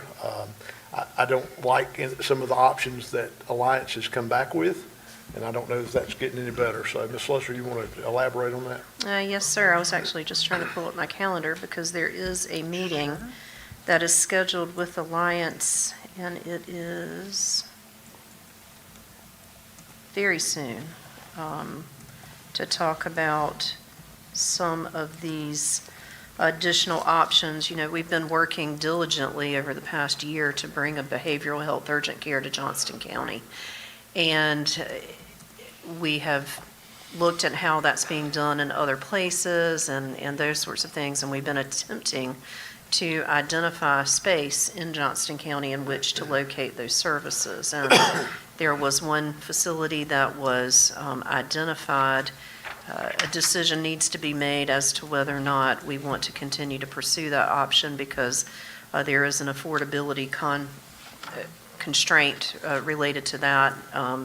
That has to do with the upfit cost and all those other sorts of things. And one of the ideas that has been floated around that I don't think that anyone is very excited about, but in some ways we're trying to analyze all of the options, is starting with a virtual urgent care that leads to a hybrid, that leads to a brick and mortar facility, and we're supposed to be getting some additional information about how that hybrid approach works in other places. But certainly, I think that has been the biggest challenge that we have had with regards to that particular project, and we're continuing to explore those alternatives. But the meeting that is scheduled in the coming weeks is a meeting to discuss more of that hybrid option and what that looks like, because in some ways, we would like a brick and mortar place in Johnston County immediately, but we've been working on this for a year and we don't have anything. And you know, part of me is we've got to have something. Something's better than nothing while we're working on the end game, and just being able to bring the board all of the options related to that. But that's the status of that particular project at this point. Is it helpful to talk about any of the roadblocks that you're encountering, or is that for a separate conversation? Well, I think the roadblocks are pretty clear as being able to find an affordable space in which to do this project, because the county does not own any space which this could be done, and so we've been looking at lease options. And now the lease, the arrangement that we're working on with our LME MCO is where they will take care of all of the stuff, and we provide financially for that. But certainly in looking at these lease spaces, the upfit cost are more than an appropriation that we've received from the General Assembly related to that project. And so the board has some decisions to make as to whether or not they want to invest more in the real estate piece as opposed to paying for services for uninsured, underinsured as the project moves forward. And that's really where we are. And the board had committed to allow some of the appropriation that they were going to make to go towards this lease amount. But the problem is finding a suitable space for what's in the budget. We've just not been able to do that at this point. So here's what go ahead. No, sir, you go ahead. Here's what I'm thinking on this, and we haven't had an opportunity to really talk about it. But what it's boiled down to is I think there's about a $900,000 allocation from DHHS through the General Assembly that can go toward establishing this here. The Board of Commissioners, correct me if I'm wrong, we allocated $500,000. Not to exceed $500,000. Not to exceed $500,000. And it was originally designed to help pay for people who did not have insurance, so were not covered by any of the payers. They came back, as in Alliance came back and said, you know, because of the fact we had to lease this building and there's some lease payments, could we use a portion of that $500,000 to pay the lease? Is that right? Yes, sir. And we said, yes, we could do that. So now they've come back and said, well, it's going to exceed the $900,000 that they got in allocation. And so here's the question I think that our board has to answer. Do we want to go back and revisit this and see what we need to do to close the gap financially to make this thing happen and move it across the finish line? Or do we want to be satisfied with a virtual mental health situation in a county who does not have widespread connectivity all over the county? And I think all of us can say, if you've ever dealt with a mental health situation, I don't think virtual is the ideal option. So. And virtual certainly is not the ideal option, and what Dr. Pearson and Steve Strickland and I discussed is that maybe we say virtual is not on the table, but we start with hybrid, because finding a smaller space might be a little bit more manageable, but certainly we're attempting to identify the cost-benefit analysis associated with both of those options, so we can bring you the numbers so you can see that. So I think looking at what is the difference of what we've already allocated, what the General Assembly has allocated, how much are we lacking to be able to move this project forward? I think that's the question that we need to know. And then, is this board willing to do this? I will say this. We're already spending a lot of money. We, as in the taxpayers of Johnston County, are spending a lot of money to take care of mental health patients in a very inefficient way, by housing them in the hospital for hundreds of days and transporting them by EMS. And, someone has a situation, they call 911. I mean, we're spending money to take care of these people.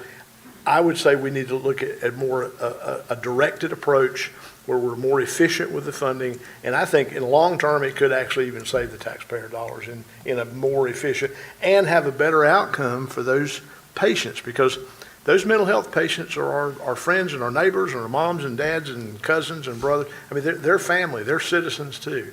And we need to think about what we need to do to provide them the best outcome that we possibly can. So my recommendation to the board is let's ask the staff to come back with a number of what does it take to close that gap, and then see if that's something the board would be willing to. Let's just pull the trigger and move on with this project and get this thing done. And then, then we can reassess as we start to vacate DSS buildings. That lease could expire. We could move over into a building the county already owns, do some upfits like that. So I'm going to let the board speak now, and that's my recommendation now. Thank you, Chair. Any other members of the board have additional thoughts? I think it's going to take something like that to get this thing off dead center and get some action on it. Either detention center or ED, and neither one of those options are viable. Yeah, right, go ahead, any other? Okay, so let's,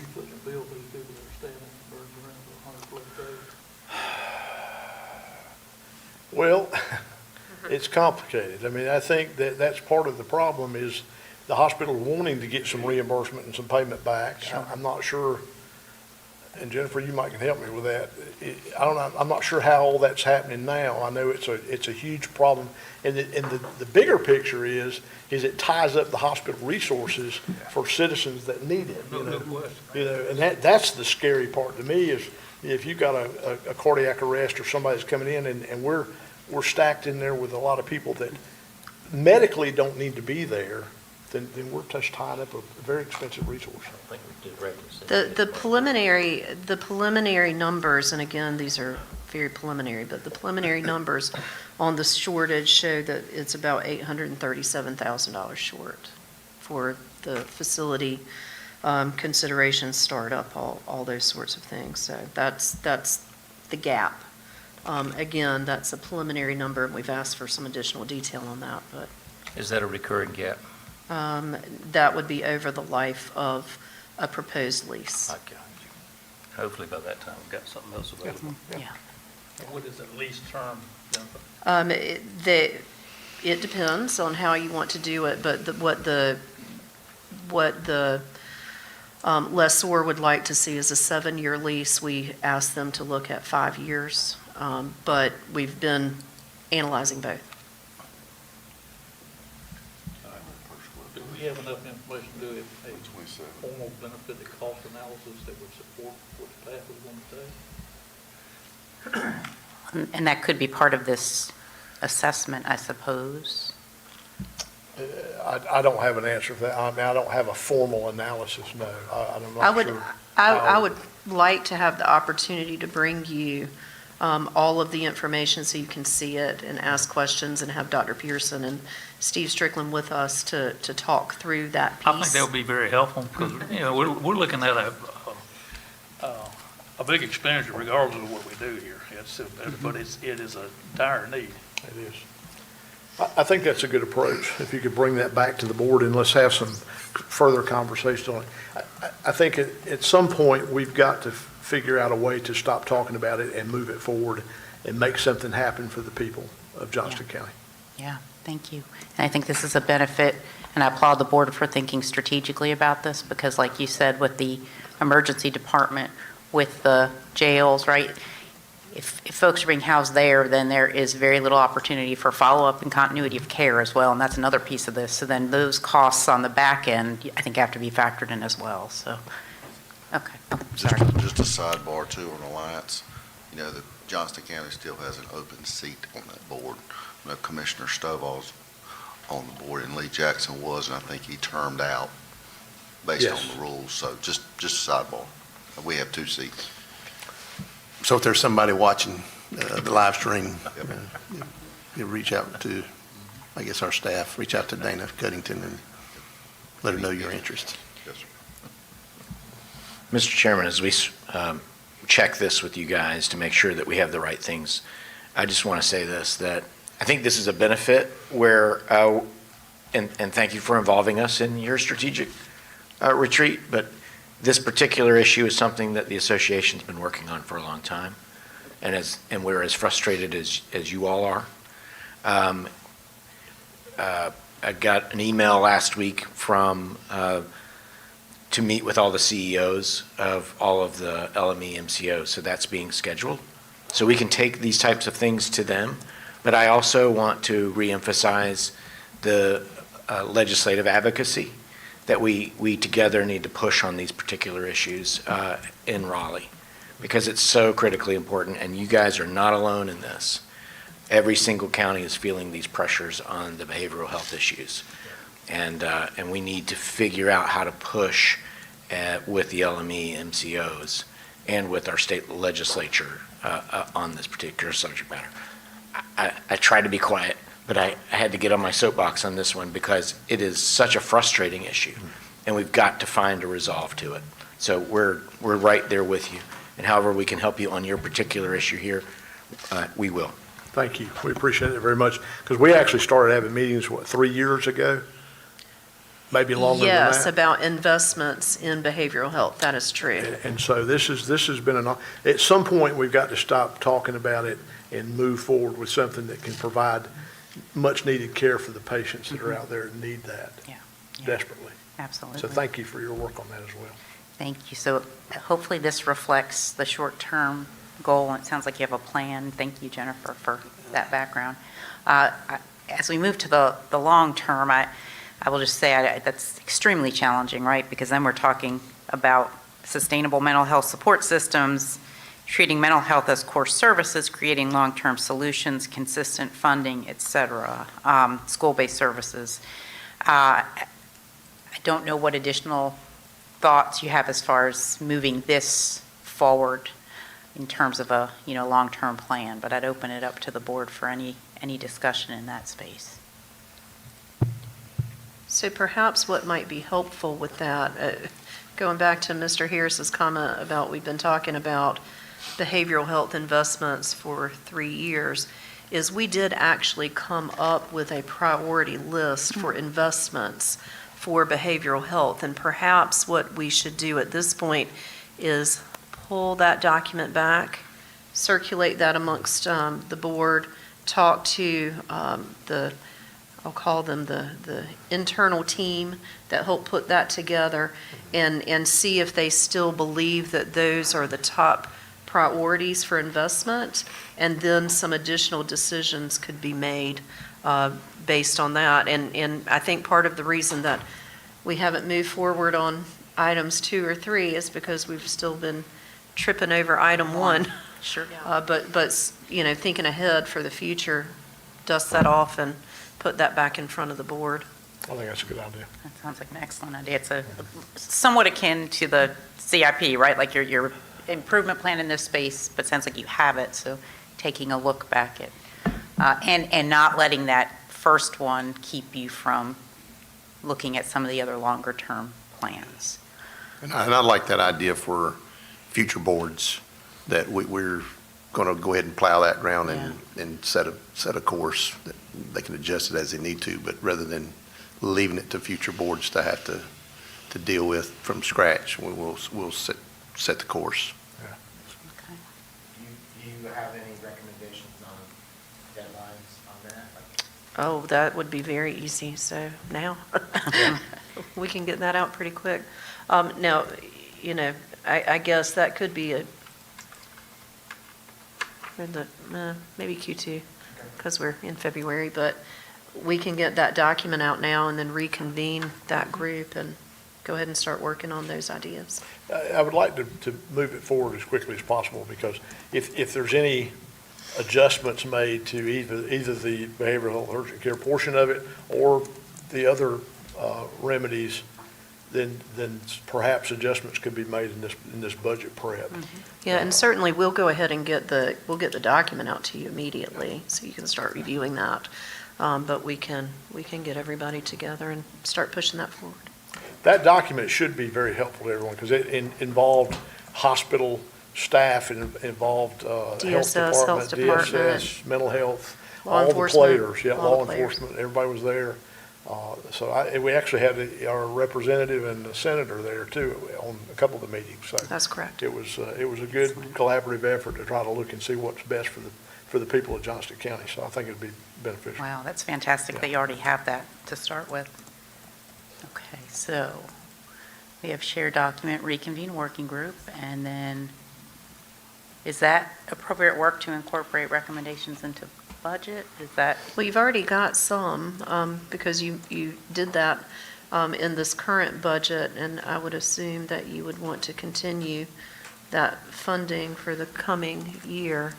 But if there are additional recommendations, those would have to be incorporated into the budget, or if you decided we want to appropriate more than what we have already appropriated, then. So my recommendation on that would be, let's go ahead and look at the urgent care portion of it. If there's an amount that's needed to close that gap, that could be something this board could take action on prior to. If there's parts of the overall plan that we want to incorporate into the next budget prep, then we could do that. But I think we're so close to crossing the finish line, it's just a matter of figuring out where the funding is going to come from for that. If y'all are in agreement with that, I think that would be the best. I'd like to see that sooner rather than later, because I'm afraid what's going to happen if we keep waiting, and that $800,000, $900,000 that Gonna comes down from, disappear? it'll disappear and go somewhere else. Sure. And so then we will have lost out on that as well. yeah, okay. And just for the public that may be watching now or in the future, I mean, this is a reminder of the mandated, extremely important services that counties are required to provide. And as we travel and go around the country, not all county governments, not all states' county governments are required to do human services.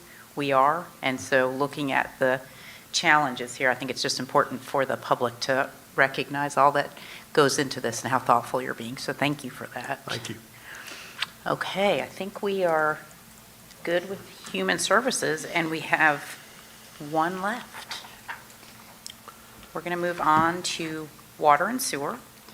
And as we pull that up, I think, just if it's okay, Mr. Chairman, from a facilitation standpoint, it might be helpful for us to understand, and maybe this is a staff question first, just there is quite a bit of discussion around regionalization, progress towards regionalization, especially in the short-term goals.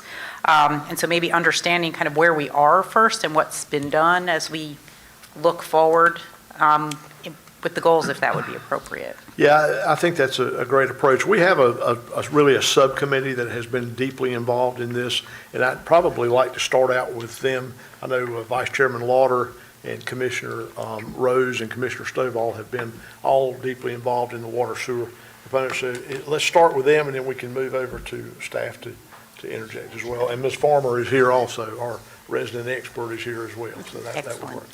Vice Chairman, you want to start? Yeah, I think I'll kind of just summarize what I said yesterday. I think, to me, and I know we talked about what is regionalization, that was kind of the question. And I know we have a lot of interlocal agreements, and we have depended on the Neuse River. But for me, we need to have something other than the Neuse River, and that's more looking towards Harnett County, whatever local government that is in Harnett County there. And I feel like as we're looking to hire, this person, we can move that along. So that's probably a lot of activity, hopefully getting ready to happen there.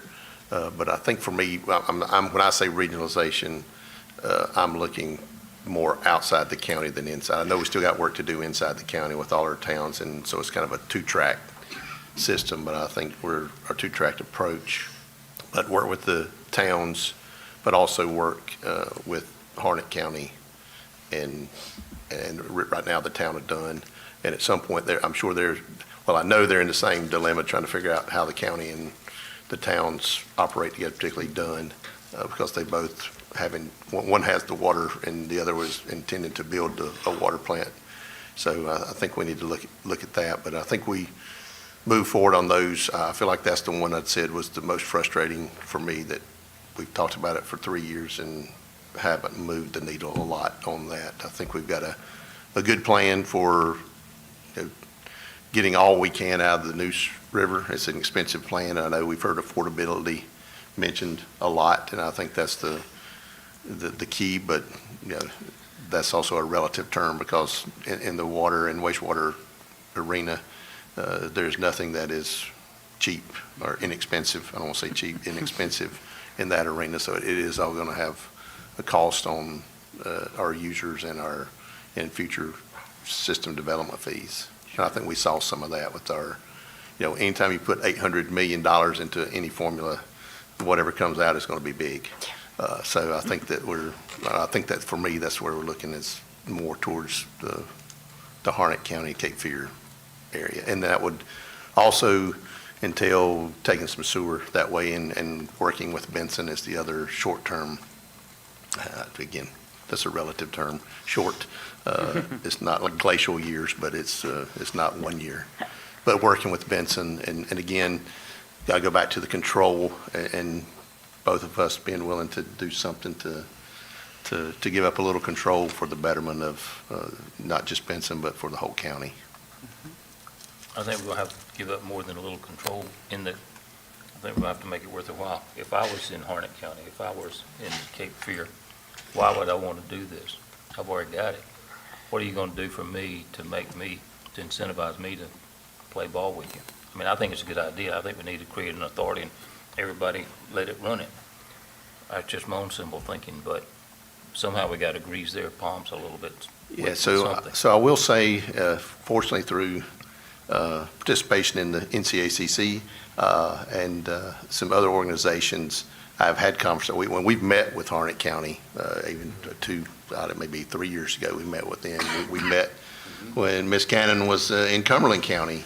And so I think we've had those conversations, and I think they appreciate the regional concept. The IBT is the IBT, and don't try to mess with that or go against that. But I think the willingness is there and they see the benefit now. And I've talked with Brunswick and New Hanover County, and they're amenable to it. Obviously, the devil's in the details, but the biggest thing was you abide by the IBT and put something back, then we're good. But obviously, that could change in a hurry. But I do think the cooperation and willingness to listen to what we want to do is there. So I don't feel like that's a big hurdle if we're like a Wake County town and say, hey, we just want the water, we don't want to put it back. That's a big problem. Mr. Godwin, I think the answer to that is revenue. The benefit to the partner is revenue. And I would think some economies of scale and maybe the regulatory environment through regionalization might be a lot more favorable. I was just playing devil's advocate. I think we need to do it. Yeah, I think when you go talk to the folks in Raleigh and our delegation specifically, but in general, any of them, that is the regionalization is what they're wanting to see. I mean, the calendar days of Benson getting $28 million for their wastewater treatment plant is going to be, what are you doing for the rest of the region on that? So. Well, and as we talked about a little bit yesterday, I mean, there's legislative direction regarding that, and the School of Government is working on that. Ms. Rainier is actually participating in all of those meetings, but certainly the legislature wants local governments working together with this finite resource. And if I could just add to serving as ex officio member on the I-95, I-40 Alliance, which is a major has a major role in this building that we're in. It's a group that gets things done, and they have contracted to get a feasibility study from this lower end of the county to and from the Cape Fear. And that could be a short term. Well, we'll know that soon because I think it is due by April. So that's going to be coming in really soon, and we'll see exactly what the cost of that is. And so it's an approach that if it could take some of the burden off of the county and split it so that there were more water resources toward the western part, it wouldn't necessarily in this first phase have to serve the entire county. But if that's something, and we've also been in contact through an organization that Representative Knott is very receptive of what's coming down here, and especially with Vulcan, they know what's coming. There's more potential industry that is on a national scale, on a defense scale. So they're very interested in what's going on down here. So I think using all those cards, there's a very good chance that if that feasibility study comes back, that we could get some help from Washington, and that would alleviate some of the needs that we're having in other parts of the county. Yeah, I would say the folks in DC are the same. When you talk with Congressman Knott's office, it's the same thing. It needs to be a regional approach. But yeah, if you're talking real dollars at that level, even though it's tough to get, that could be some real help at that level. And I would say also, I had a resident ask me yesterday, when are you starting a new water plant down Richardson Bridge Road? And I said, I don't know. Do you know something? And he said, I heard it was already getting started. And so they've heard us talk about it, and I said, it's going to cost nearly $800 million, and its size got big. And so I said, if money was not an issue, it would be underway right now. But money is an issue, and we basically, I think our math shows we'd have to double everybody's water rates within just a few years just to be able to handle the debt service. So for clarification, I will say we got late breaking news. Oh. And just got some information yesterday. It has not been analyzed by staff, so I don't want to talk about any kind of numbers or anything like that because we just got it. But. Stay tuned to Monday night. Stay tuned to Monday night. Yeah. Let Chandra and Kim. Breaking news. Let Chandra and Kim take a look at it, but there does appear to be some revised cost estimates that are favorable to the county with that lower news project. But I don't want to say what it is or what those percentages look like because they have not been fully analyzed, and so. Patrick's positivity is at work already. It is, and so. I'm a ray of sunshine. I do want to say that perhaps, Mr. Rose, that might not be the case. Okay. And so that's some good, literally late-breaking news that we've received, and so hopefully, very soon, Chandra can have the opportunity to share that information with the working group and the board, and we can continue to have some conversations about that project and what it looks like. So just wanted to put that out there. So we probably can't meet next week, but can all the players get together maybe the week after? I think too, it boils down to the conversation about the long-term Richardson Bridge Road. Correct. And whether that's with partners or without partners. If it's just the county, it certainly lessens the footprint and the capital cost. When are we getting the answer on that? I thought it was February 2nd, but are we still waiting on an answer from our partner? Have you gotten an answer?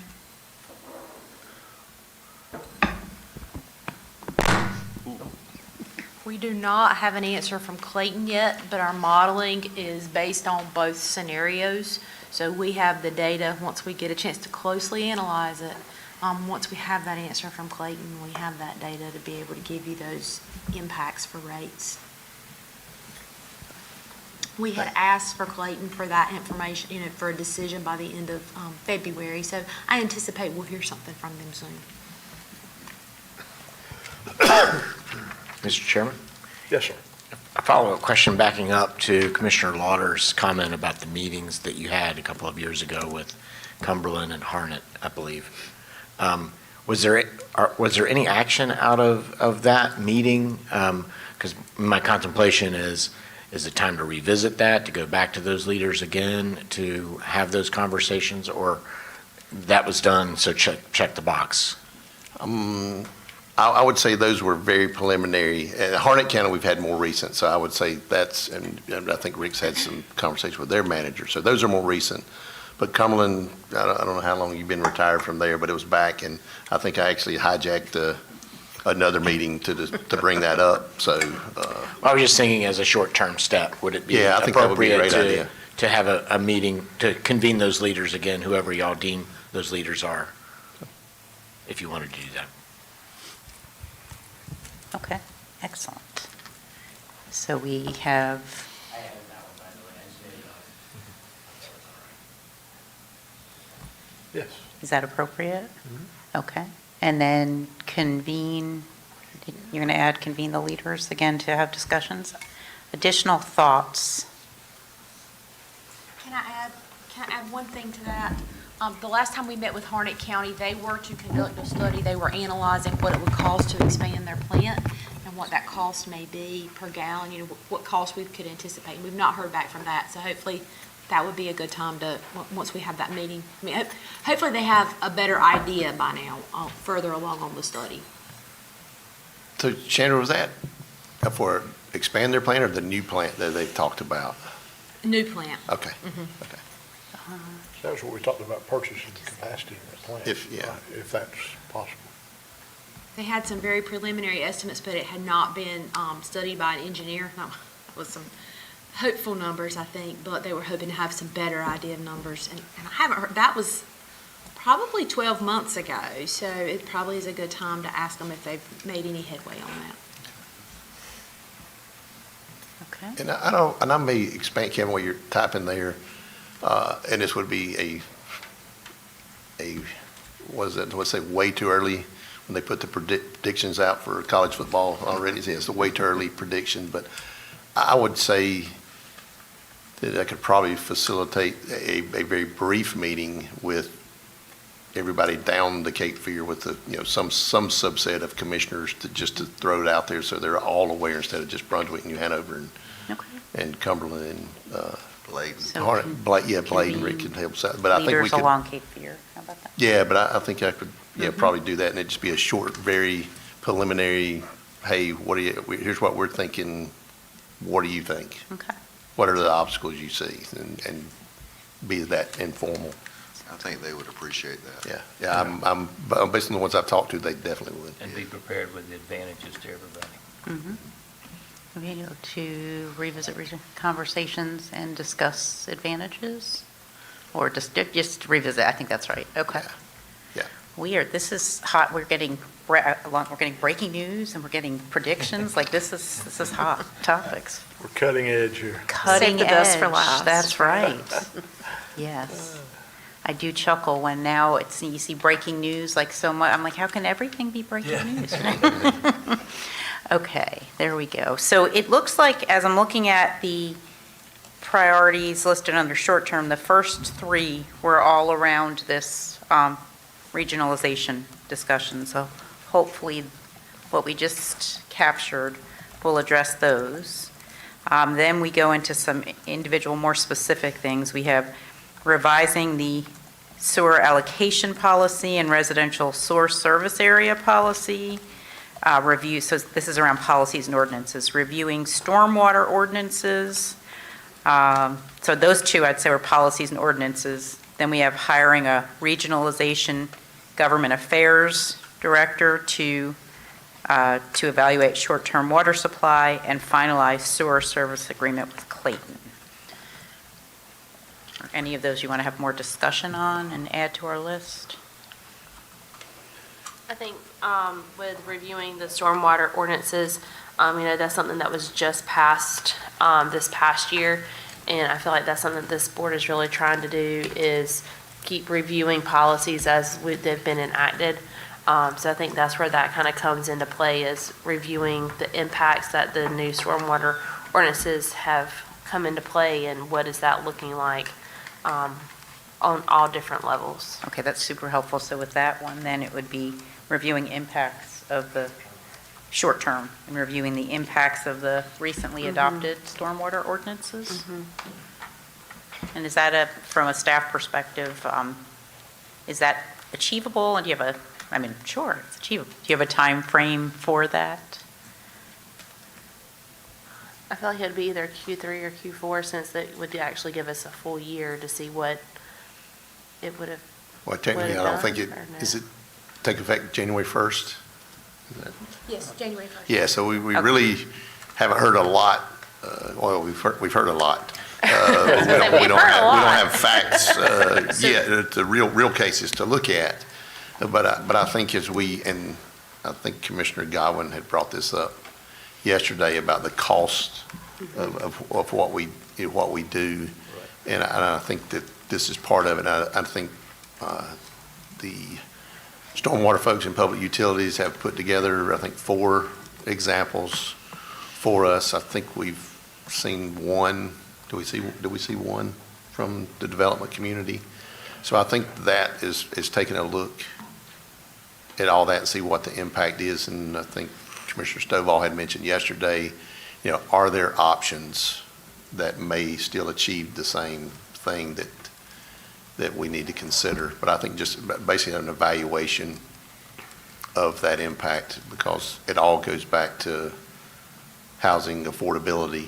And, if we're adding, well, sometimes even $10,000 to a lot, if we're adding 50, 60 or more to a lot with the combination of our UDO, our stormwater, and then system development fees, I think we just need to make sure system development fees are easy because we know the number. But I think that this is something we need to take a look at and evaluate it. Just like we do everything, and just make sure we're in the right place. Okay, so it sounds like now is a good time to plan for that as it's just going to affect, so we know to be gathering that information. Yeah, and I think the development community can provide some more examples because they will be, before they submit it to anybody, they're gonna have some ideas of what that may look like. And I think that, unfortunately, I just keep saying we got meetings and meetings, but I think that may be a meeting with the staff and some elected officials to sit down and hear what that looks like from the folks who are paying the bill. We don't cut the check. So it's always important to hear from the people who cut the check and what it costs, and ultimately that's going to be the homeowners who cut the check. But as far as the development community and the realtors, they know what the impact's going to be. And again, I think for us, that affordability, we need the workers to, and we're talking about people driving elsewhere. We don't need to drive the workers out of Johnston County and also have no jobs for them here. So we need to make sure they got a place to live in Johnston County. Not everybody's going to be buying a $750,000 house or even 500 or 400 or 300, Sure. but what are the options? Yeah, and that's, back to just referencing back some of the work we're doing at the association, but that's a big issue that we've been having a lot of discussions around affordable housing and what options may be, so. That's Yeah, and I think the state level, the affordable options is what they use to tighten the screws. When they look at that, that's when they're looking at things, and even the property tax stuff they're looking at now, that's what they use to tighten the screws. So it's a challenge. Yeah. Okay, so we've got some there. Let's see, staff report board impacts of adoption. Okay, yeah, that gives some time to gather information. Are any of the other items on there things that you, see finalize the sewer service agreement with Clayton? I imagine is that in progress? So I think that probably what would be helpful for that is for staff and the utilities work group to talk, and then the board give us some direction as to what they would like to do related to that. We've done one small project with Clayton, but I know there is some interest from Clayton for a bigger project area and those sorts of things. And so if the board's inclined to move in that direction, then I think that some additional work to bring forward for the board to consider would be the next first step. Yeah, and I think, well, it's got a date on it, I wrote it. I think finalize is probably a strong word. And 26 may be too much of a rush or a push, but I just say moving forward. That would probably be a better phrase. There you go, advance. Discussions with regard to the sewer service agreement with Clayton? I think that's, I don't know if Chandra's nodding her head or shaking her head, but she is. I see you keep writing until she shakes her head, yes. Got just ask discussions with Clayton on sewer service agreement. Yep. Okay. Yeah, and I will say through some recent discussions we've had with Wilson Mills and Clayton, that it is a very complicated process, which makes me think of water districts, but I'll save that for another day. But it is a very complicated process in part due to our water districts. But like I said, I will save water districts for another day. Okay. Yeah, do we have a time frame on when we'd like to set anything up and do we want any reports back on that? I would say quarterly updates on that would be with Okay. something over the course of 12-ish months, but a quarterly update, whatever that is, quarterly updates, I think right now would be enough. Sure, and I think the first step with all of that would be to talk with the board about what they're interested in seeing. Okay. And then we can advance that program along.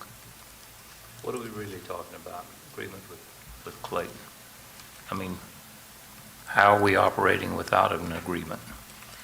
I think it has more to do with what areas Clayton would serve with their sewer utilities versus what areas we would serve with our utilities, and what is most economically efficient, and from our perspective, what works best in conjunction with our comprehensive land use plan and Clayton's growth plans and those sorts of things. I think to avoid duplication of resources, to avoid parallel lines running all over the place, that sort of thing. But I think that there's some conversations that we've got to have internally before we're ready to push that concept too far forward, because we need a better, at least from staff's perspective, a better understanding of what the board would like to see. But I think that was the ultimate goal, was to, talking about regionalization, to not duplicate effort and resources. And I'll give you an example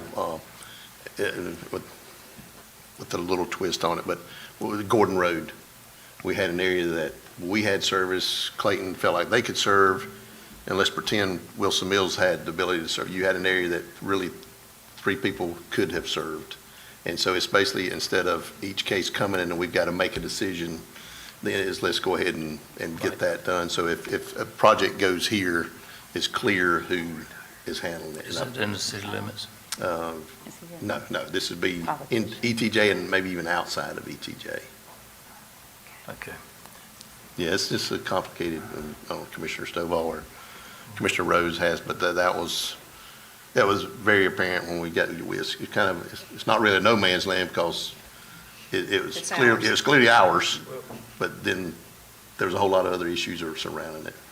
We've also got a land use plan that pushes the more denser development toward the municipalities, and they've got to have sewer to be able to accommodate that. Right. And, we are the primary sewer provider in this county. Smithfield has some capacity, I think, but I don't know about this. Are we 100% of Clayton, or do they have any treatment capacity? Yeah, so treatment, I don't know when their thing is coming online, but I think it's this year. They're Building building a new one, yeah. May, okay, yeah, so that's on the wastewater side. Now, the water is coming from us and maybe a little bit from Raleigh. In reality, things, you look at the cost of sewer, it's 3 times the cost of a gallon of water capacity. It's a lot more expensive, and if we're going to see this land use plan come to full fruition, then we're going to have to be planning on how we're going to help these towns accommodate that type of growth with sewer services. And we're looking right now, basically, that trying to prioritize our sewer service to industry or commercial, something that produces that positive tax revenue. So we have to be judicious about how we use it, as well as ensure that these towns still have a path to growth. But I think to answer Commissioner Godwin's question, we're operating now because this is actually talking about future, so we can go ahead and define the areas of where each would serve in the future. And is that right? Yes, Yeah. and it helps eliminate confusion. So when a customer calls in or a developer calls in and says, we want to do this project, they know who to go talk to. But that's the concept. And again, as we experienced most recently, it is complicated. It would seem obvious, to anybody watching, that we wanted to see this come to pass. Why wouldn't the other player want to see it come to pass? The other player would want to see it come to pass for growth. It would help their net positive ad valorem. We're a willing partner. Why don't we have another willing partner? So I think the devil is in the details. I think that's, I do think there are willing partners. We want red, they want blue. Maybe not. Maybe not. But the sewer is the one piece, the water is the other piece, and as we as we learned most recently in our discussions in that area that Mr. Lauder was referring to, the water districts do play a role in all of this, and we've got to be thoughtful about how we want to move forward. And so all of these things I think are doable. It's just we've got to be thoughtful in how we move forward. Okay, so we have staff to brief the board and seek feedback on how to proceed, I think is what we heard. Okay. And that's in Q2, and then quarterly updates to the board on progress. Okay, good discussion. You good with that? Okay, are there any other items there under short term? I think the only other ones we hadn't addressed are hiring a regionalization government affairs person and revising the sewer allocation policy and residential sewer service area policy. So, and the hiring the person is. That's in progress. That's part of that, And- okay. And frankly, the revisions with regards to the residential sewer service policy are going to be, in theory, consistent with the revisions that we're doing with the UDO, Unified Development Ordinance, and that is in progress, as you know. So I feel like we're moving forward on that.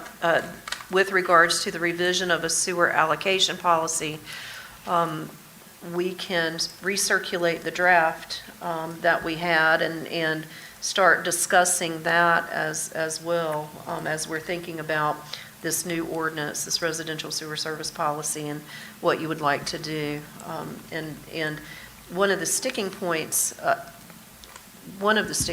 with regards to the sewer allocation policy when we originally proposed it is that there was this concept of reservation of capacity for these commercial industrial projects, which in theory is great, but for the enterprise fund, not so great because they're reserving capacity without getting paid for it. And that was one of the things that we were talking through that sort of got a little bit sticky.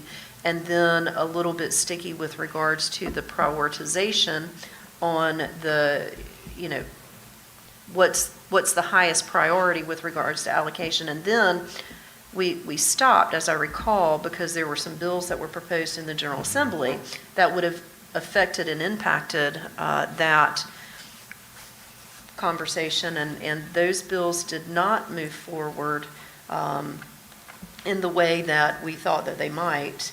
And so will they come back again? Maybe, maybe not. But as it stands today, we still have some flexibility to do some of those things. So that's kind of the status of where that project is. And I think there may have only been 3. I don't know if Commissioner Stevens was even on the board when we did that.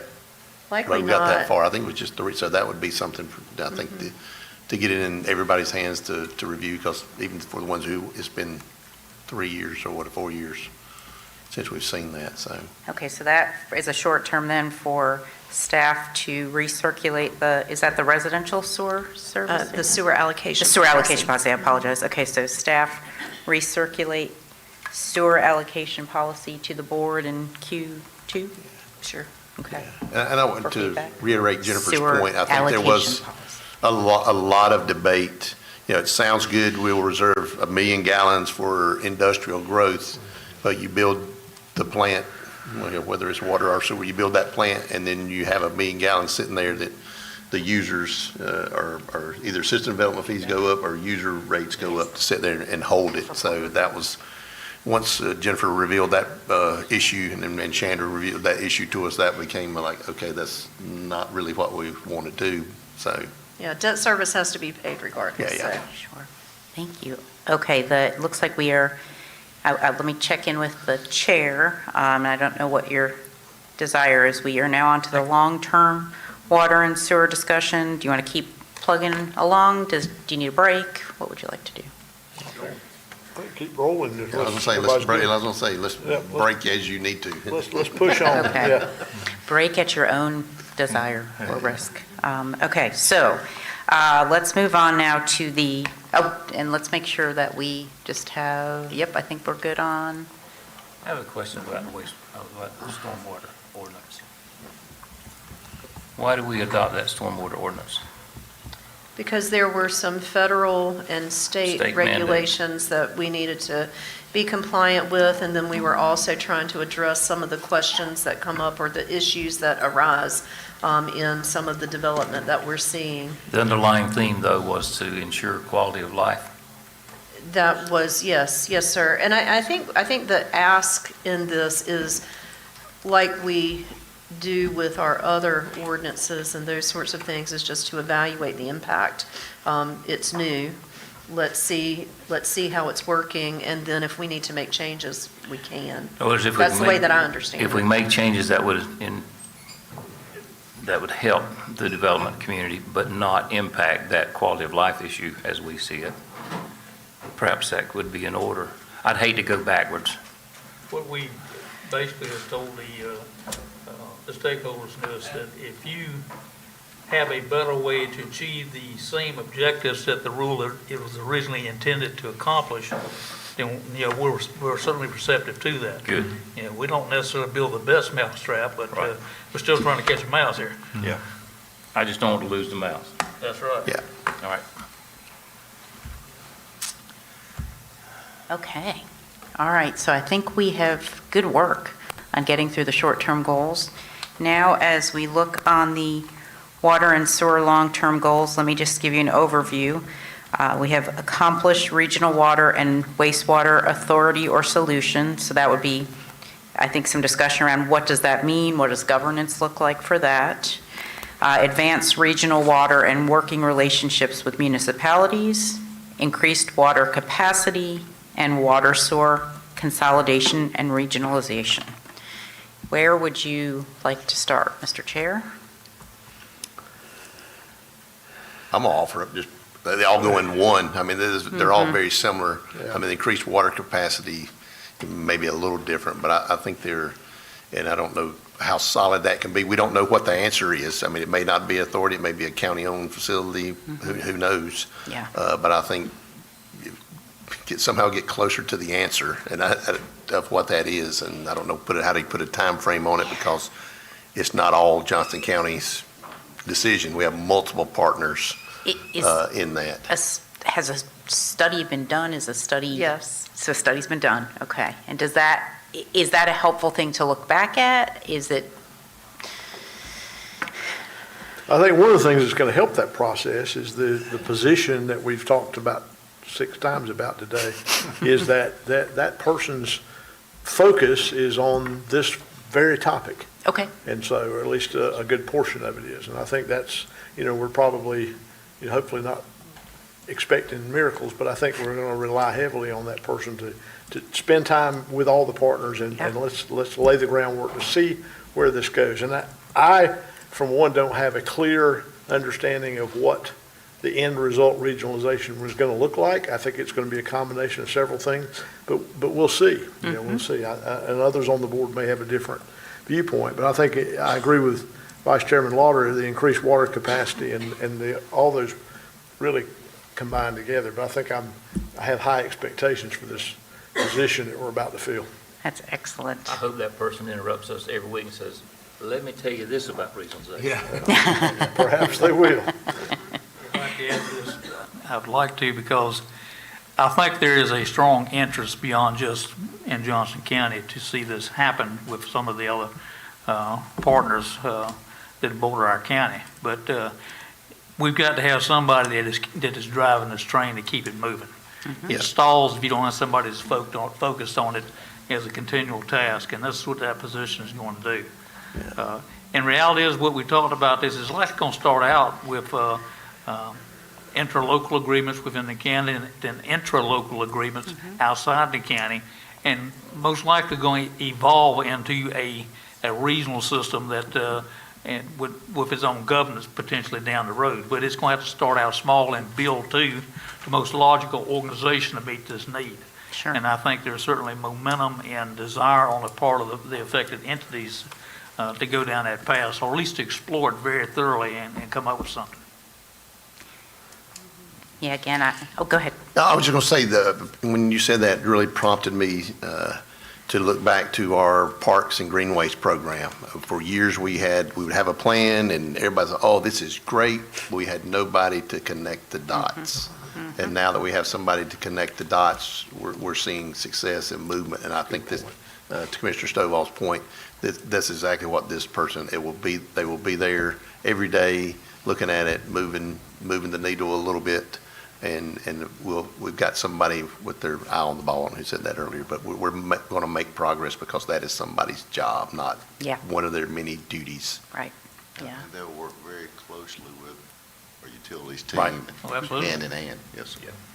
Yeah, again, editorial comment, but, we've discovered that, I know everyone has in the work you do, right, that a plan is only as good as the plan to then carry it out, and if you don't have a point of accountability and a person who is going to drive it forward, then that can be challenging. So I applaud you all for taking this step. I think that's next year when we come back. I think there's going to be a lot to report on, and we'll look forward to meeting this individual. Yeah, yeah. You see how I just did that? I just said we're coming back. We do too. We look forward to meeting them too. Okay, well, and I would agree that all of the long-term goals are, really broadly around bringing in this person to assess what is the plan and what is needed, and then to come and meet and report with the board. I think it's important to point out at this point too that, our utility staff is fantastic. I mean, they do an extraordinary job, but they have so many other things to deal with that to have them focus solely on what we're asking for, it's just not realistic. So I think this is going to be a nice addition to the county and there's some other duties built into this position also that I think will be very beneficial to the county going forward. Yeah, that's a great point. Sometimes you need a project manager type person but that's really what they're driving, so, yeah, okay. I, at this point, believe that we have gone through all of the topics. Are there any that need any additional discussion or drilling down, or do you want to review anything at this point? Anyone have anything that they want to go back and revisit or drill down any further for further discussion? Vice Chairman Lawler's gone to the parking lot again. Thank you, and just for those... I.e. the board on the wall. Yes, for those listening at home, Yes. the board on the wall. Yeah. Yes, what do we have? Thank you. Do we have farmland protection stuff on there? Yes. So there was one. Where was Update farm. growth and land use? Farm Let's protection plan, I know that was mentioned yesterday, and that was 2010. consider farmland preservation strategy. Is that different? Well, yeah, I think this is actually updating the plan itself, but 16 years old. So I think my recollection was in growth and, what was it, growth and financial stewardship, we did not get into the action steps. So if you wanted to add an action step, Okay. that's where that would go. Yeah, and I was going to just under farmland, looks like, I think this is Commissioner Pace Davis's farmland preservation bond. And you also update farm preservation plan. So it's like there was two of us on that one. And then I had EVAD. So I think the bond and the EVAD could be under, I think that's already covered on one, but really the only thing is update the farm protection I was plan. going to ask for more information on how Buncombe County did theirs. I was going to be interested. I'll get us a meeting set up for I was that. just interested to see how they did theirs. Do you want to add that as an action item? Connect with Buncombe County? I think that's it from the parking lot. Thank you for your utilization of the parking lot. Was that a helpful tool? It was for me. Fantastic. He ran out of sticky notes. Don't tell him we have more.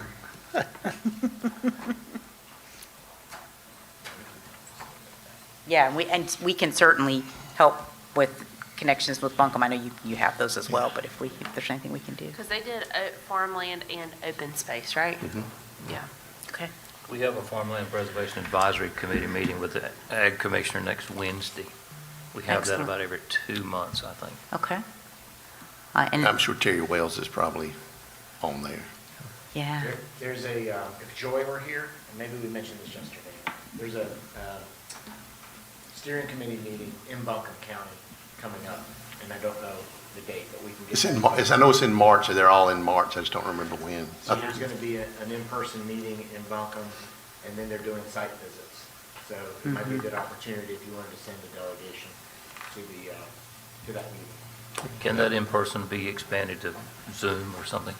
Virtual? I think they all are hybrid Hybrid. options. think Yeah, so. there's a morning section that's hybrid, but then they're getting on a bus and taking the group somewhere. Yeah, when I was chairman To a field. of that committee, the Ag Committee, it was during COVID, so they were It all was all- virtual. And as you saw, Joy Hicks, our government relations director, was here yesterday, had worked for the Commissioner of Agriculture and Yeah. Yeah, has she a told me that. Yeah. wealth of experience in that space, so she can certainly help as well. Okay, thank you. Thank you for pulling things out of, I set up the parking lot and then forgot to go back, so thank you for that. Was there anything else on, I think we hit everything else on there. So Mhm. I would like to go back and read financial stewardship. Sorry. May we go back and look at financial stewardship, to see if there's anything in there that you want action on? Yes.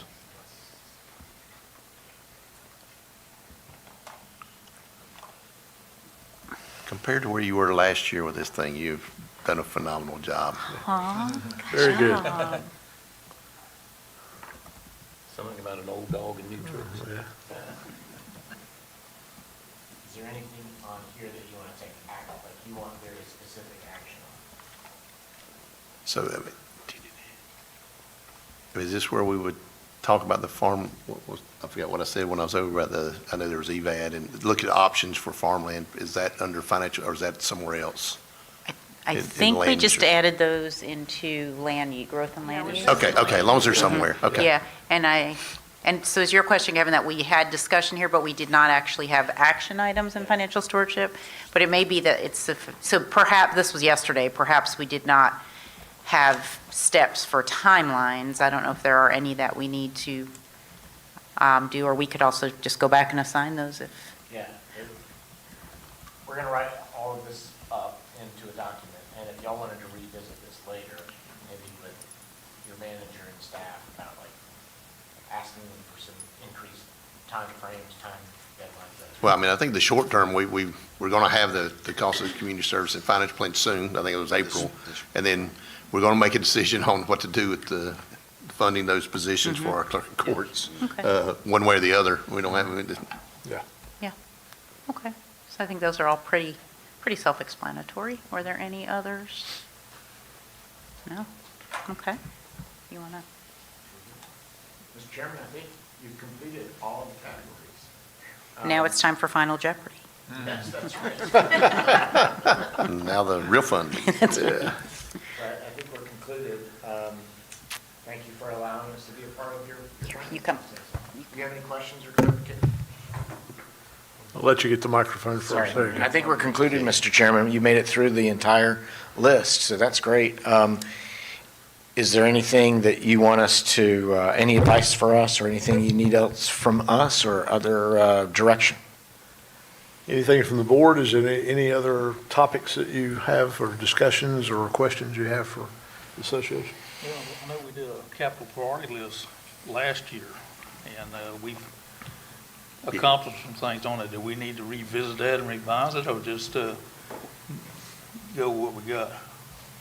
I mean, for me, we got a lot of stuff on there, and that I don't think is all going to be done at the same time. So some similar process we went through for the CIP, I don't know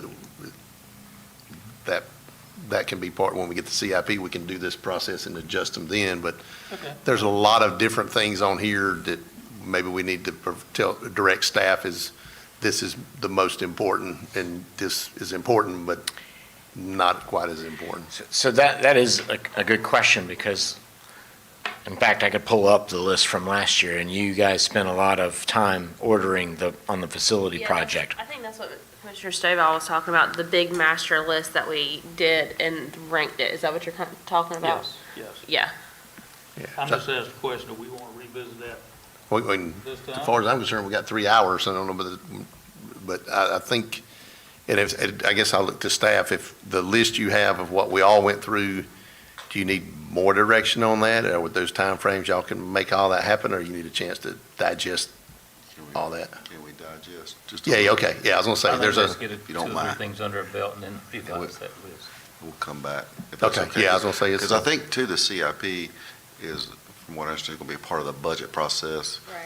So we can, if the board's okay with well, us digest it. I think this would be helpful though, to, as you're going into the CIP, Yes. that if we can already put these in some priority, you'll kind of Sure. have a head start.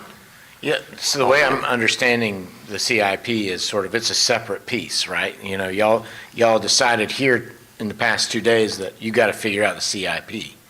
And once you figure that out, and other things will fall into place. This is the list from last year, so we do not have an updated list of projects that you guys have. And so I don't know how you want us to work on that particular issue at the moment.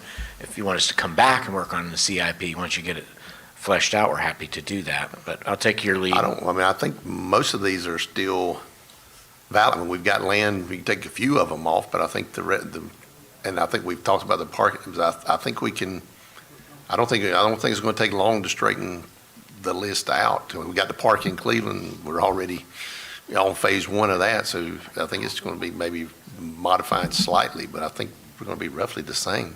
But it'd be worth a while to go through it. You just complimented Kevin's prowess, and now you're challenging him because he's going to Well, see if he I can. could tell when he said that, it's like, he didn't realize, I don't realize. Oh, look at that. Wait, we're going to copy the board. Let's see. In real time, you're watching this happen. No pressure, right? Yeah, this is audience of millions Yeah. watching. Hey, everyone at home. Well, in reality also, a lot of these priorities are already built into our financial models. When we saw that, if you look at it, it's prioritized based on financial feasibility, and then certainly we can adjust that as time goes by. And again, I'll go back and say, like I said earlier, I hope that we're able to advance that even more, depending on what the actual costs of some of these projects come in at. So. It was. Where did it go? I saw it. 2026 capital. This is the way I feel when I bring up something on Google, I save it and I have no idea where it is. Where it goes, right? I know. Wait, you did, I saw it. Go, keep going. No, it's called 2026 capital list. Oh, yeah, sorry. That's right. Well, copy somewhere. We'll just use this one. Watch this, this is how they copy this. Where did it go? Number two. Switch, what did you do? Where's number two? Switchboards. Go to switchboards, just see what. Yeah, they're not all, I think we're not, the same problem we had before, it's, we can't see them all. All right, I can totally revise this and leave it. I mean, I feel like we already did the parking. Look at you go. I think, Actually, that 7 should probably have a 1. Yeah, number 7 and number 1 are really, They're together. they have to go together. Yeah. So that can be 1 and 1A, I guess. Because you got to have the site improvements before you can do the DSS building. We bumped the judicial annex to technically number 2. Yes. it is, I thought it was number 2. Yeah. And we've got a. Site emerging plan, was it? healthcare Site improvement. Site, issue that we need. Site improvements. Site improvement? Yeah. With the hospital. Site improvement. You talking about the health department or the? No, the JCC West, is that what you're talking about? Yeah, that one's That's done. That was Done. 17, but it's done. Oh, you know Or what, I don't 16, think it's excuse saved. me. Oh, it's not saved. Okay, to go open it and save it, okay. Yeah, just go back, yeah. we got a lot of ideas, Kevin. Oh, I'm fine. You appreciate all that I direction. go back, too. then I go back to my There we go, okay. estimating days when you got a lot of help telling you what to do. Yeah, okay, now hit save, did you save it? I don't know how I, It was oh, a file. These are specific covers. I see. Yeah. Yeah. Oh, it's a cover, It's yep. fine. Tell me It's what you're fine. talking about.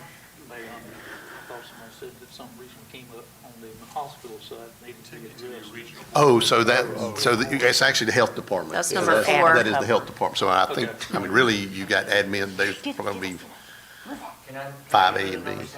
Yeah. Yeah. Yeah, Just yeah, we combine it can with number 1. Fix it, and then. Actually, just call it DSS and you don't need to add extra to it. They want us to build a health department and move out. Yeah, that's good. Okay, we can fix the cover after. Possibility they could purchase it. I think that is number 2. The I think judicial, that stays number two. But then you almost need to move up number two. I think you can see from my perspective. Courthouse renovations, I I get mean, it, I but- think there's some in You progress know what I'm right now. saying? Unless it will pay a lot for I was it. about to say, we've done Yeah, some courthouse that's right. renovations Yeah, already. a lot of We that have was, a lot of that was after we vacated. Yeah, premises. but, I mean, we're getting Yeah. ready to let the contract on Yeah. the DA's office renovation. Yeah. Got courtrooms 1, 2, and 3. Are you trying to and all that tie stuff. in, or is courthouse renovations tying in? I'm old, and all this talking, I can't hear anybody talk, so can we talk one at a time? Yeah, I'm not doing a good job. Okay, let's bring it back and talk one at a time. Okay, so we are starting with DSS building and site improvements. Second, I think we have courthouse renovation, and is the judicial annex a part of that? Is that, or is that I separate? guess that's the question is, do you No, they're consider separate. courthouse renovations after we get the admin building and admin out? Or do you have it mixed in with the annex? Oh, good So No, I- well, I let's think the clarify intent- what courthouse renovations Yes. we're talking about, because we've got some Yeah. we're currently doing, Yes. and then this would be after the judicial annex. If there's two possibilities for courthouse, and I don't remember what I last think year's was. courthouse renovations meant improvements to the courtrooms that are being Being done. evaluated now. DA office renovations, which that contract is getting ready to come to you. Those Right. short-term measures to make some improvements, but not the Full on. renovation of the entire facility. Got it. It was just sort of those short-term things to make it more livable while we're working There. on the other options. Well, So do it we want needs to to- take that off then, since it's kind of being done?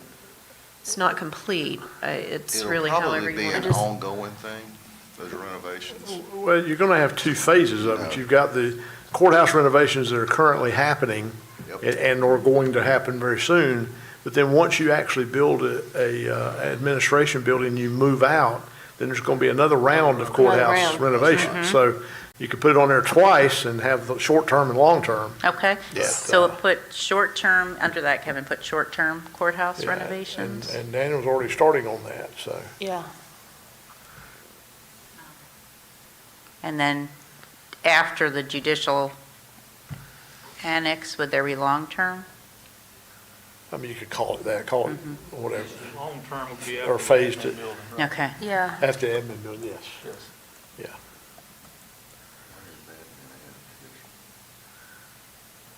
Because he's not reordered them.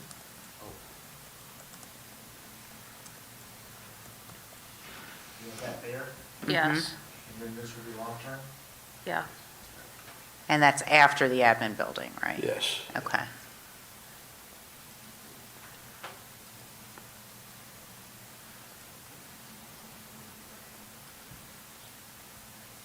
I don't know why it's there. Oh, yeah. Okay, so. Call long- Denise. Long-term after the So admin do we need to move building. judicial annex above admin building? Yes. Yeah. Okay. And then long-term, move long-term down below admin building. Kevin. Yeah. Yep. Okay, so we've got DSS and site improvements, then short-term courthouse, which is like offices and that type of thing. Then judicial That's what you annex, were talking about. admin building, and then the long-term courthouse renovations. Then we'll start in the second column. Of this, 1, 2, 3, 4, 5. This would be 6. Yeah, and I'm okay, I mean, to me, health department, that's what we're gonna come down to as we start to having conversations, which one of those comes first, but I think leaving it where it is fine, because we have more talks, and it may be that that doesn't happen for a while, based on what UNC Johnston Health has to say, so, UNC Health, Johnston. UNC Health Johnston, sorry. Okay, so we're I going knew to, there's 3 words were all in there, I didn't know what order they went in. so we're going It's to like the UOD we working on, so many acronyms. Okay, and the ODU we're working on, yeah. let's see, okay, so health department is next, then looking at everything we have, what's going to come after Well, that? Where are we at on the logistics, EMS stuff? I know Well, that. the EMS stations are factored into the budget, at least 2 of them. Yes, Yeah. but the logistics and Logistics warehouse warehouse. Now, I have didn't get a not. chance to finish, but yeah, the logistics warehouse, we stopped talking about it. And that was something that got moved out. It was a priority to start with, and then we kind of moved away from it. And it's still a priority, because we've still got stuff strewn everywhere. Now, how high a priority we can talk about that. So that is on a separate piece of land.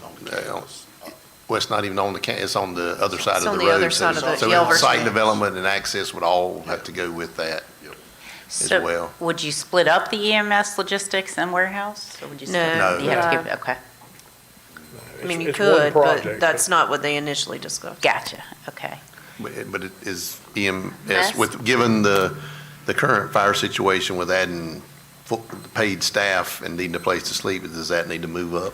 That's what I was. Well, the EMS stations, you've got two factored into the financial model that was presented by Davenport this morning. There's one in about, next year, and then one about 2 years down the road. So you can move that up in priority because it's already factored in. It could be really right after the judicial annex.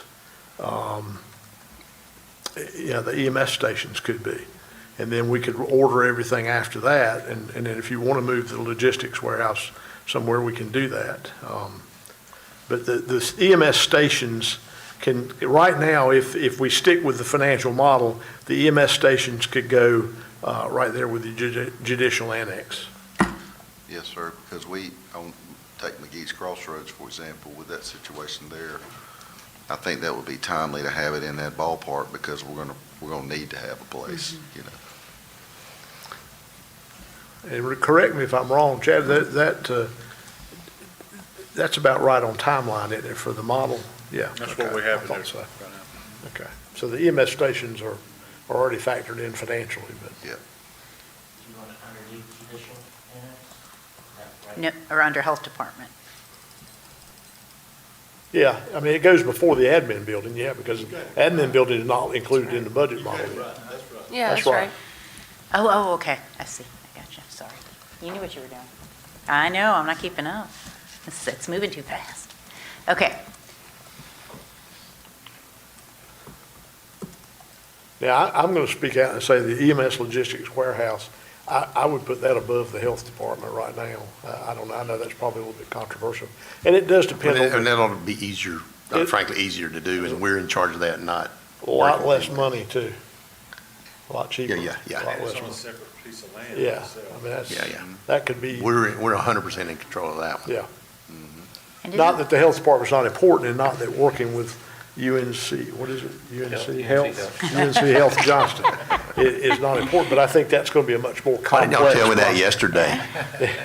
Much more complex process than building an EMS Yeah. logistics warehouse. and I think that's a good reminder. We talked about even like how the regional park in Cleveland, while it was lower down on the priority list, circumstances allowed you to move that far, right? So that this isn't necessarily saying things that are more important, it's just saying things that might be more feasible, right? Okay, so what else? We can take the land for JCC West Campus off. Yeah, that can go Yeah. off. Regional Park in Cleveland can go off. Yep. Unless somebody wants to go for phases 2 and 3. Not right now. Mm-hmm. And then land for JCC West Campus. Yeah. That's right. Bring a lot of tar salt. I should have asked, are there any things that need to be added? Mental health The new campus or or It's behavioral health. designed for the new campus as an option, and that's just something that would have to be decided at the time. It's a lot of money. To It's Jennifer, expensive, but it's cheaper than that parking deck. Where did the livestock, was just the So the livestock arena? livestock What? arena was I think the RFQ, has that been done for the study Yeah, that's of what last it? time Brian talked about it. was it. But I know one of the things we was looking at though was possibly if we needed to purchase any land for it. Yeah. So that's the only reason why I would say leave it up there is because we're doing the study for it, but So, we might can move it down, but. if I'm remembering correctly now, that it's starting to come back to me here. I think when we considered things, and I know what we just did for the logistics, I don't think we considered the price in the priority. So I hate to say we need to separate those two and decide. I mean, I think it stays where it is in this case, but I think we got to remember that the priority is not tied to the price at this point. okay, So what do you say, move? No, I'm saying leave it, in this case, leave it where it is. Okay. But I think as we go through here, we don't need to say, well, the animal control is cheaper than this, we'll move it up. Got it. is we need to put them in the, like Yeah. we had an opportunity in Cleveland to do it, so we did, but it was not But it in was our, not- but it's on the sure. list, so. Yeah. That's a good point. Okay, so let me reframe what I said. It's not necessarily feasibility, it's the priority, but then Right. things may move around depending on cost. Okay, so let's see where so that, to the behavior, I think Jennifer pointed out, the behavioral health facility, that we,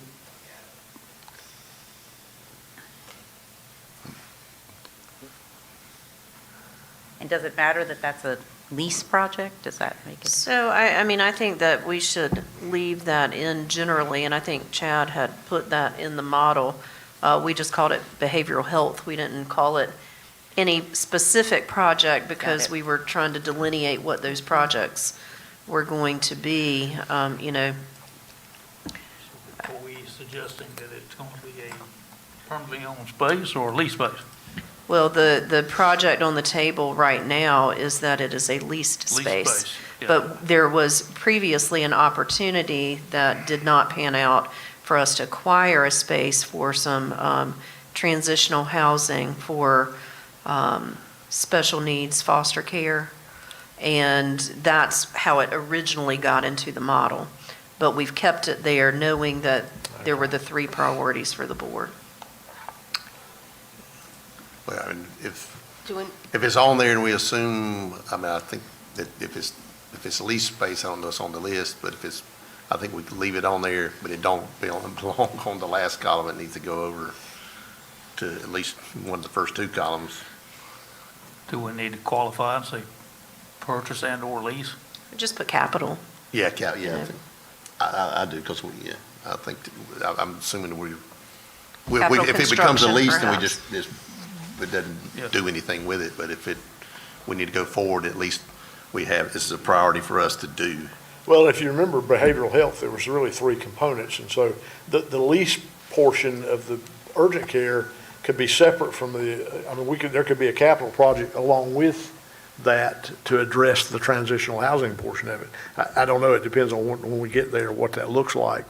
So it's probably not a bad idea to have it on the list, and we can adjust it accordingly. You know, the urgent care may start out as a lease space and transition to a county-owned facility at some point, but we just have to get there and see. Sounds good. Okay.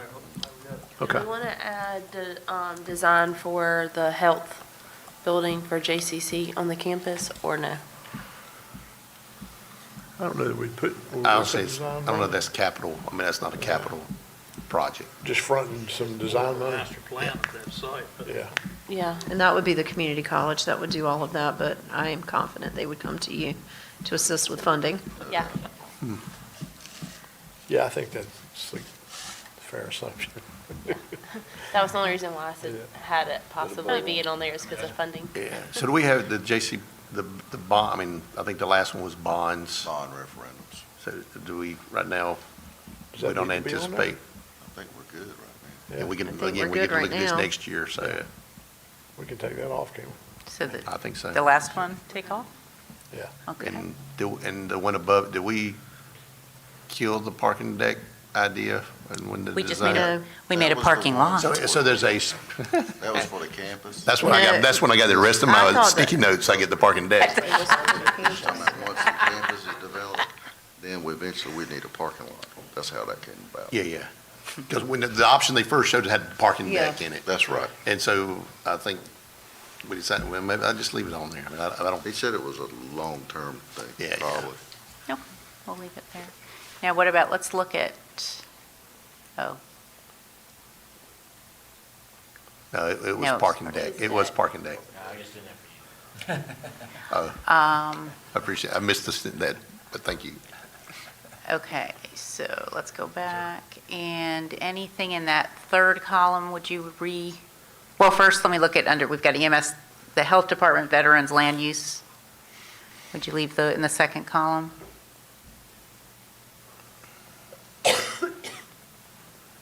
Yeah, and incidentally, in 2027, the parking deck is about a $20 million project, the parking deck, based on their estimates.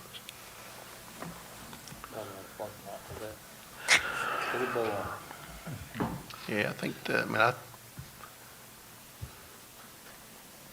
Okay, and then we can look on to the third column, livestock arena, shooting range, animal control building, vehicle fueling center, and fleet services building.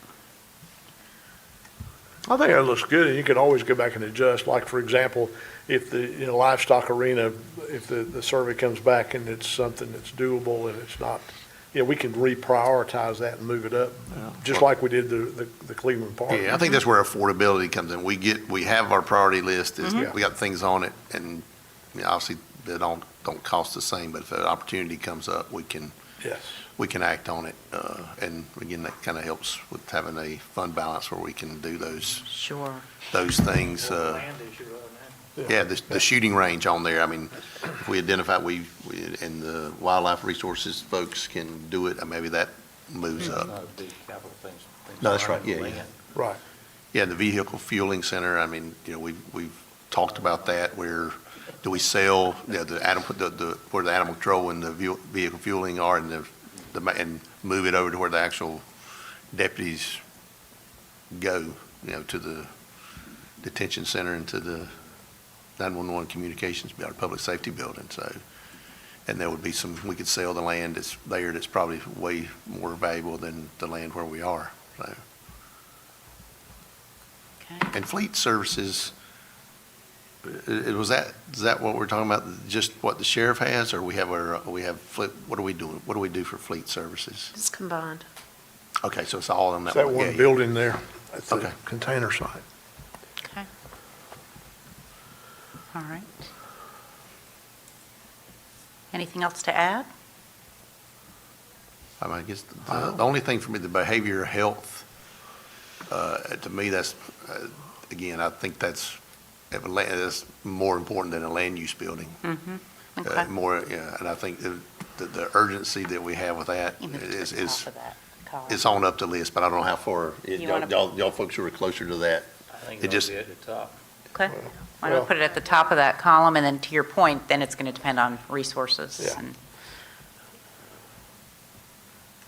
And it'll be a little while before we're ready to make that step, because we need to get the first step done first. Sure. Let that get started, and then we'll go back and refine that plan to do the second phase of it, which then that would be the behavioral health, possibly capital project. We don't really know yet. Okay. And I think too, as we're looking at this list, I mean, the things that we're talking about all improve services to the citizens. And I think that's when we talk about, we're talking about buildings, but what we're actually talking about is improving services to our citizens. No, that's a really good point. I'm looking at all of these, right, and these are services, required county services. You've got to provide courthouse and judicial services, DSS services, behavioral health, Okay, All right. that looks good. Good, and you took some off the list, so good job. All right, want to come back up? You go ahead. You took us off. I think the only other thing to do would be, and I'm not even sure how to do this, but like rank the categories that we've done to say, is communications most important? Is financial stewardship most important? And I'm not sure if that's what you want to do. I'm just saying, like, is there, of the categories that you've discussed today, is there anything that's like, we really want you to work on that? My recommendation would be, let us come up with the report and put that in there, and then all of these are priorities that you've already accomplished, and you're going to work the list and work with your team to figure that out. But that's the only thing I could think of that we haven't done. That would take a long time. It would take. But I think, I think they're so interconnected, a lot of these are interconnected. Yeah. And if you say water and sewer is the most important, well, you got financial stewardship that's, it's all kind of tied together. But I think you're right. I think getting it all together, and then if we need to provide more direct, my main concern is staff. They've got 10 things to do in the second quarter. What are those? What's the priority on those 10 things? And I don't think we've digested this enough to do that, but they can come back and raise their hand and say, hey, we need help clarifying this.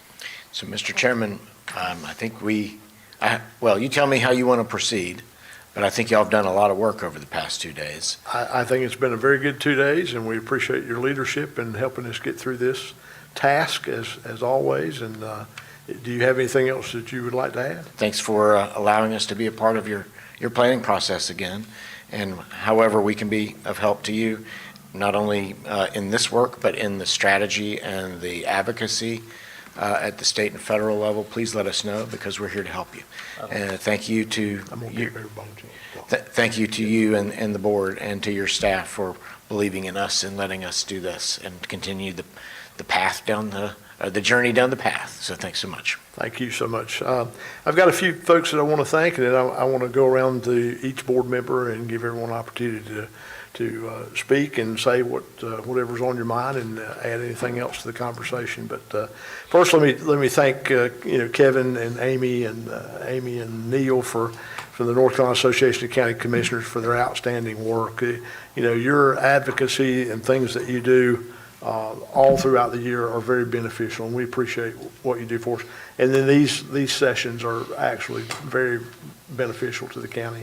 So thank you for your work, and it's always a pleasure to have you here in Johnston County. So with that being said, I want to kind of go down a list, and I don't want to leave anyone out, but Dana Cuddington and our clerk and Susie Reeves, our deputy clerk, these ladies do an extraordinary job, and we're so happy to have them. And when you take this crowd on the road, it's a lot. And so I just want to say, some of us are needy. Some of us are needy, some more than others, but we just want to thank them for the awesome job that they do. Our PIO staff, Adam, Ben, Abby, and Scott, you're fantastic, and we appreciate you. You really make us all look, well, as good as we can, but you do a great job with that. Jim Art for his work with the county and the board, always taking care of the sound parts of it. And then I want to talk about our county manager. We've already talked about putting an S on his shirt there, but I do want to say that Rick is an exceptional person, and he does an extraordinary job for the county, and we are very blessed to have someone. Throughout my career in state and local government, I've worked with some really good managers, and I've worked with some really bad ones, and we're fortunate to have a really, really good one. As a matter of fact, the best I've ever worked with. So I appreciate your work. Our county attorney, who has a wall full of awards, we appreciate that the work that you provide, and certainly the leadership that you give to the county. And Chad McLam, our deputy county manager and finance director, he's top notch, man. He's always got the numbers crunched and the money's safe, and we appreciate the good job that you do. And our deputy county manager, Jocelyn Andrews, who's also tax administrator, we appreciate you're new to one of those positions, one hat, and so we appreciate you being in that also. We've got a great management team, and Johnston County is very fortunate and blessed to have that. Our county employees, we always talk about how fortunate we are to have such a great group of people doing outstanding work for the citizens, and that doesn't stop. Johnston County is a big machine, and it's 24 hours a day, 7 days a week. There's people out there, night, days, holidays, rain, storms, whatever. They're out there serving the people, and they do absolutely a phenomenal job in doing it. And then also the citizens of Johnston County, the greatest place in the world to live. So we appreciate all that they mean to us. And so I'm going to pause right there and go around the room and I'll start with Commissioner. Do you want Rick to? Yeah. I'll start with, let's start with him. Let's start with Rick. Mr. Hester, we're going to change gear. We'll call on you first. Yeah, say all what you want to. Well, I just want to say on a personal note, thank you for the nice words today, but I work with so many great people. It's really them. So I just happen to be in the seat. So thank you. But this is really great. I mean, the ACC, I mean, they could go on the road with this thing, with workshops. I mean, that's awesome. And thank you to the Board of Commissioners for the direction you give us. A lot of times in the past, there might have been things that have come up, but there wasn't really action steps or timelines. And this really keeps us going, and it's great.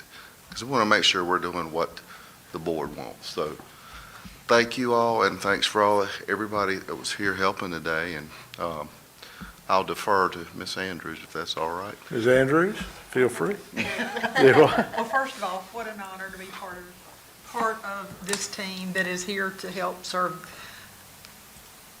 Sorry. Again, an honor to be part of this team that's here to work in the county. I have enjoyed and continue working with county. Today has been interesting. Yesterday has been interesting. I have watched it online, but to be sitting here and be part of it, I'm amazed at how everybody basically blocked out 2 days to just focus on the priorities of the county. And being part of this team, I'm thankful to see what your priorities are so that we can align and know what we're supposed to do to help get your vision down the road for the citizens. So again, thank you. And again, thank you to the NCACC for your assistance with this team. Ms. Slusser? Thank you, Mr. Chairman. It's an honor to be the county attorney for Johnston County, and I appreciate the opportunity to be able to do that. I want to say thank you to this board for your hard work, for your forward thinking, and also for listening. You're great listeners, and you take into consideration what one another think and what your staff thinks, and this is a great group of people to work with. And for our friends at the association, thank you so much. I think that Amy Basin probably hears from me more than most, but such a fantastic team, and I want the public to know that we utilize the association so much more than just for this particular workshop. They are here for us when we need them, and we're very grateful for the support that the association offers to Johnston County, so thank you for that. And again, Susie and Dana, I tell you what, they take such good care of us, not just today, but every single day, and it's just, Johnston County is a great place to be, and it's an honor to be here, and I'm excited. I always walk out of these with renewed excitement for what we get to do every day, because I'm excited about what we have in the future, and so thank you for that opportunity. Mr. McLeod? Well, I appreciate it, and I'm humbled to be here to partake in another one of these. They're always interesting, and it's always good to talk to county business and moving the county forward, and I think we've got just a wonderful board, great visionaries to carry us into the future. We've got a lot on our plate, and it's fun, but it's also difficult at times. Some of you that are newer were thrown into the fire with revaluation and everything else, and so I appreciate that and what you've had to go through. And I appreciate the association for all they do. Every year, you're very impressive in how you move this meeting forward and get us to the goals that we need to get to. I would be remiss if I didn't say about the county employees and the things that they do every day to carry this board's mission forward. Is so efficient in how we're able to how to bring together a team to collaborate and carry out the mission of the board and serve our citizens. As I go around the state and have meetings around the state, we are very fortunate we get to work with a board we do, because it's not that way everywhere, and we're very fortunate to work and our team members with everybody like our department heads. That is not that way everywhere. And so we're very fortunate that we all get along and we work together, and it's a very impressive place. It always has been my career, and I think every year it gets better. So I appreciate everything y'all do as well. So Fantastic. Thank you. Also, Daniel Clifton is still with us. He's been in here for the duration, and we appreciate all the hard work and dedication he provides to the county facilities. Thank you for all that you do. I hope I didn't miss anyone, but I'm going to start with Commissioner Stevens and let her start the process. I'll be quick and easy.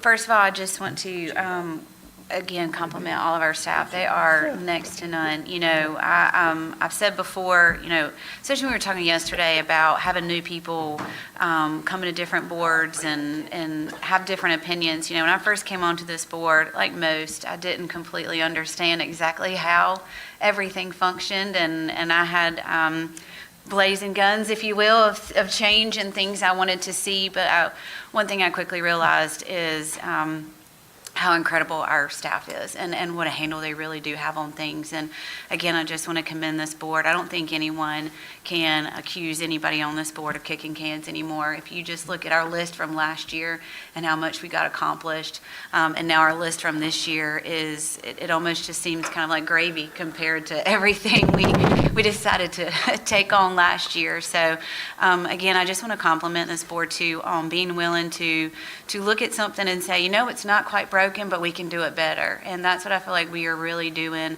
a lot of when I say we're breaking it down to basics. We're pulling things apart, starting back at ground level, and whether we're looking at it once or twice a year or making sure we're looking at it every year, I just commend this board on taking the time, effort, and energy to make sure that we are doing not just the best that we can for the county, but doing what they deserve, doing what citizens of this county deserve. And then hopefully that's beyond what their expectations are. So. Thank you, Commissioner. Commissioner Rose? Well, definitely, I would like to also thank our employees and staff. But what I wanted to say about them is that since I've been on the board, it's been amazing to see the ownership that everyone takes, not only just our staff, but all of our employees that I've ran into in Johnston County. They're not punching a clock. They're getting a job done, and they take ownership, and they try to do the best job they can. And that's hard as a small business owner. It's hard to find people who are not just punching the clock and getting their hours in and making it to Friday. They want to do the right thing, and that makes our job so much easier. I want to say a little bit about transparency. We sometimes, everybody likes to argue that we're not transparent. How much more transparent can you get as we, make the sausage right here in front of everybody? So I hope we got some viewers that were tuning in and seeing what our priorities are. And I could recommend that if they think they have suggestions, email us. We've got commissioners at johnstonNC.gov and send it to us and let us know what you think we should be working on. This whole board has been great to work with. We come from different backgrounds, but everybody's in it for the right reason, and I've really enjoyed being a part of this board. Spoke with Kyle a minute ago before he left with Davenport, and I said, because he was very complimentary of our finances, and I think our staff and Chad and Rick have always been done such a great job with that. And you get spoiled. You think like, do you always go to every county and tell them how great they are? And he goes, oh no. And so I mean that's nice to know, because we really are fortunate here. But the last thing I would like to say is I'm very proud of the way the board and the staff looks long term, because I often say that the cheapest option is often the most expensive option. And when you think about it, down the road, you can patch something up here and there, and it's going to wind up costing you a lot more. So we're looking down the future at how in 10, 20, 50 years out, what's going to be the best option, not just the best option for today. And so I think in doing that, we're actually saving our taxpayers a lot of money in the long run. So anyway, it's been great these last 2 days, so thanks a lot. Thanks, Commissioner. Commissioner Pace Davis? Okay. Again, just echoing everybody that like I said, it's taken 2 days to go through this, and I feel like all the stuff that we did from last year, kind of like echoing Commissioner Stevens, I feel like we're like, yes, check, we're making all the progress. So it's just always really neat to see, from doing it for the first time last year, seeing the work come in through, and then also now going into this year to seeing, okay, those dates are on the calendar, they're in the budget, let's see how it goes. And so I'm just really excited to see how everything still evolves into the next year and being able to check off more of our boxes. Thank you. Commissioner Stovall? Thank you, Mr. Chairman. I just want to express my gratitude to Kevin and his staff with the County Commissioners Association. This is the second one of these I've been involved in, but I can say from my experience that it's been very helpful in terms of focusing discussion on specific topics where all seven of us can all engage at the same time. We don't often get that opportunity in our day-to-day lives. And I think that's one of the challenges of being an elected official and a policy-making board. And this brings it into focus. It gives us a template that we can go by and follow throughout the year to gauge our performance. And it's also very good to hear how we compare to other counties. And you folks bring that perspective to us. And I appreciate all the kind words you have offered in terms of how well Johnston County is doing in that regard. So thank you. Thank you, Commissioner. Commissioner Goblin? Kevin, kudos to you and your staff. You guys know what we do, and you know the problems we run into just from your own experience and knowledge. You're probably the best facilitators I've been present with. And obviously, I have spent, well, I'm in my 14th year on the board, so I've had access to a lot of other boards around the state, Board of Commissioners, going to the annual meetings. And I must say, we're blessed to have a group like this that works together as well as we do. We don't always see eye to eye. The nincompoop over here, or the crazy dude at the other end, you know.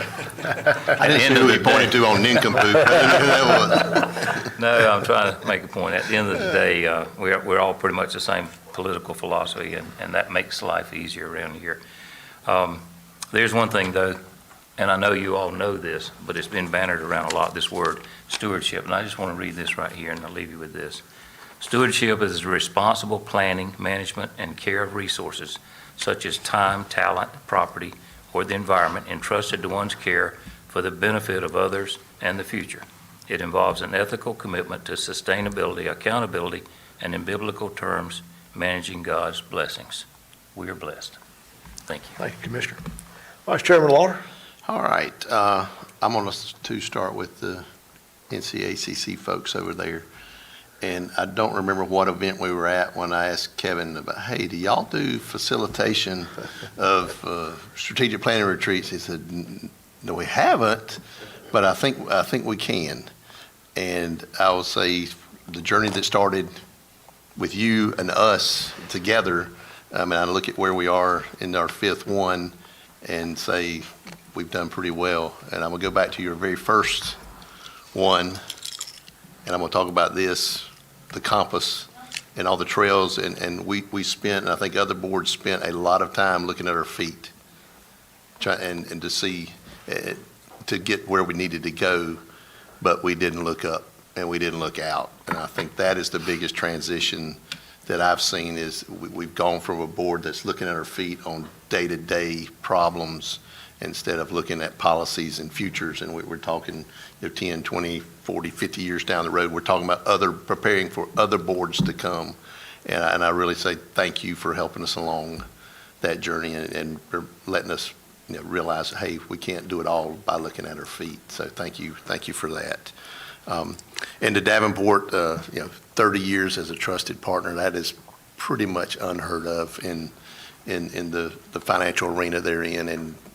And so thank you to them and always providing us honest and truthful information, whether it's good, bad, they tell us like it is.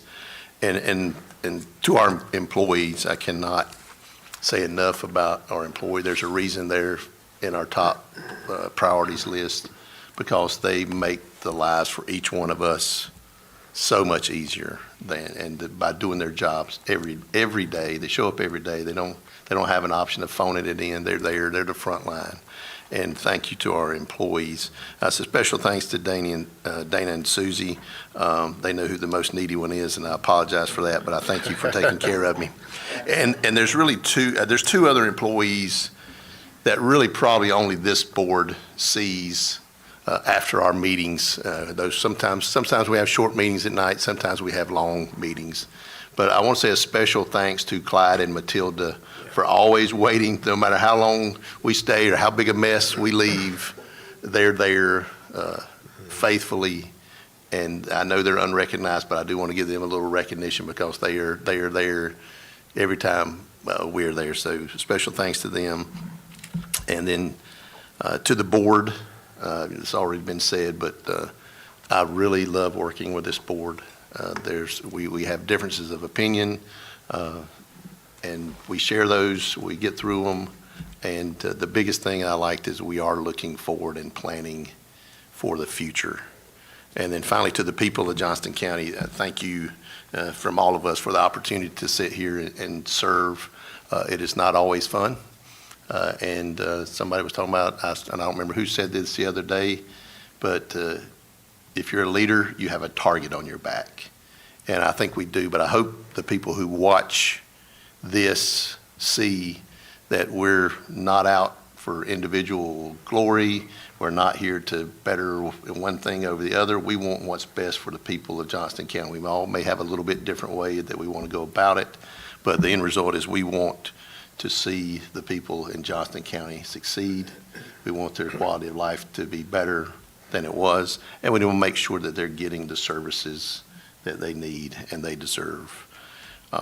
And I'll just end with this, and I'll go back to the compass, and I think that, and I'll summarize kind of what I think this board does. I do think we lead with a vision. We have a compass to help us, and what we're setting here is a plan that we can follow. And I think the ultimate thing that we do is we do deliver results for Johnston County. And as you heard, financially, we look at some of our economic successes and the things we're moving forward to do. So we take that vision, we develop a plan, just like we've been doing for 2 days, and we're going to sit here next year and we're going to look back and say, hey, we did X, Y, and Z and got things done. And I think that's what it's all about. Thank you, sir. Well, I'll finish out and just say, first of all, I've been told that I'm Matilda's favorite commissioner, but we won't advertise that. So, no, I just want to thank everyone for the hard work and dedication. This board is a working board, and I see firsthand the amount of time and effort and just amazing amounts of time put into meeting with the people and trying to make good decisions and craft a plan to move the county in a positive direction. 7 different personalities, 7 different people from different walks of life, but we're all respectful of each other. We all work together well, and there's never a time that I think that everybody up here is not focused on what's best for Johnston County. Never a time. So I just want to thank the people. 40 years ago, close to 40 years ago, I grew up in the mountains, up in Hendersonville, North Carolina, up in the mountains. It's a good place to grow up, it was. But I had 100 counties to choose to move somewhere. And I chose Johnston County because this was the place that I thought was great. I'd never been here except through work, and they took me some crazy place to eat called Holt Lake Barbecue. I'd never heard of it before in my life. But I fell in love with the place and I stayed, and I'm so happy. Every morning when I wake up, I'm thankful that I made that choice. This is the place I want to be. I love Johnston County, and I appreciate the opportunity. I'm losing my voice, and I'll try to finish up. But that being said, thank you for the opportunity. Thank you for everyone's participation, and thank you to the citizens of Johnston County for trusting us to do our very best to serve you. So, with that be, we have Mr. Godwin is very quick to give me a motion to adjourn. I'll accept a second. All in favor, let it known by saying aye. Aye. Board is adjourned. Thank you.